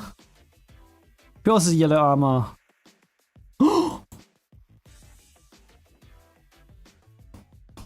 But now we have to buff her. Do we have any more buffs? We don't have any more buffs, guys.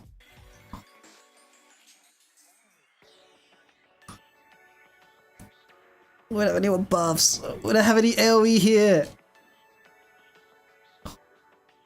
Now let's move this up. I think she goes...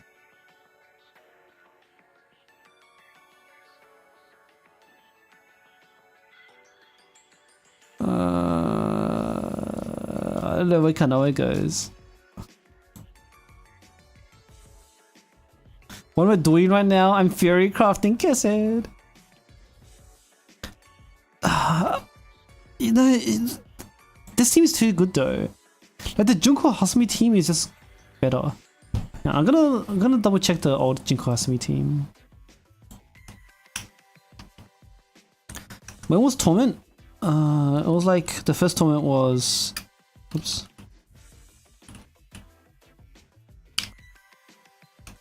Torment before 2024. Do I need a space here? 07-07.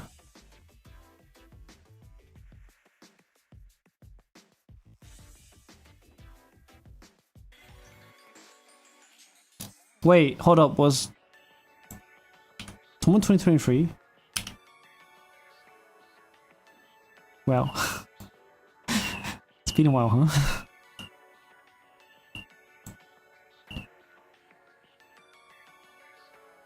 I was trying to figure out the team for... I'm trying to remind myself of the Hasumi team. Oh no, we used... Okay, but we can do better now. Iori is here, but we can put Hasumi here. Iori can get her dedicated thing now. Because Iori is really good. Hasumi is fine there. And this was before Ui. I think. This is before Sensui Ui. Serena's pretty good. Junko Hasumi beat Suyo's Bino setup? Yes. But this is the old setup. With Junko. We use Ako Himari on this team!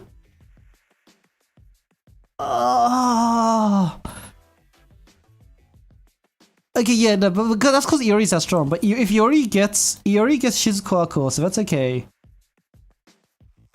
That's okay. Wait, what?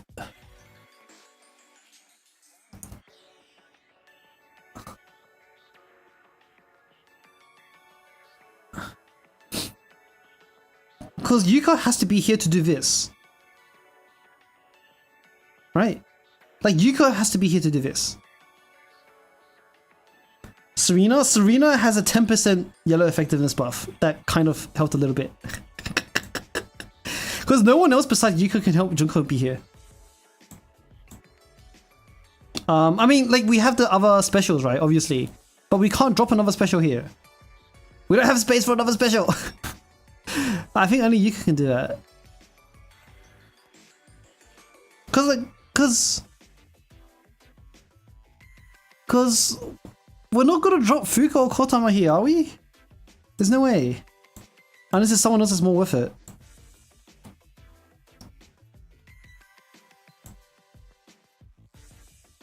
And this is one core. Is Kotama that good? I mean, the AoE on 2 DPS, double DPS, right? I think it's alright.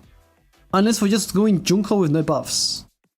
If we're hyper buffing Hasumi and ignoring Junko, then we can do single buffs.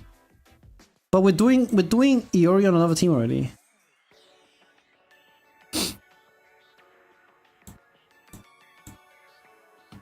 Replace Kotama with Ibuki or K-Striker. But if we do that, then it's the same thing.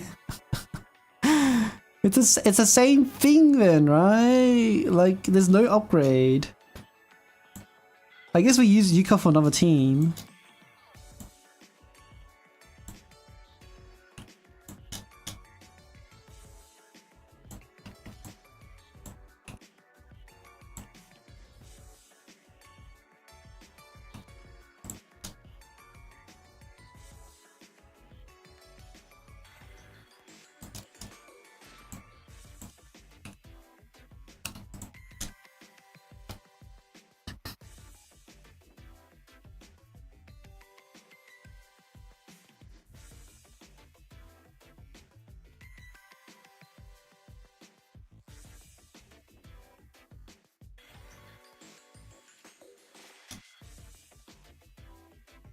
Now what?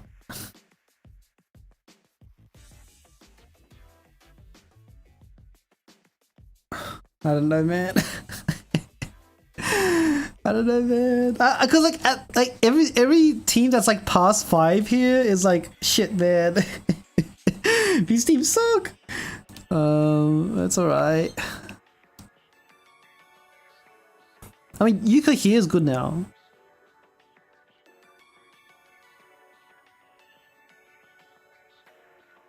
Core roster. I mean, core roster would be just these guys, right?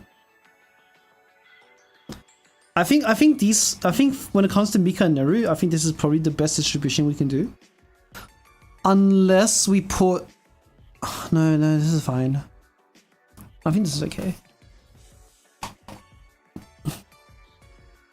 I think no, Iori counts as a good team. Iori counts as a good team for sure. This is a good team. So go 4 teams here. I mean, everything from here on is like... no, the Hasumi Junko, he's a good team too, question mark.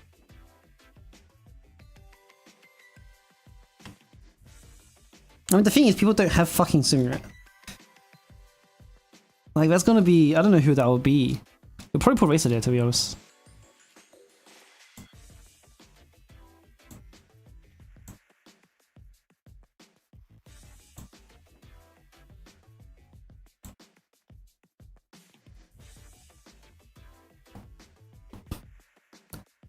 It was Racer sub again. Don't tell me it's attack. It's crit, right? Oh, it's attack. Fuck this game.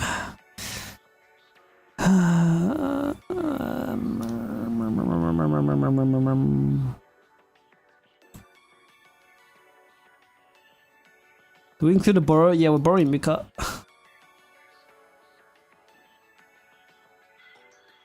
Does Dakon not fit?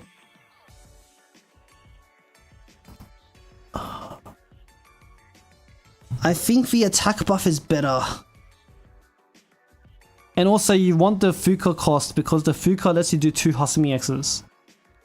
I think without Fuka, I don't know if you're doing 2 Hasumi X's.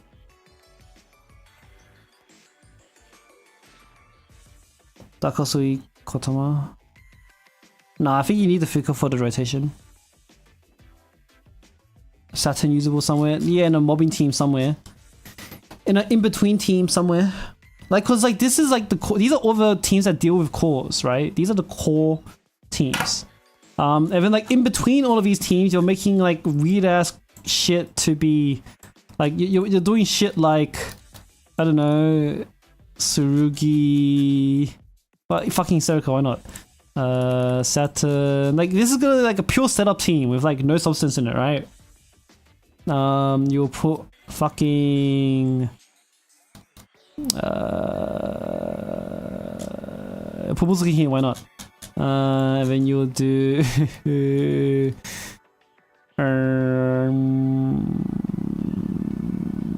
alright, sure. Like they're gonna be in like random in between teams or between all of these. I think we're stuck now. Is Kikyo a high tier buffer? Not really. She's like 50% crit damage in total. 45 plus 15, 60. 77% crit damage in total for AoE, which is pretty good. But that's weaker than Serena. That's weaker than Serena. Better than Dako.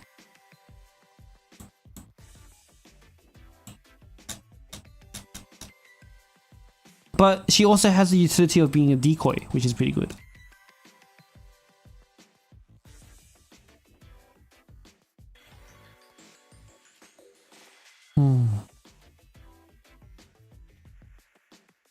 Wait a second.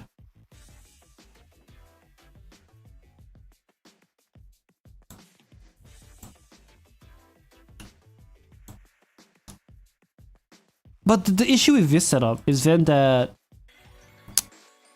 I wonder if we can still get Junko immortality, right? Like, would Junko die without... Because the way that this team works... The way this team works, right, is that Junko is standing in a really shitty spot so that she's getting hit by the mobs. And then what you do is that you pull with Yuka into the center so that Junko instantly uses immortality here while she's shielded so she doesn't die. Because here, she might die before she even gets her thing. So this is going to take a lot of finesse to pull off with Kikyo instead of a shield. I don't know. I don't know. Kind of grasping at straws here. Michiru, yeah, Michiru is a kill and sub-skill, but I don't know if you're going to be using that in a core dealing team.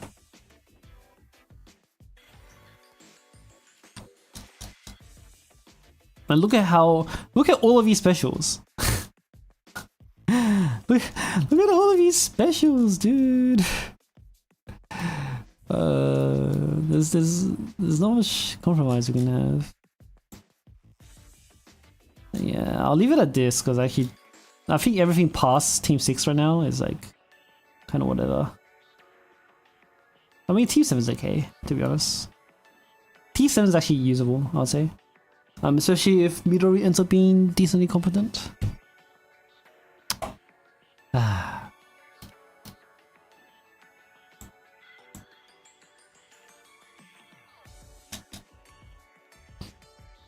The real issue, like we were talking about Kesset this whole time, but the real issue is like what the fuck is happening with Shirokuro? Like Aris one-shots Torment right now. Looking at the damage we've done to Kokma with Aris, like Shirokuro Torment stands no chance. I don't know what they're going to do to Lunatic now that Aris exists.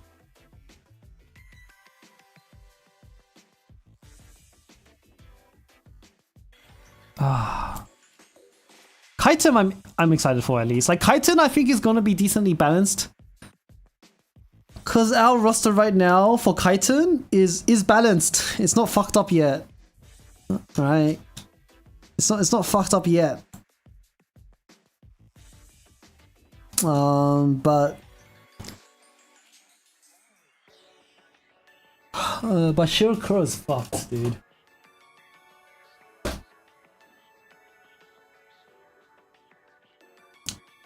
Still need to have a balanced Bina. Just make it kill you.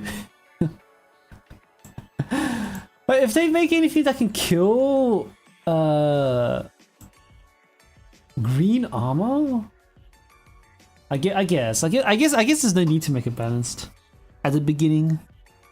Like the whole thing is that like when you have simple raids with less mechanics, it's inevitable that it's extremely unbalanced at the beginning and extremely unbalanced at the end. Yeah.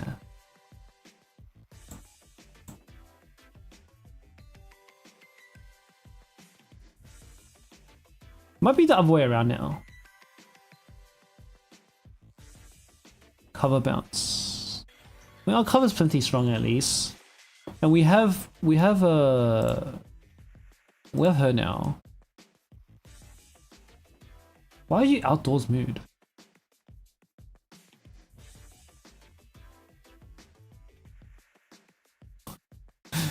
What the fuck? Why are you outdoors mood? Whatever. We have her now.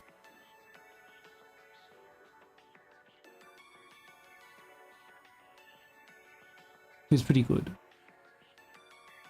An F2P Cockma option. You have to gush off of his character.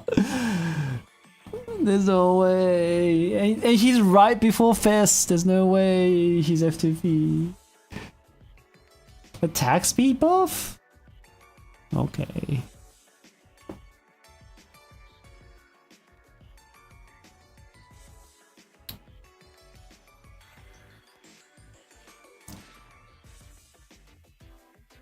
We spook foes, we do spook foes. Just get lucky for her. Just skip her on when her banner comes out and get her on Fest. Is that easy?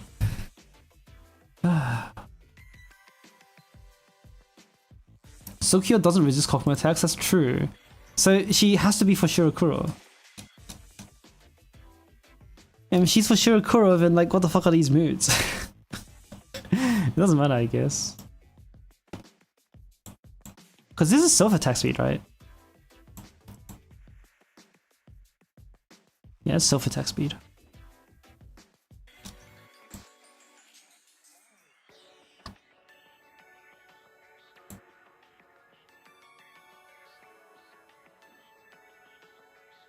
Oh, we have a second movement speed debuff now. That's right. So we can make Shirakuro. We can make two. We can make two store teams now. That's crazy. Do you even have to store? You don't even have to store with Yakumo. Yeah, Yakumo is a legitimate support. Look at this character. She's a legitimate support. My game just crashed. She's a legitimate support. So like, you can use her in a real team. And I'm gonna open up JP. My global keeps crashing for some reason. My JP never crashes. If they're enemies. Oh, true.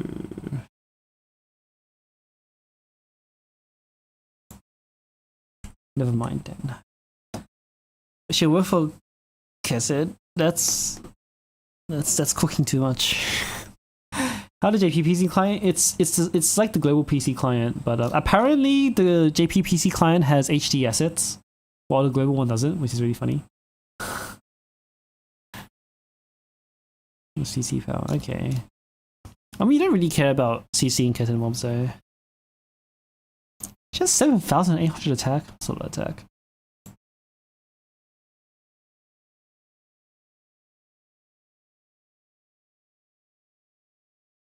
Where's my game? Oh, there it is. I need to do my dailies. Ow. Damn it, Arona. Fuck it. I'll stop yapping for a bit. My brain hurts. I was gonna do daddies. God, you make me think too much. Why do you have to ask good questions? Stop making me think. No. I'm gonna watch this. I need some cleansing.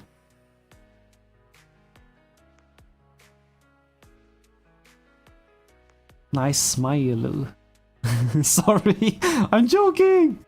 Don't be sorry. I'm messing around.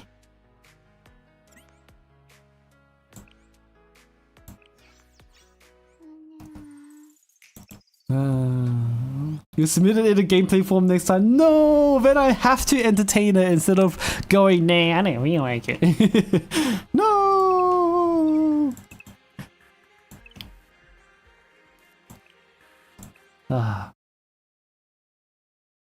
It's okay. I mean, I enjoy it. I'm just joking around.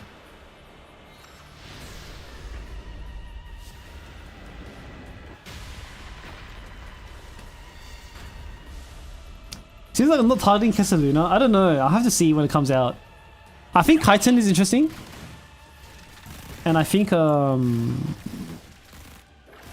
Kotsumejigi. I think Kaiten is the one I'm looking forward to the most.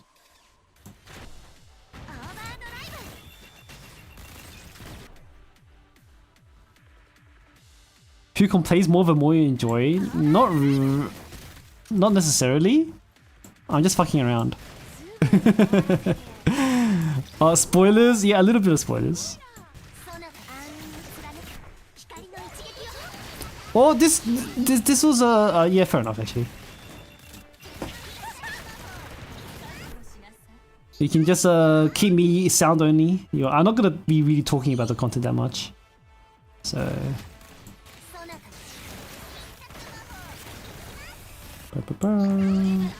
It's tight this, y'all.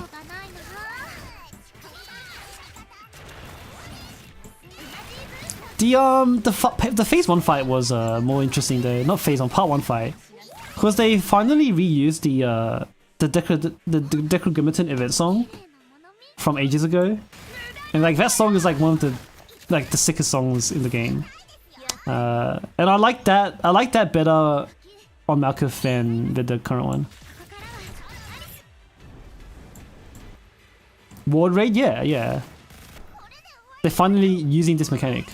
She's immune! I fucked up!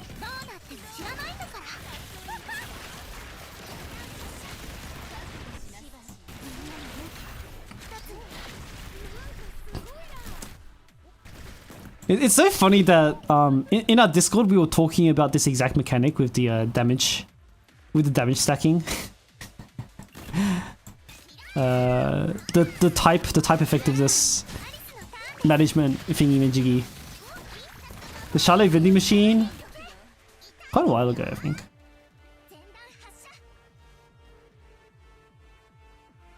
No, the song was played in Malkuth. That was actually Malkuth's theme in the first half of the event, which I think was so much cooler than the current one.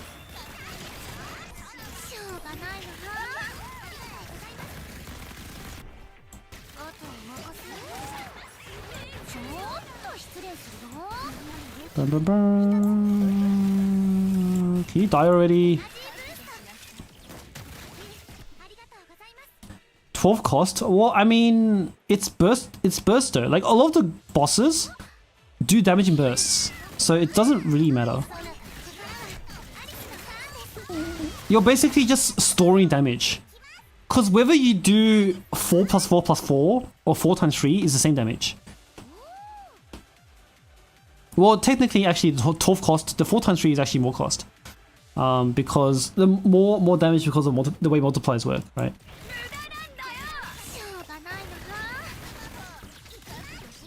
Phenopatus, yeah, that's true as well. I mean, for Malkuth, the faces are the same.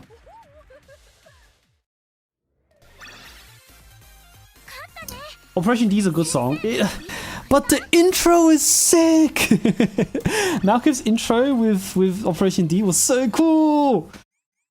And I think it does really well as a theme. But this is just like the generic like boss theme, kind of like, because I think this is the same theme they use for Volume F, if I remember correctly. I'm gonna refresh.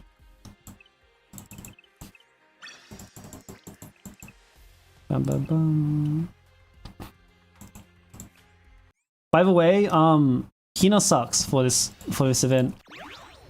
Aru ended up being way better. Not surprised though, because it's urban.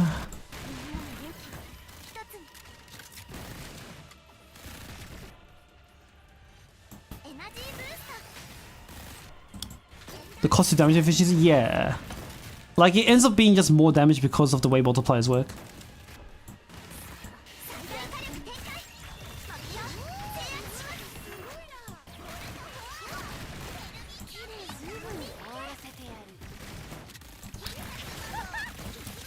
Can you Toki? You can Toki. You can do whatever you want for this game mode, because the way this game mode works is that your damage scales on your bond level. Well, not your damage, but like your student stats scale on your bond level. So you can just do whatever the fuck you want, to be honest. If you have like a bond 100 character, just use it. Don't do damage. The boss is hilariously easy, yes. It's just to give, because this is a story fight. We're not gonna make this hard in any meaningful capacity. They want people to be able to do this, so it's going to be relatively easy. Like it's made to be fun and cool. The cooler you can make it, the more fun people will have, right? Oh, I fucked up. Whatever.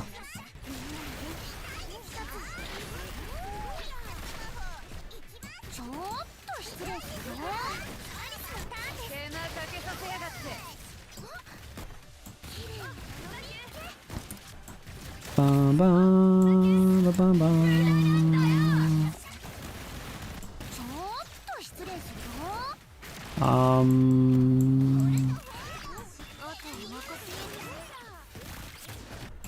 Charge you first. Tank Yuka can deal damage? Sure, no. It still has to be DPS.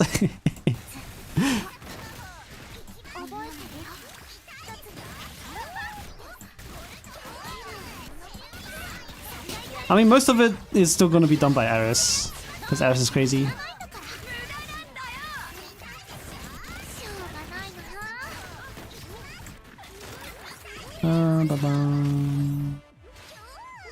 How far am I getting on the warfare? I missed a lot of phase. I missed a lot of the phase 1, so not phase 1. I missed a lot of the Decrymiton raids. Not a lot. I did them every day, but I didn't refresh. So let's see actually. I think if you don't refresh but do all your tickets, you get like UE almost UE 40. You get past UE 30. Almost UE 40. Let's go back to the shop.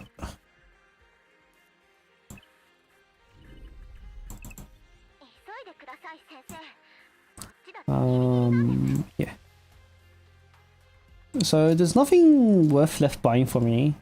I'm not buying white selectors, I'm not buying yellow mats. I just convert everything to crystals. Is Toki any good? She's a good welfare in the sense that like she does what you want in a warfare, which is fill more roles in your roster. Right, give you roles that you might not have in your roster, but individually, as a character, she's okay. She's okay. B40 probably worth it. No, it's was it HP? It's okay. It's not that great. Call for Keva. The thing is, you don't need her for Keva either.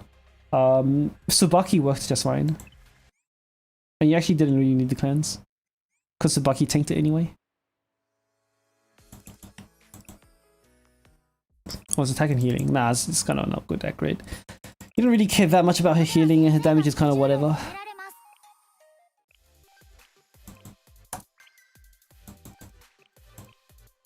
Well, it was something unimportant. The attack and healing is just kind of whatever. Because you're using her for the cleanse and CC. The attack and healing is kind of secondary.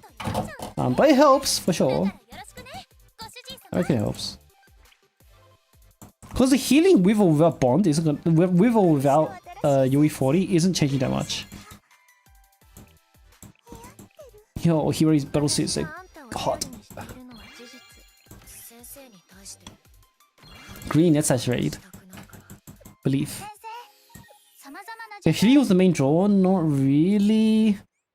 If you're gonna have a striker healer, it's not good. It's actually not good. It's actually weaker than like AoE healers like Koharu or something.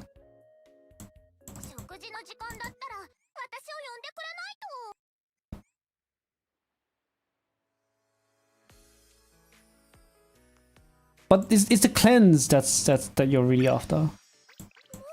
The cleanse is good.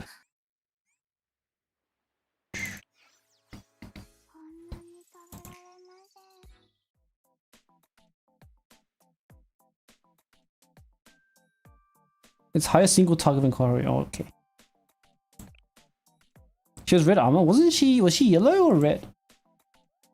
Oh, you're making me double check these. Oh, she's red. Oops. I thought she was yellow. No, she's yellow attack. Oops. Okay. Fair enough. Oh, they fucking fucked up the sweep, dude. It doesn't save anymore.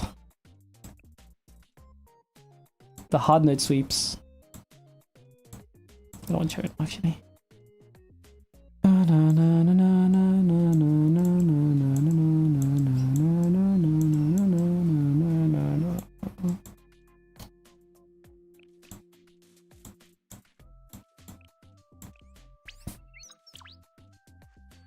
You can dynamically choose. Do you mean this thing? This was always here. I'm pretty sure this button has always been here since the feature was introduced. You can choose. Basically, you can do filters on like on gear and tiers, right? So I just sort by So I enable all tiers. And then you sort by quantity. So this is quantity, this is type. So I can do that. I don't need tier 1. I have wait. I have 25 tier 1 shoes? That's hilarious.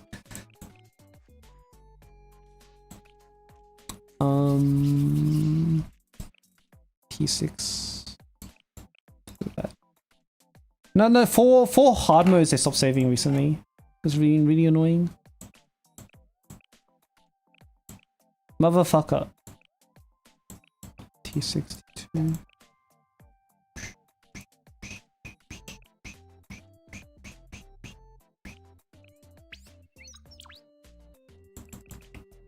I have to be able to pick more than 3 options. Do you need more than 3 options though? I mean, fair enough, but I think that use case is super limited. Oh shit, I'm hungry. Apparently didn't eat enough. Wait, we have 1 more hour until my video comes out? No, I gotta yap for another hour? I mean, I'm pretty good at that, but like, if I was smarter, I would have just released the video 1 hour ago.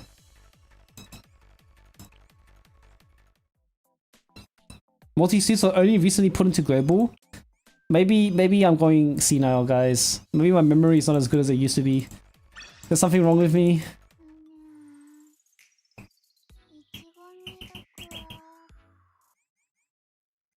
Oh, the sorting by tier. Ooh.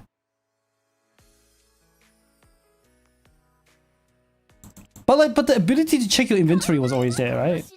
I'm pretty sure. I'm an unk. I'm not that old. I know some of you fuckers are as old as I am. Or you guys talking about Toho and Kantai collection like it was part of your teenage years. I see you, motherfuckers.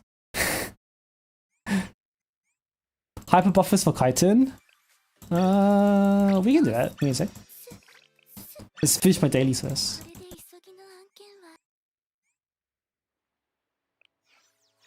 Shion's voice. You have to have a kind of a nice voice to be a newscaster, right? You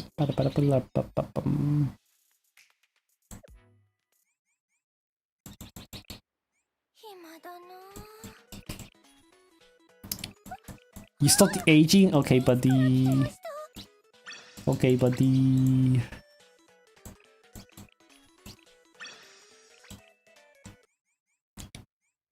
You know what one of the saddest things about my aging for me is that I can no longer go to a yakiniku or a barbecue place and just eat fatty meat nonstop. Like the thing when I was 19 and super active, you know, I practiced martial arts like 4 times a week. I would walk. I'll walk for like a total of an hour every single day. And I had a job in a warehouse where I did nothing but lift boxes. I'm like once a week, like very frequently, I would just hit up a all-you-can-eat barbecue and just load up on pork belly. I would just eat like tons and tons and tons and tons of just like fucking fatty meat. Aging or exercise, both. It's kind of both, because the body starts processing fats a little bit differently, but I am exercising a bit less, but even when I do like work out a lot, I'm still eating less, and I'm still like the fat. I can't have as much fat. Like when I'm eating after like 5 pieces of fatty meat, I'm just like, oh fuck, I could really do with some kimchi right now, right? And when I have some kimchi, but before, as a teenager, because like the volume of meat, sometimes I can still have a lot today, but I have to have in between every serving, I'll need to have some kind of vegetable or something. But as a kid, I had 0 vegetables. It was just meat, fat. The fatty flavor. I don't know. No, I don't care though. I just ate it all, dude. Just eat that shit. It's nauseous now, but I never found it nauseous before. I would just eat non-stop fat for like so long. What type of dance did I do? Okay, so in order. How old am I? I am 27? 28? How old am I? Born in 1998. So 27 turning 28. So my experiences growing up, you know, as a kid, I was not conscious enough to register 9/11. Steve Irwin died when I was in grade 3. Justin Bieber was the biggest hit in middle school. I played Nintendo DS all the way from year 5, you know, grade 5, year 5, until the 3DS came out. Not even. I played the Nintendo DS well past that until I almost graduated high school in 2015. Did I say Justin Bieber was the hit of middle school? Yes, I did. Yeah. So all of the people around me listened to nothing but Justin Bieber. Let's see. What else was my experiences growing up? I lived through the iPod. The iPhone Touch was a novel experience. Was a novel item at the time. It wasn't NSYNC or Backstreet Boys. Backstreet Boys was elementary school. Or primary school. But by the time we got to middle school, it was already Justin Bieber. And then what happened? And then the Nintendo Switch came out when I was in uni. Yeah. Nintendo Switch came out when I was in uni. Fuck! Wait, Breath of the Wild was 10 years old? Hold up! Google.com. Breath of the Wild release date. 2017! This thing is almost old enough to be considered a classic! What the fuck? What the fuck? Hold on, what? No! Like in next year, this game is old enough to be considered a classic. In 5 more years, the Nintendo Switch is retro. or in like 5 more years, the Nintendo Switch is retro. Jeez. Because the Nintendo DS is already retro, by the way. Google.com list of retro console. Okay, what year is retro? What year is considered retro right now? I mean, it depends. Like, cause I think, cause you could imagine retro to be a time period rather than a age. Cause if you consider retro to be a time period, then that's 2000, the late 90s or early 2000s, right? In which case, Nintendo DS still applies. Nintendo DS came out in 2005, so it's still retro. It's still retro, even though it lasted 10 years. Nintendo DS shelf life. Nintendo DS, the shelf life is the how long it lasts. Nintendo DS shelf period. 2004 and 2013. I think that is definitely, if you consider it from the earliest time, 2004, Nintendo DS is a retro console. I'll go by my nose.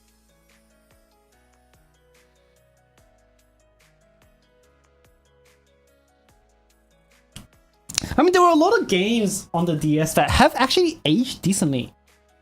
You know what I played recently that aged really well?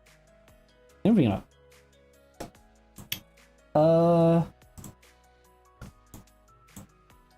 Is it on YouTube? YouTube.com. Final Fantasy Tactics A2 aged really well. For me, when I tried Final Fantasy Tactics, like, what do you mean is a nothing game? No, these reviewers in 2026 are fake as fuck. Grimoire of the Rift was so fun. I think, in my opinion, was it called again? The original Final Fantasy Tactics on was it Lionheart? FF Lionheart, was it? I think that didn't age very well. Wait, hold up. Was it called Lionheart? Brave of the Lions or something? FF Tactics. Lion War? War of the Lions. Okay, yeah, that game didn't age very well in my opinion. But maybe because I played it on a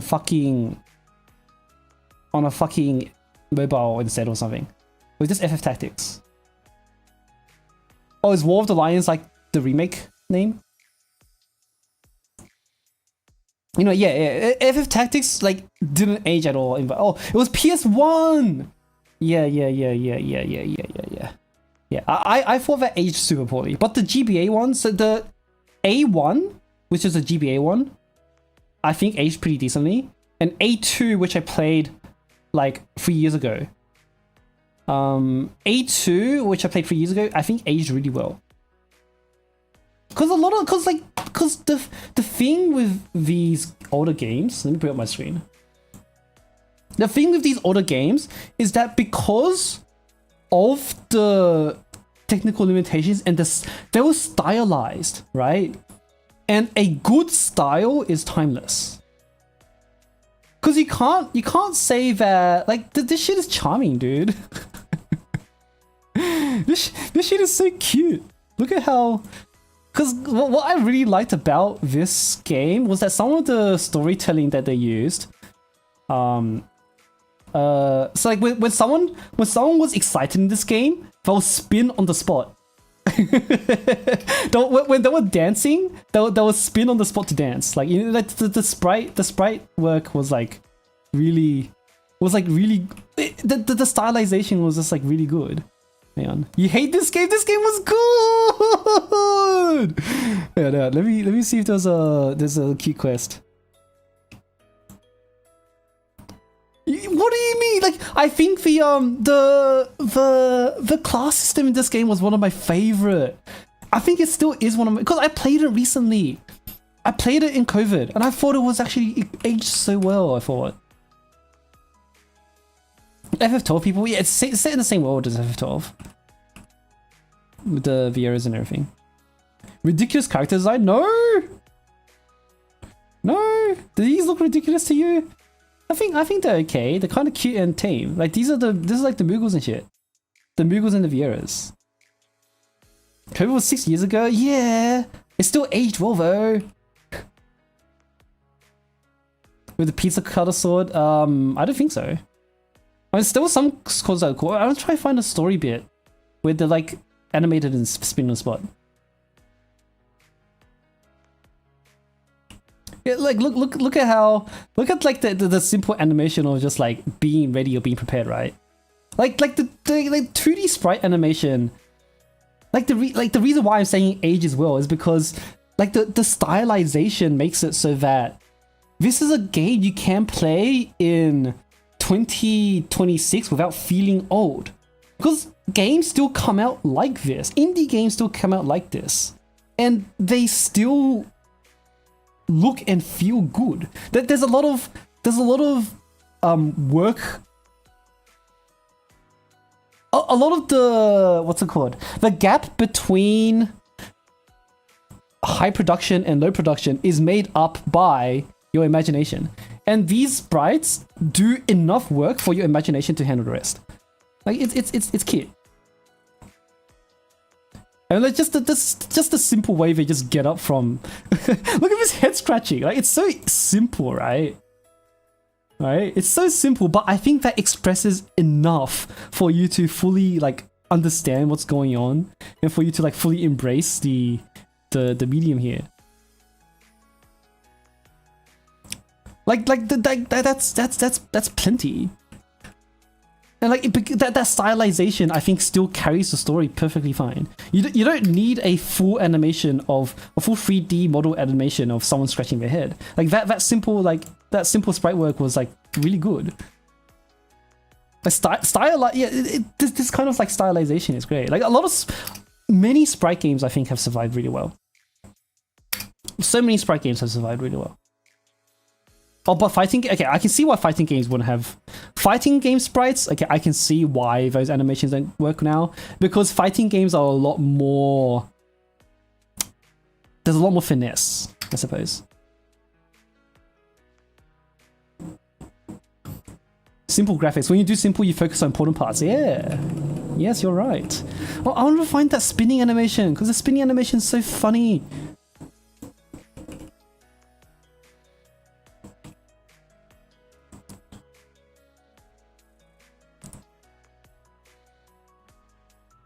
Probably not gonna find it. There's like too many dialogue and everything. But like the art is cute too, right?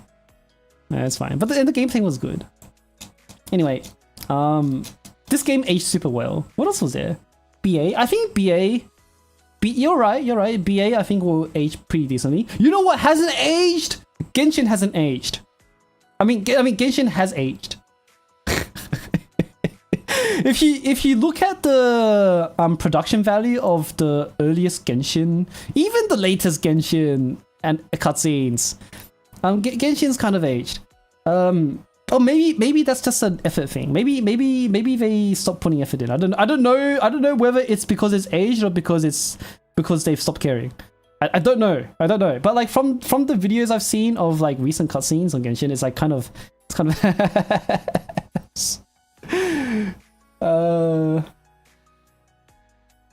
but like the original Genshin at the beginning felt super new and fresh for sure. Genshin opening cutscene. I think there are some parts where it still does it really decently. New opening cutscene? What? Whatever.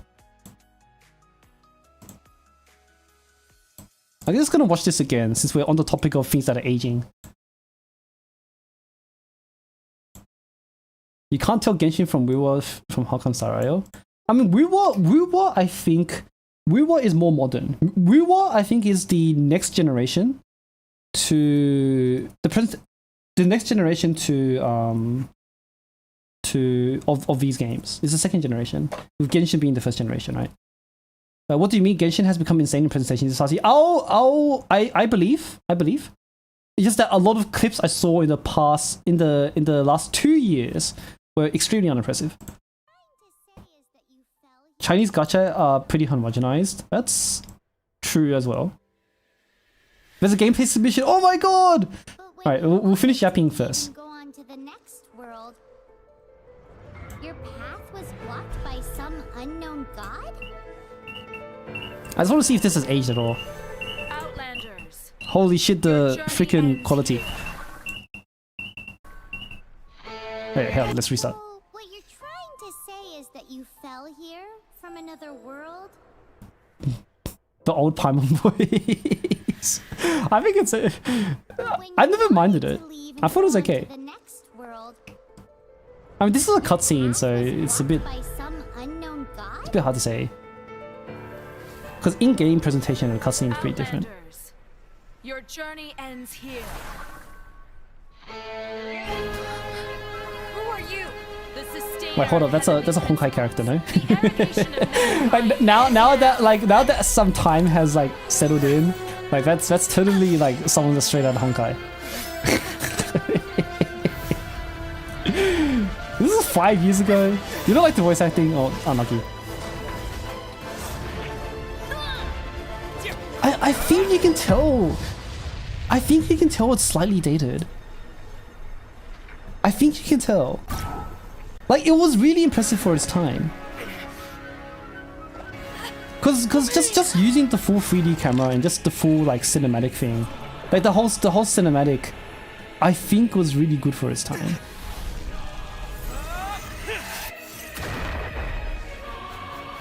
But the industry, I think, has moved on.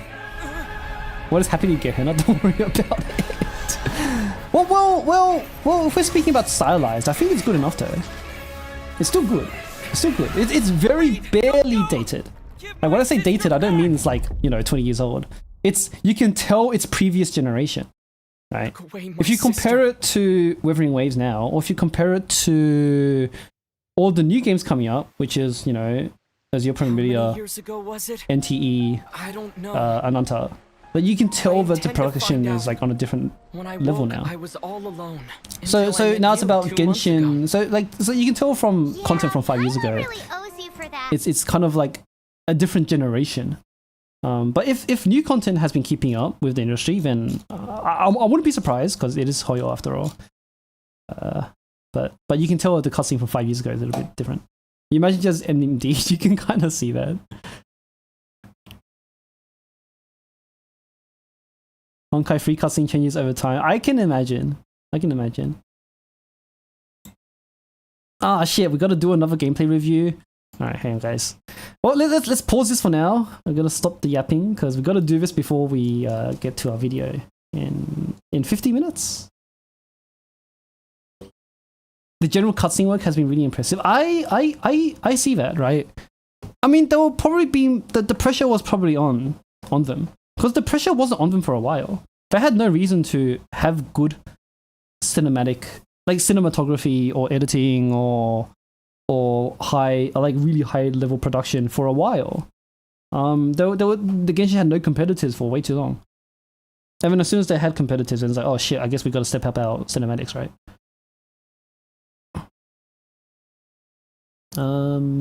Where's my form? Here it is. All right. Temporary break in yapping. And then back to the reason why we're supposed to be here. The characters in Genshin still turn around by having a start rotate. I wouldn't know because I think I quit Genshin quite a long time ago.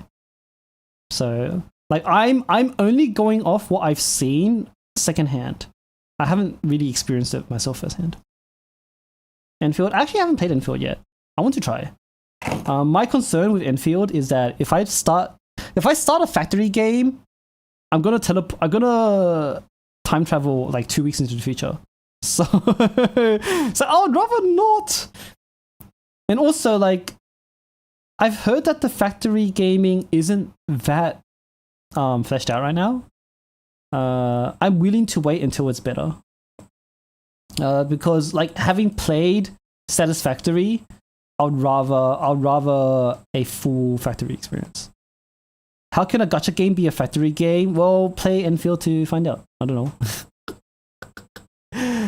Because there's multiple parts to it, right? There's the Satisfactory part of Enfield, and then there's the Breath of the Wild part of Enfield.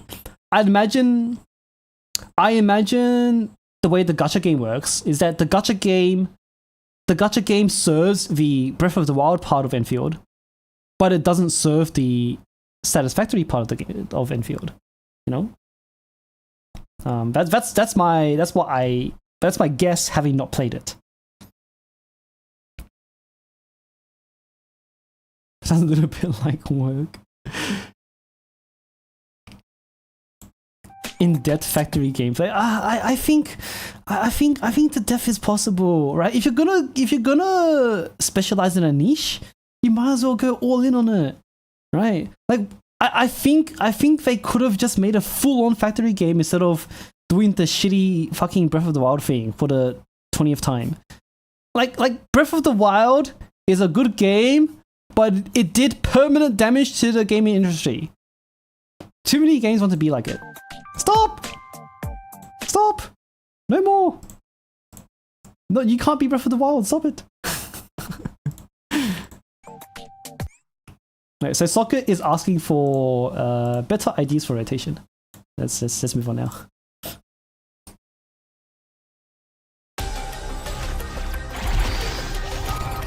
What color is this? Purple. Oh, it's shooting. Oh, the volume's loud. Very loud. You don't every Nintendo. No. It's every non-Nintendo game becoming Breath of the Wild. It's every game developer thinking they can be Breath of the Wild, but they can't be. They're not him.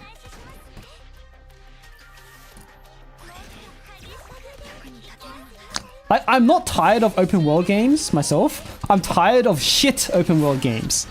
Open world games are good. Just stop making bad ones. Because people think they're Breath of the Wild, but they're not.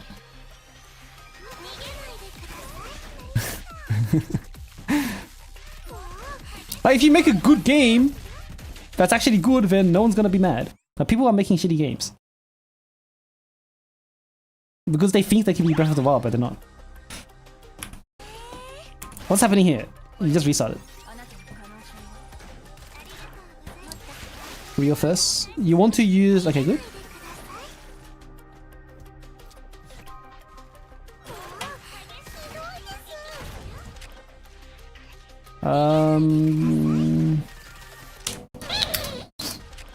So I said this to someone earlier, but if you're going to be this slow on the first wave, you might as well just wait it out and kill the left guys first. And I think your Hanako being on position 4 doesn't help. If you can put Hanako over here instead. So I said earlier there's two ways to do this. Either you instant kill these guys on spawn, right? But if you're not going to instant kill these guys on spawn, just forget about it and kill these guys first. Because if you're too slow on killing these guys, you might as well just wait for the third wave to spawn and just kill them all together, right? Because if you don't kill these guys, what they can do, I don't think it happens with you. Okay, it doesn't happen with you, but depending on your team comp, what they can do is just start flanking your entire team like that, and it gets really fucking annoying.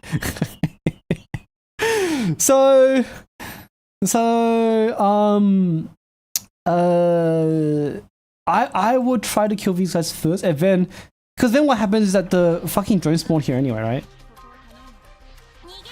Like the soldiers spawn here anyway. You know, you have to keep worry about that. Whereas they could have just died with the whole first wave if you waited anyway. Momoji, yeah. Like in your case, it's fine because you've got 2 tanks and you've got Momoji as well. In your case, it's fine, but I think waiting for the third wave to spawn is still something you can do.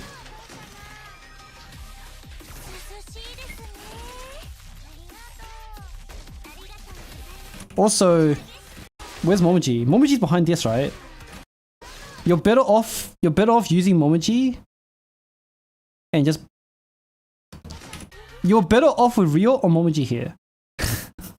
Because these guys are in a very nice circle right now, whereas your cone is that. so sometimes when you're running too early, Rio or Momoji is okay.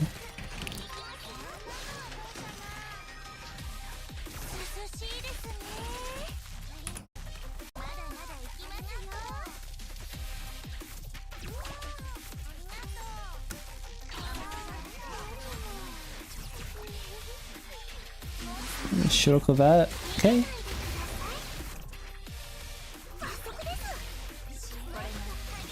Momoji walks so funny. She has a big rocket launcher to carry, man.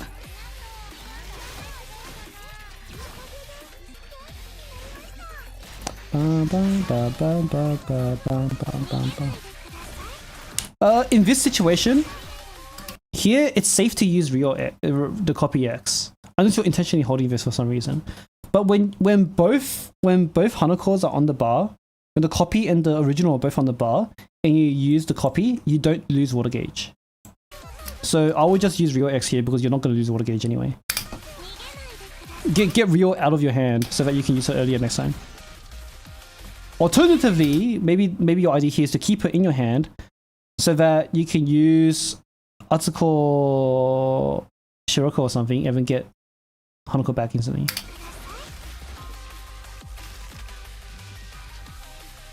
I guess it doesn't matter. Like, it technically doesn't matter that much. Oh, it might. Because then, if you use the real one first, then Rio will be here. Rio will be right here, right? So if you got rid of Rio ages ago, or should be behind this, should be soon.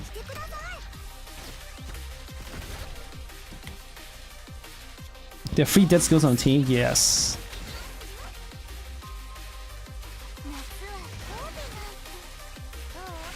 I mean, if the purpose is to be as easy as possible, I'll let it slide. Is Atsuko needed? Technically not. But if the objective is to make this as easy as possible, then Atsuko is a good slot. If the objective is optimization, then Atsuko is not a good slot.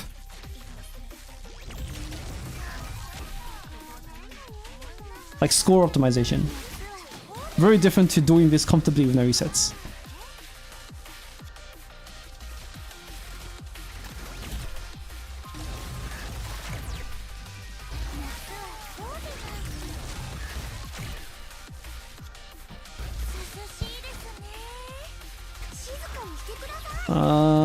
Okay.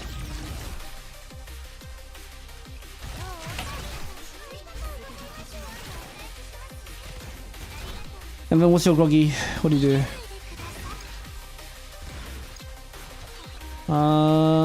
You should be counting the number of...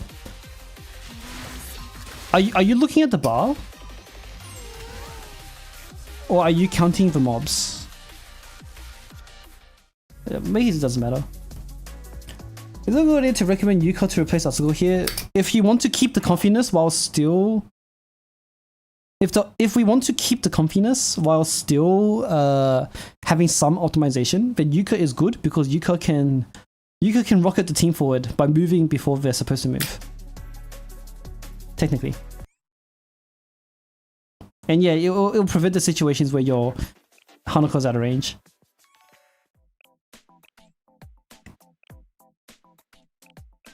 Yuka for Hatsuko, yeah, track Yuka.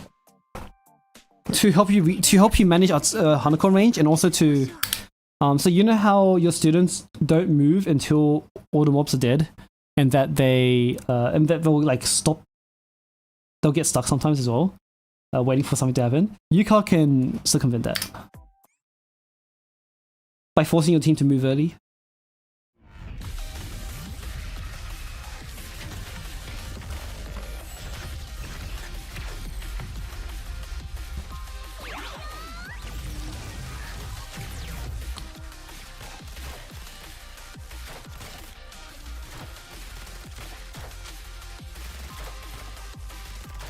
Fixed positions, yes. That's good as well. Oh, I think like any free supports can make a kill here. Should be pretty chill and easy.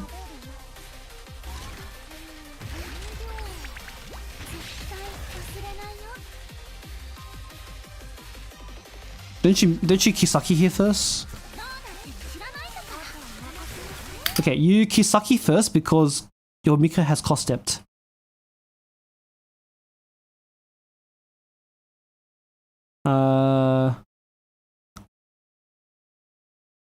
Yes. Because what happens here, right? Because when you use Mika first, you actually don't have enough cost to use Kisaki. So what ends up happening is that you're like, oh shit, I have to wait like half a second to use Kisaki. So then like you actually lose a little bit of damage because I think this hits before this hits before Kisaki's even there. Kisaki is actually not applied yet, I think. Kisaki applies here. And like half of the X is already hit. Yeah. So only half of the X head. So I mean you kill this thing anyway. There's no way you don't. But but technically you can get a little bit more. You could get a little bit more. You can save like half a microsecond if you use Kisaki first. But technically it doesn't matter. But that's something you have to think about. It doesn't matter here, but it's something you want to know for any other team you're using Nagisa on.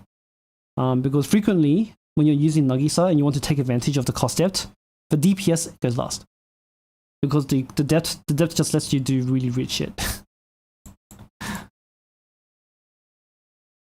Is there skill card RNG? Is there? It might be. He doesn't start with Mika, so no. Yeah, he doesn't start with Mika, so no. No. Should be no RNG. Phase 1 though. Phase 1's where we can optimize, and if you want to be pushed for score, then it's gonna be in phase 1. And if you want to push for score, then what you'll do is that you'll probably you'll drop article for, I don't fucking know, you'll probably have like Kokono or something. An X skill that you can use without feeling bad, like Kokono or Murray. Because at least Kokono and Murray are free rotations. No, Murray is a free rotation.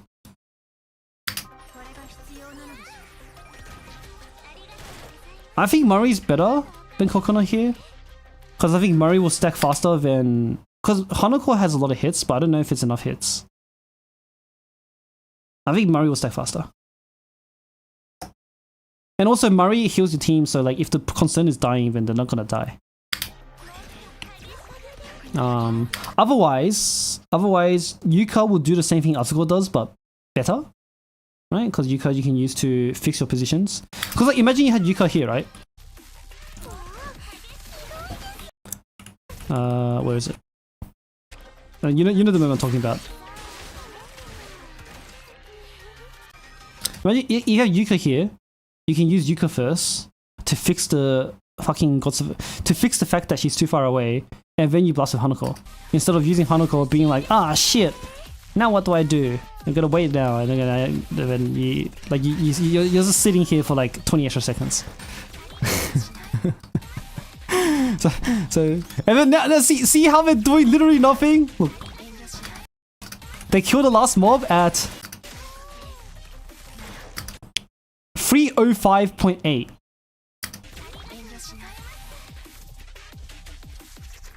Five seconds. 5.8 seconds of literally being AFK. So Yuka stops that as well. Right? If you use Yuka, in this moment, what you do is you use Yuka X and then they stop moving. so Yuka also saves you time over there as well. You don't need Hoshino. That's true. You don't need Hoshino.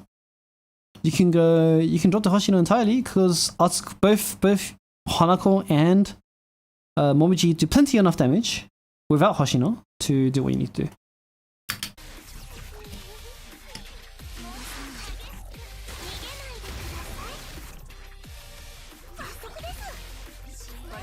I think that's about it.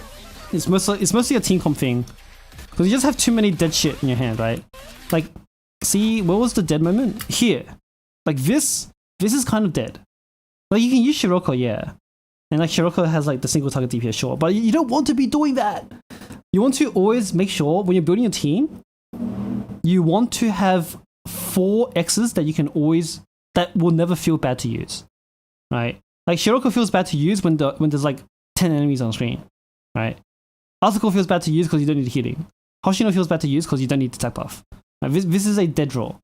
So in your team comp, whenever you're planning your team, minimum 4 X skills that are usable at any time, that are going to be useful at any time, so that you don't have a dead draw here. I mean, a dead draw is the correct term for card games, right? I'm pretty sure.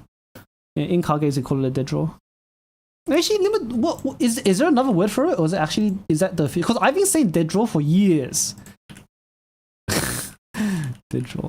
I've been calling it dead draw glossary. Yeah, okay. I've been saying dead draw for years. I'm actually not sure if it's like the official term for it. Brick? Okay, that's true as well. Yeah. I mean, like, brick has different meanings in gacha games, so I think dead draw is fine. What game genre? Okay. This card is a brick. Okay. Yeah. Dead end? Okay. I think I knew of it as dead draw from my middle school days when I was playing Yu-Gi-Oh! Middle school. I think brick was a relatively newer term. Because I've seen it being called brick too, but I don't recall anyone saying brick in the really early days.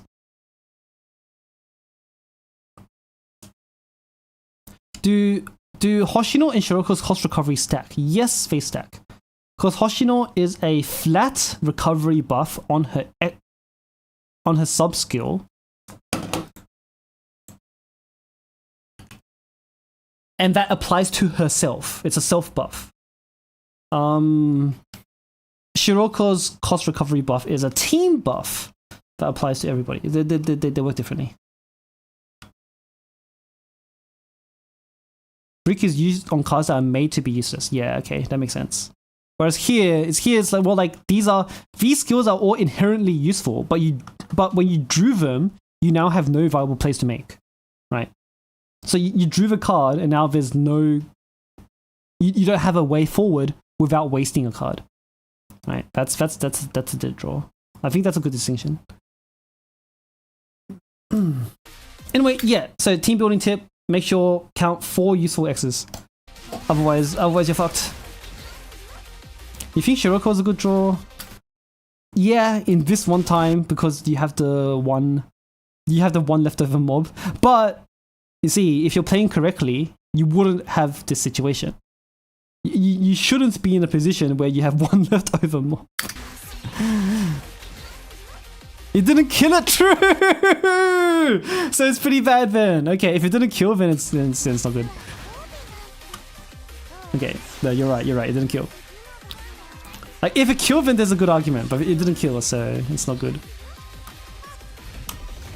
Crit stab issue? Nah, that's not good. You don't want to be in that situation. All right. Any questions, Socket? Otherwise, I'll leave it at that. Wow! 30 more minutes until my new video comes out. Woo! I should have released it 3 hours ago. Woo! Okay. I don't want to talk about freaking Kaiten. I think Koha, you asked about Kaiten earlier. I was like, nah, I'm good.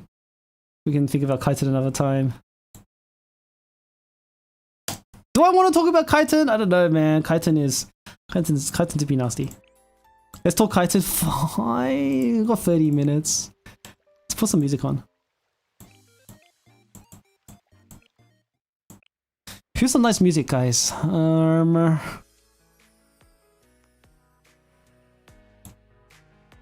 Why is Kaiten being told? Kaiten is predicted to be the next Turtle Assault. We can talk scam ticket prices. I mean, aren't they just usual 3,000 yen? Seiya. Bro, do you see the issue about Seiya right now? I mean, those are good suggestions, but I have an issue. I have a little bit of a problem. I don't even know where they are.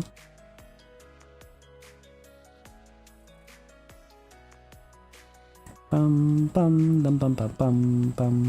I planning to attempt Kaiten? I think Kaiten is probably one of the bosses I'm looking forward to the most for the new bosses. Let's go Eris actually. No, my.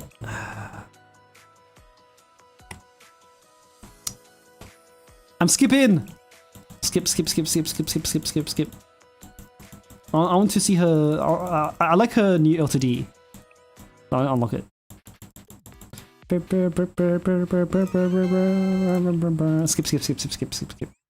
Read Momo Talks? I can't read though. Story skipper. I can't read it. My Japanese is not good enough for prose and narrative.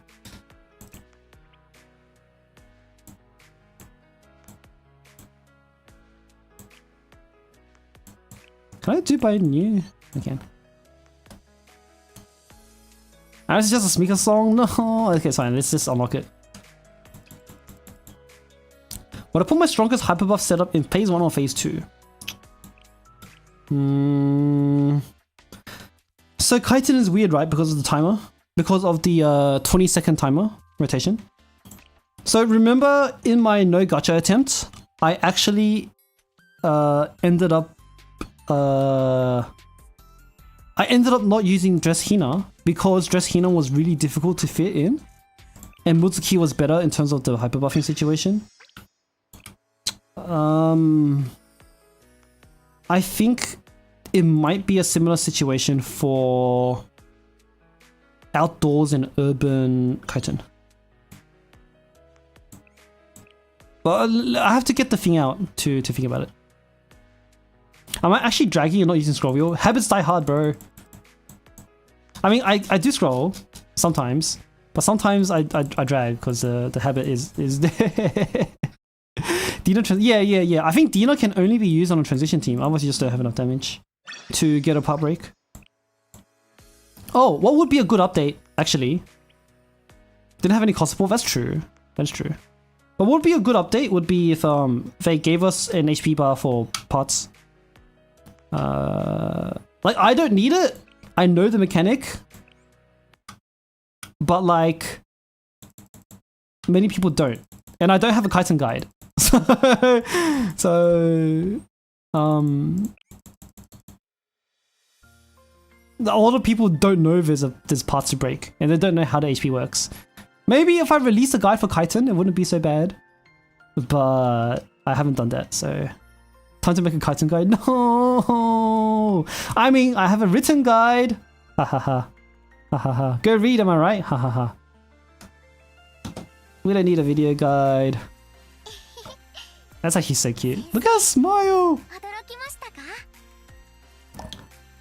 You know what we need? So you know how we can pull on cheeks? I want to pull on her thighs. See this gap here? Oh, this is so pinchable. is this not a pinchable gap? I just want to put my fingers there and just pinch it.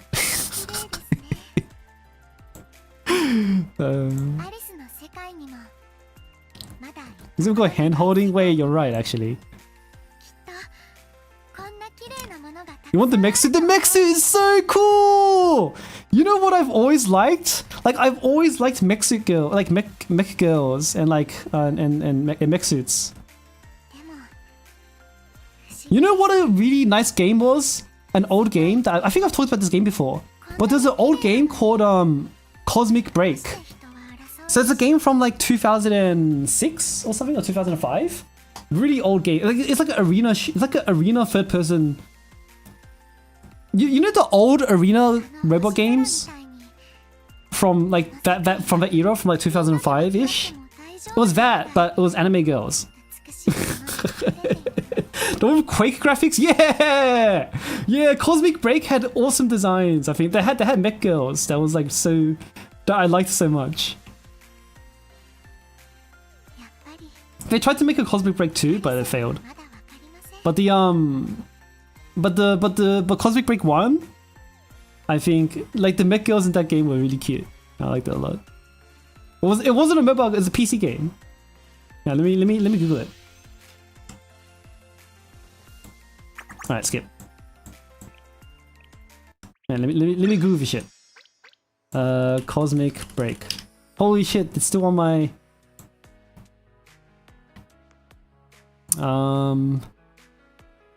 where is it?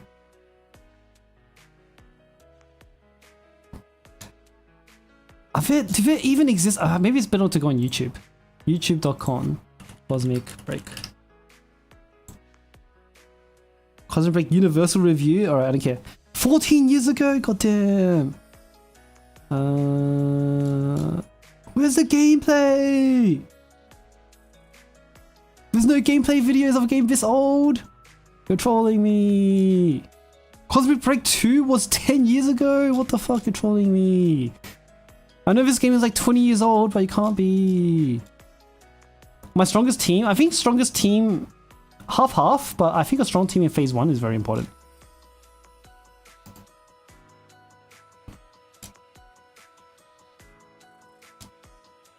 Man, I want to talk about mech girls first. I think this is okay.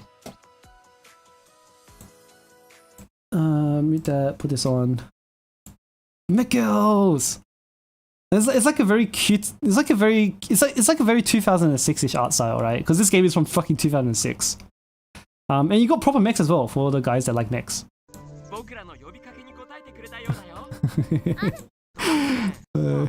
It was a really cute game from like 2006 that I liked a lot. Honestly, what are the mech girls designs?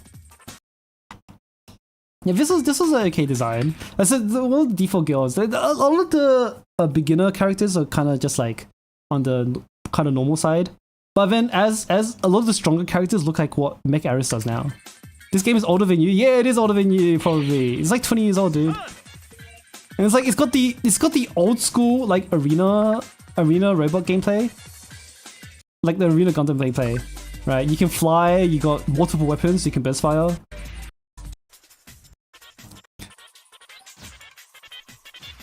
Yeah, so this person only has like the tutorial. You only have like 1 weapon or 2 weapons. You can't do. It's not that like interesting. Now let's see if they have the cute characters. No, PSO 1. It's a little bit like that. It's the same era. Rosetta are there. I think I saw some visuals of that earlier. They do look cool. Hang on. Where is... No, this guy doesn't have any cute mecha girls on screen. No, there's like no surviving videos of this fucking game, dude. Oh, swimsuits? you can't have a gacha anime game without swimsuits. So mech girls and swimsuits. Huge. Oh, you can kind of tell though. You can kind of tell. You have to. Oh wait, this might be copyright issue. I'm gonna mute it. I don't know. Like the old mech gameplay on this game is like it hits a spot. It hits a spot that I haven't been able to satisfy since. Like all of the lasers and shit, the way you're flying, and there's like different types of like air. There's different types of mechs as well, right? You got the ground artillery, the air support, and the melee. I want to take a close look at the girl. Like the mech gameplay is cool and all, but show me the girl. Never played Armored Core. A lot of the modern games are good. I haven't played it yet, but I do want to.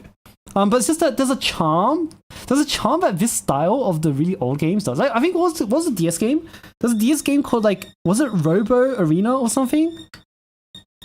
There's a lot of customization in this game, yeah. But like some of the like I like the old sprite. You can kind of see her ass here. Like imagine this anime girl, but in like a proper mix, like a doggy swimsuit. Where's the mech girls? Where's the mech girls? Because the thing with Armored Core doesn't have girls. I want the cute mech suits. Hello? Like imagine a game full of Aris in it. Imagine a game with girls like Aris in it. Like where's Mech Aris? Like a game full of Mech Arises, but obviously everyone having their own design and shit. A game. I think not many have survived. I think there's a few niche ones that are out today, but not many have survived. Holy shit, that's crazy, yo. That cheese pullable? Nope. That's crazy, yo. I wonder if the website's still alive. Cosmic Break website, where you can see all the characters. game? Because there used to be a character list. Because I want to show you the really old designs of some of this fucking ancient game. Lots of it lost to Flash. That's true. That's definitely true. There were a lot of Flash games that were like this, that were like really cool. No, these were robots.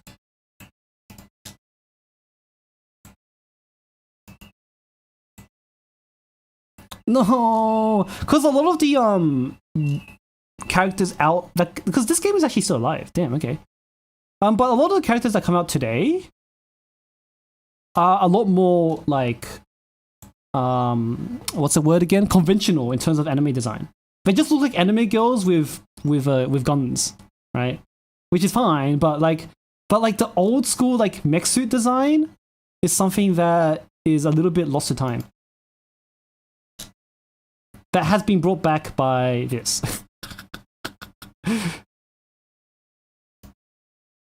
Hang on. Surely I can find some good images. I don't want to open up Google Images just in case it's like porn, but probably unlikely. Mecha Musume, yes. Mecha Musume.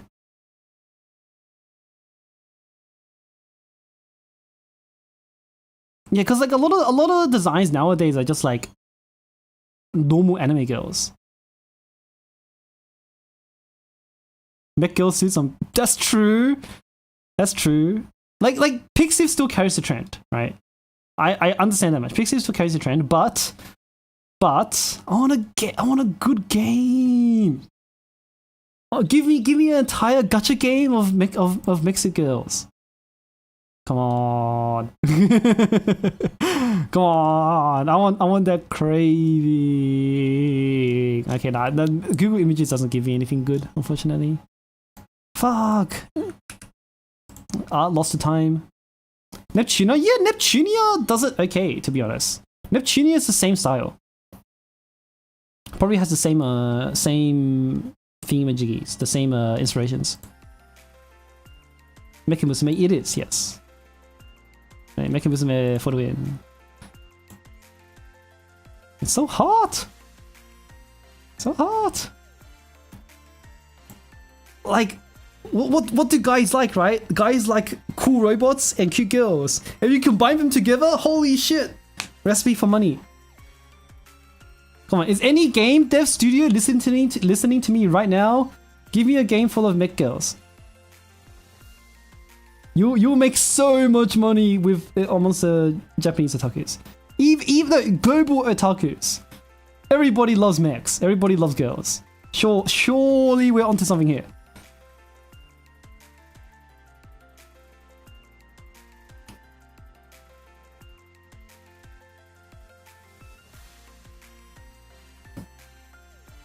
Rotary Heart. There's been a few games that have tried, but nothing has stuck. Nothing has stuck at all. How is this tied to Kaiten? Oh, we were supposed to talk about that. Okay, let's do that. That's a good idea. Let's do that.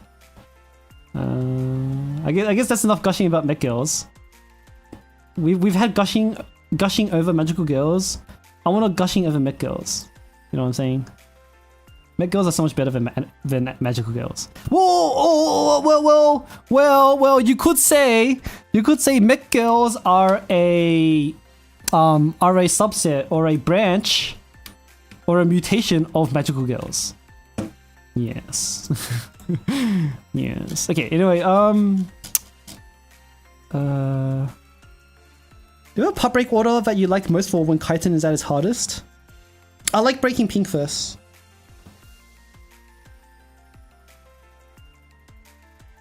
I think pink being destroyed is just usually always better. But destroying pink is harder than destroying red. Because if you break pink, then you're not gonna get fucking owned by the 10,000 extra attack and the 100% extra attack buff that Kaiten has when he's below 50% HP. So I'll rather break pink so that when we break pink, the permanent yellow buff is the same as a permanent pink buff. Whereas yellow buff and pink buff at the same time is fucked up. You don't want that. Oh, we might get black. We might get black X skill. Oh wait, no, wait. Lunatic is gonna introduce black X skill, right? Because black doesn't have an X skill right now.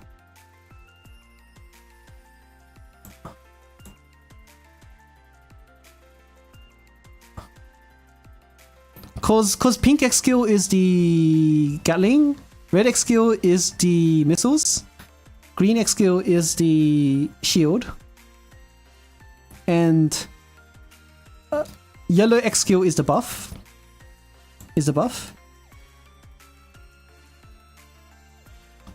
And then we don't have a black X skill. Unless...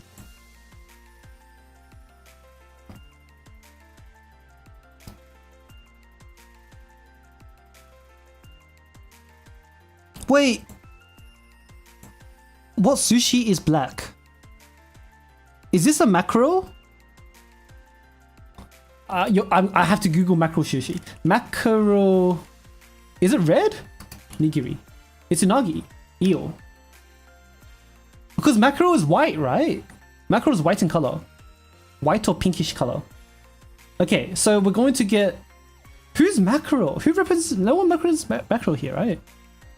Shrimp pink. Sardine. That's a fucking tuna. But sure, whatever. Okay, yeah. So I think it's fair to expect black to have their X skill in the bot. What body part was black?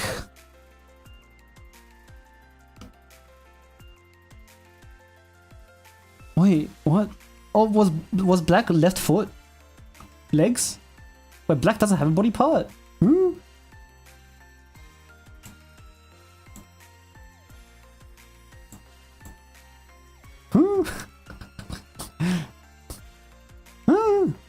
Aren't they? Isn't yellow is one leg and black is the other leg, right? Not breakable. Yeah. No. I was talking about on the bot, on the robot. Like on the robot, it's a foot. Okay. So I don't know. I think we will get another skill. But we can't guess what it is. So let's not think about it. Remove. We don't need you. We don't need you. We'll keep Murray. Don't need you.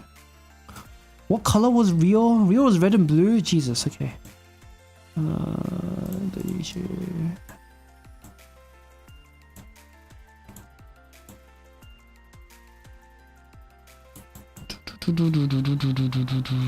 Wookie monkey.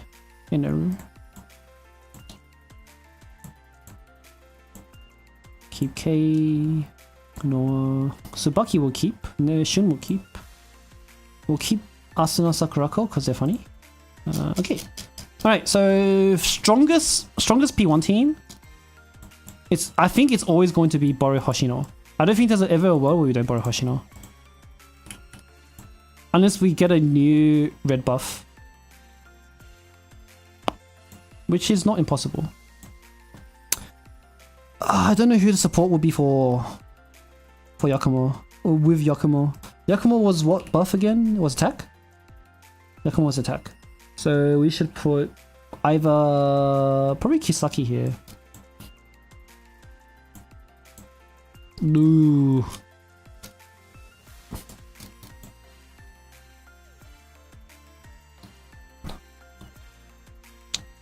Huh, that's hard. Cause this is definitely Aru.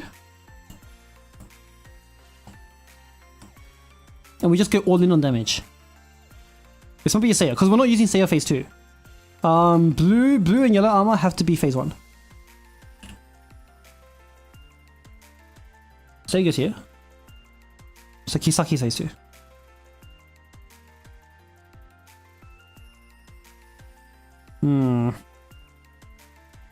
What else supports?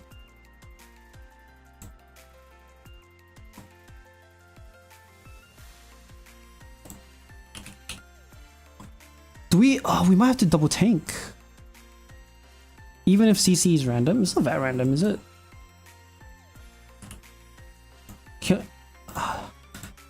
The concern is if we need a real tank, cause Hoshino is really squishy. Oops, wrong arrow. Hoshino is really squishy.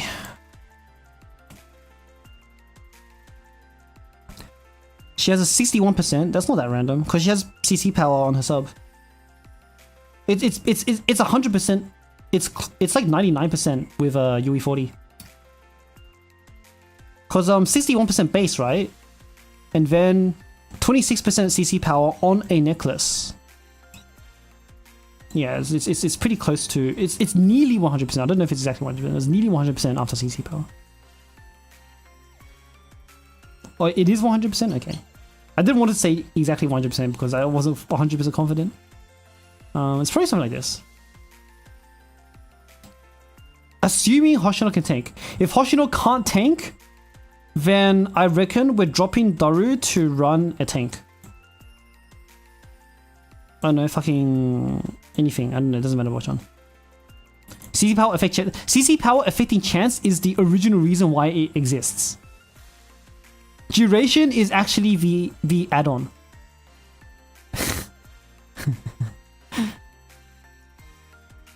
Or healer, true. True. I think Murray's really good here then.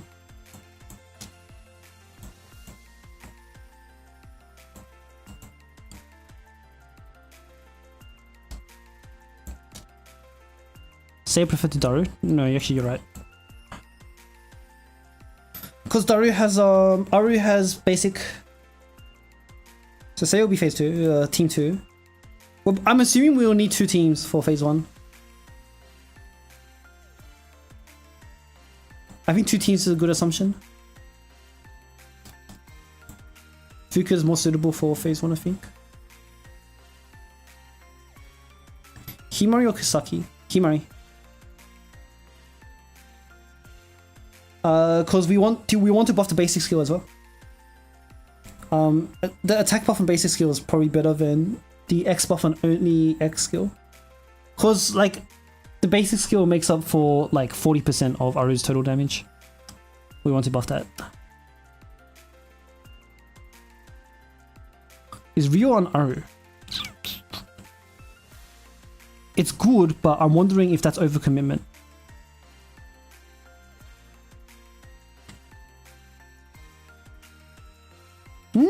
Actually no. Because the faster we do phase 1, the better it is.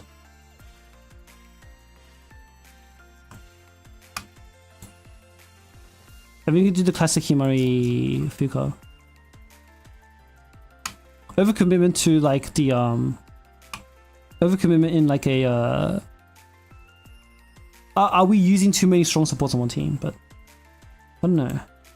No cost regen. It does feel bad, but I don't know if we need it. The issue with Ryo is that the subs overlap. Yakumo's attack sub.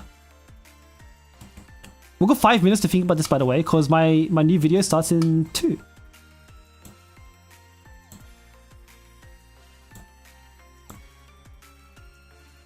Does she not get priority? I guess she does get priority. But there's still the ongoing issue of these subs stacking though.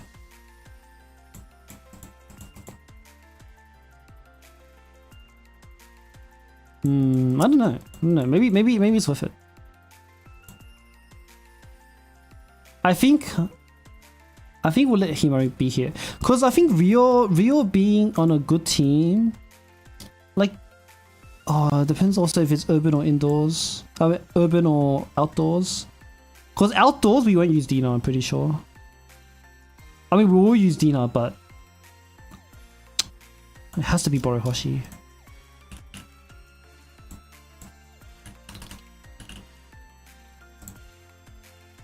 Which DPS benefits Ryo as much as Aru?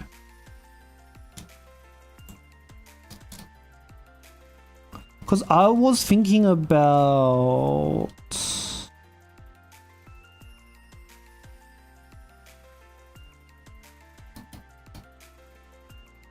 Who was I thinking about? guess it is Aru.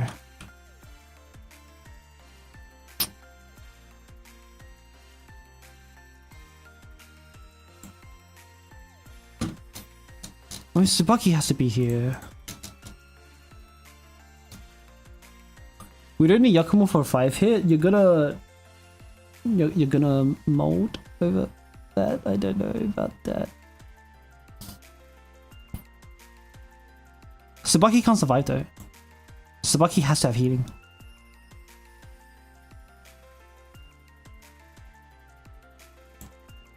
I mean, Ryo still does damage though. Like, this is still better than that. Just the overlap kind of sucks. It's just inefficient, which feels bad.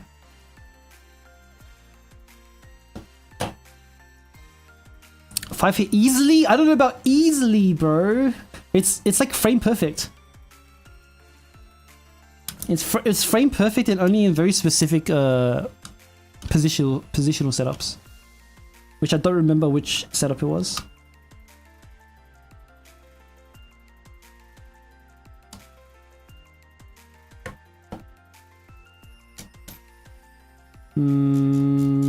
This is too much to think about. Phase 2 though. So Kokon and Tsubaki usually go together, classic combo. I have OG Hino.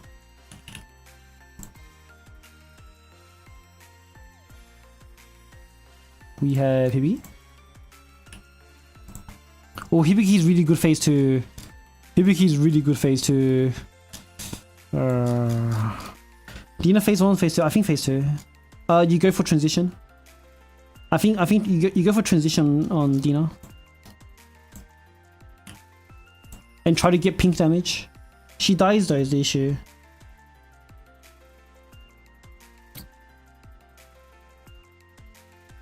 Because the more damage you can put into pink, the better. And Dina's like one of the better damage dealers to do pink.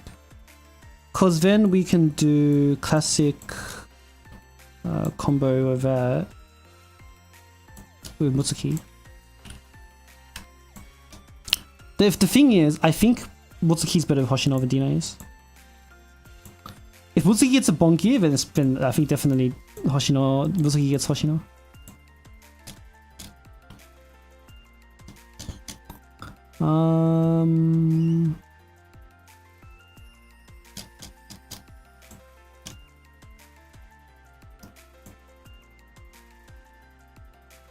Everyone have to think about hit count, right?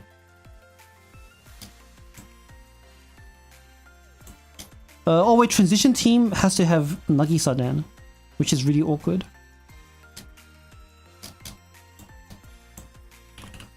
A transition team needs Nagisa.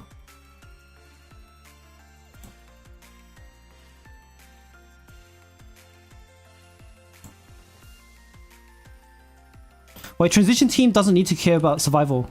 So Seiya's here. Seiya's on transition team because we don't care about survival. That also means we can do OG sale. Even a tank, right?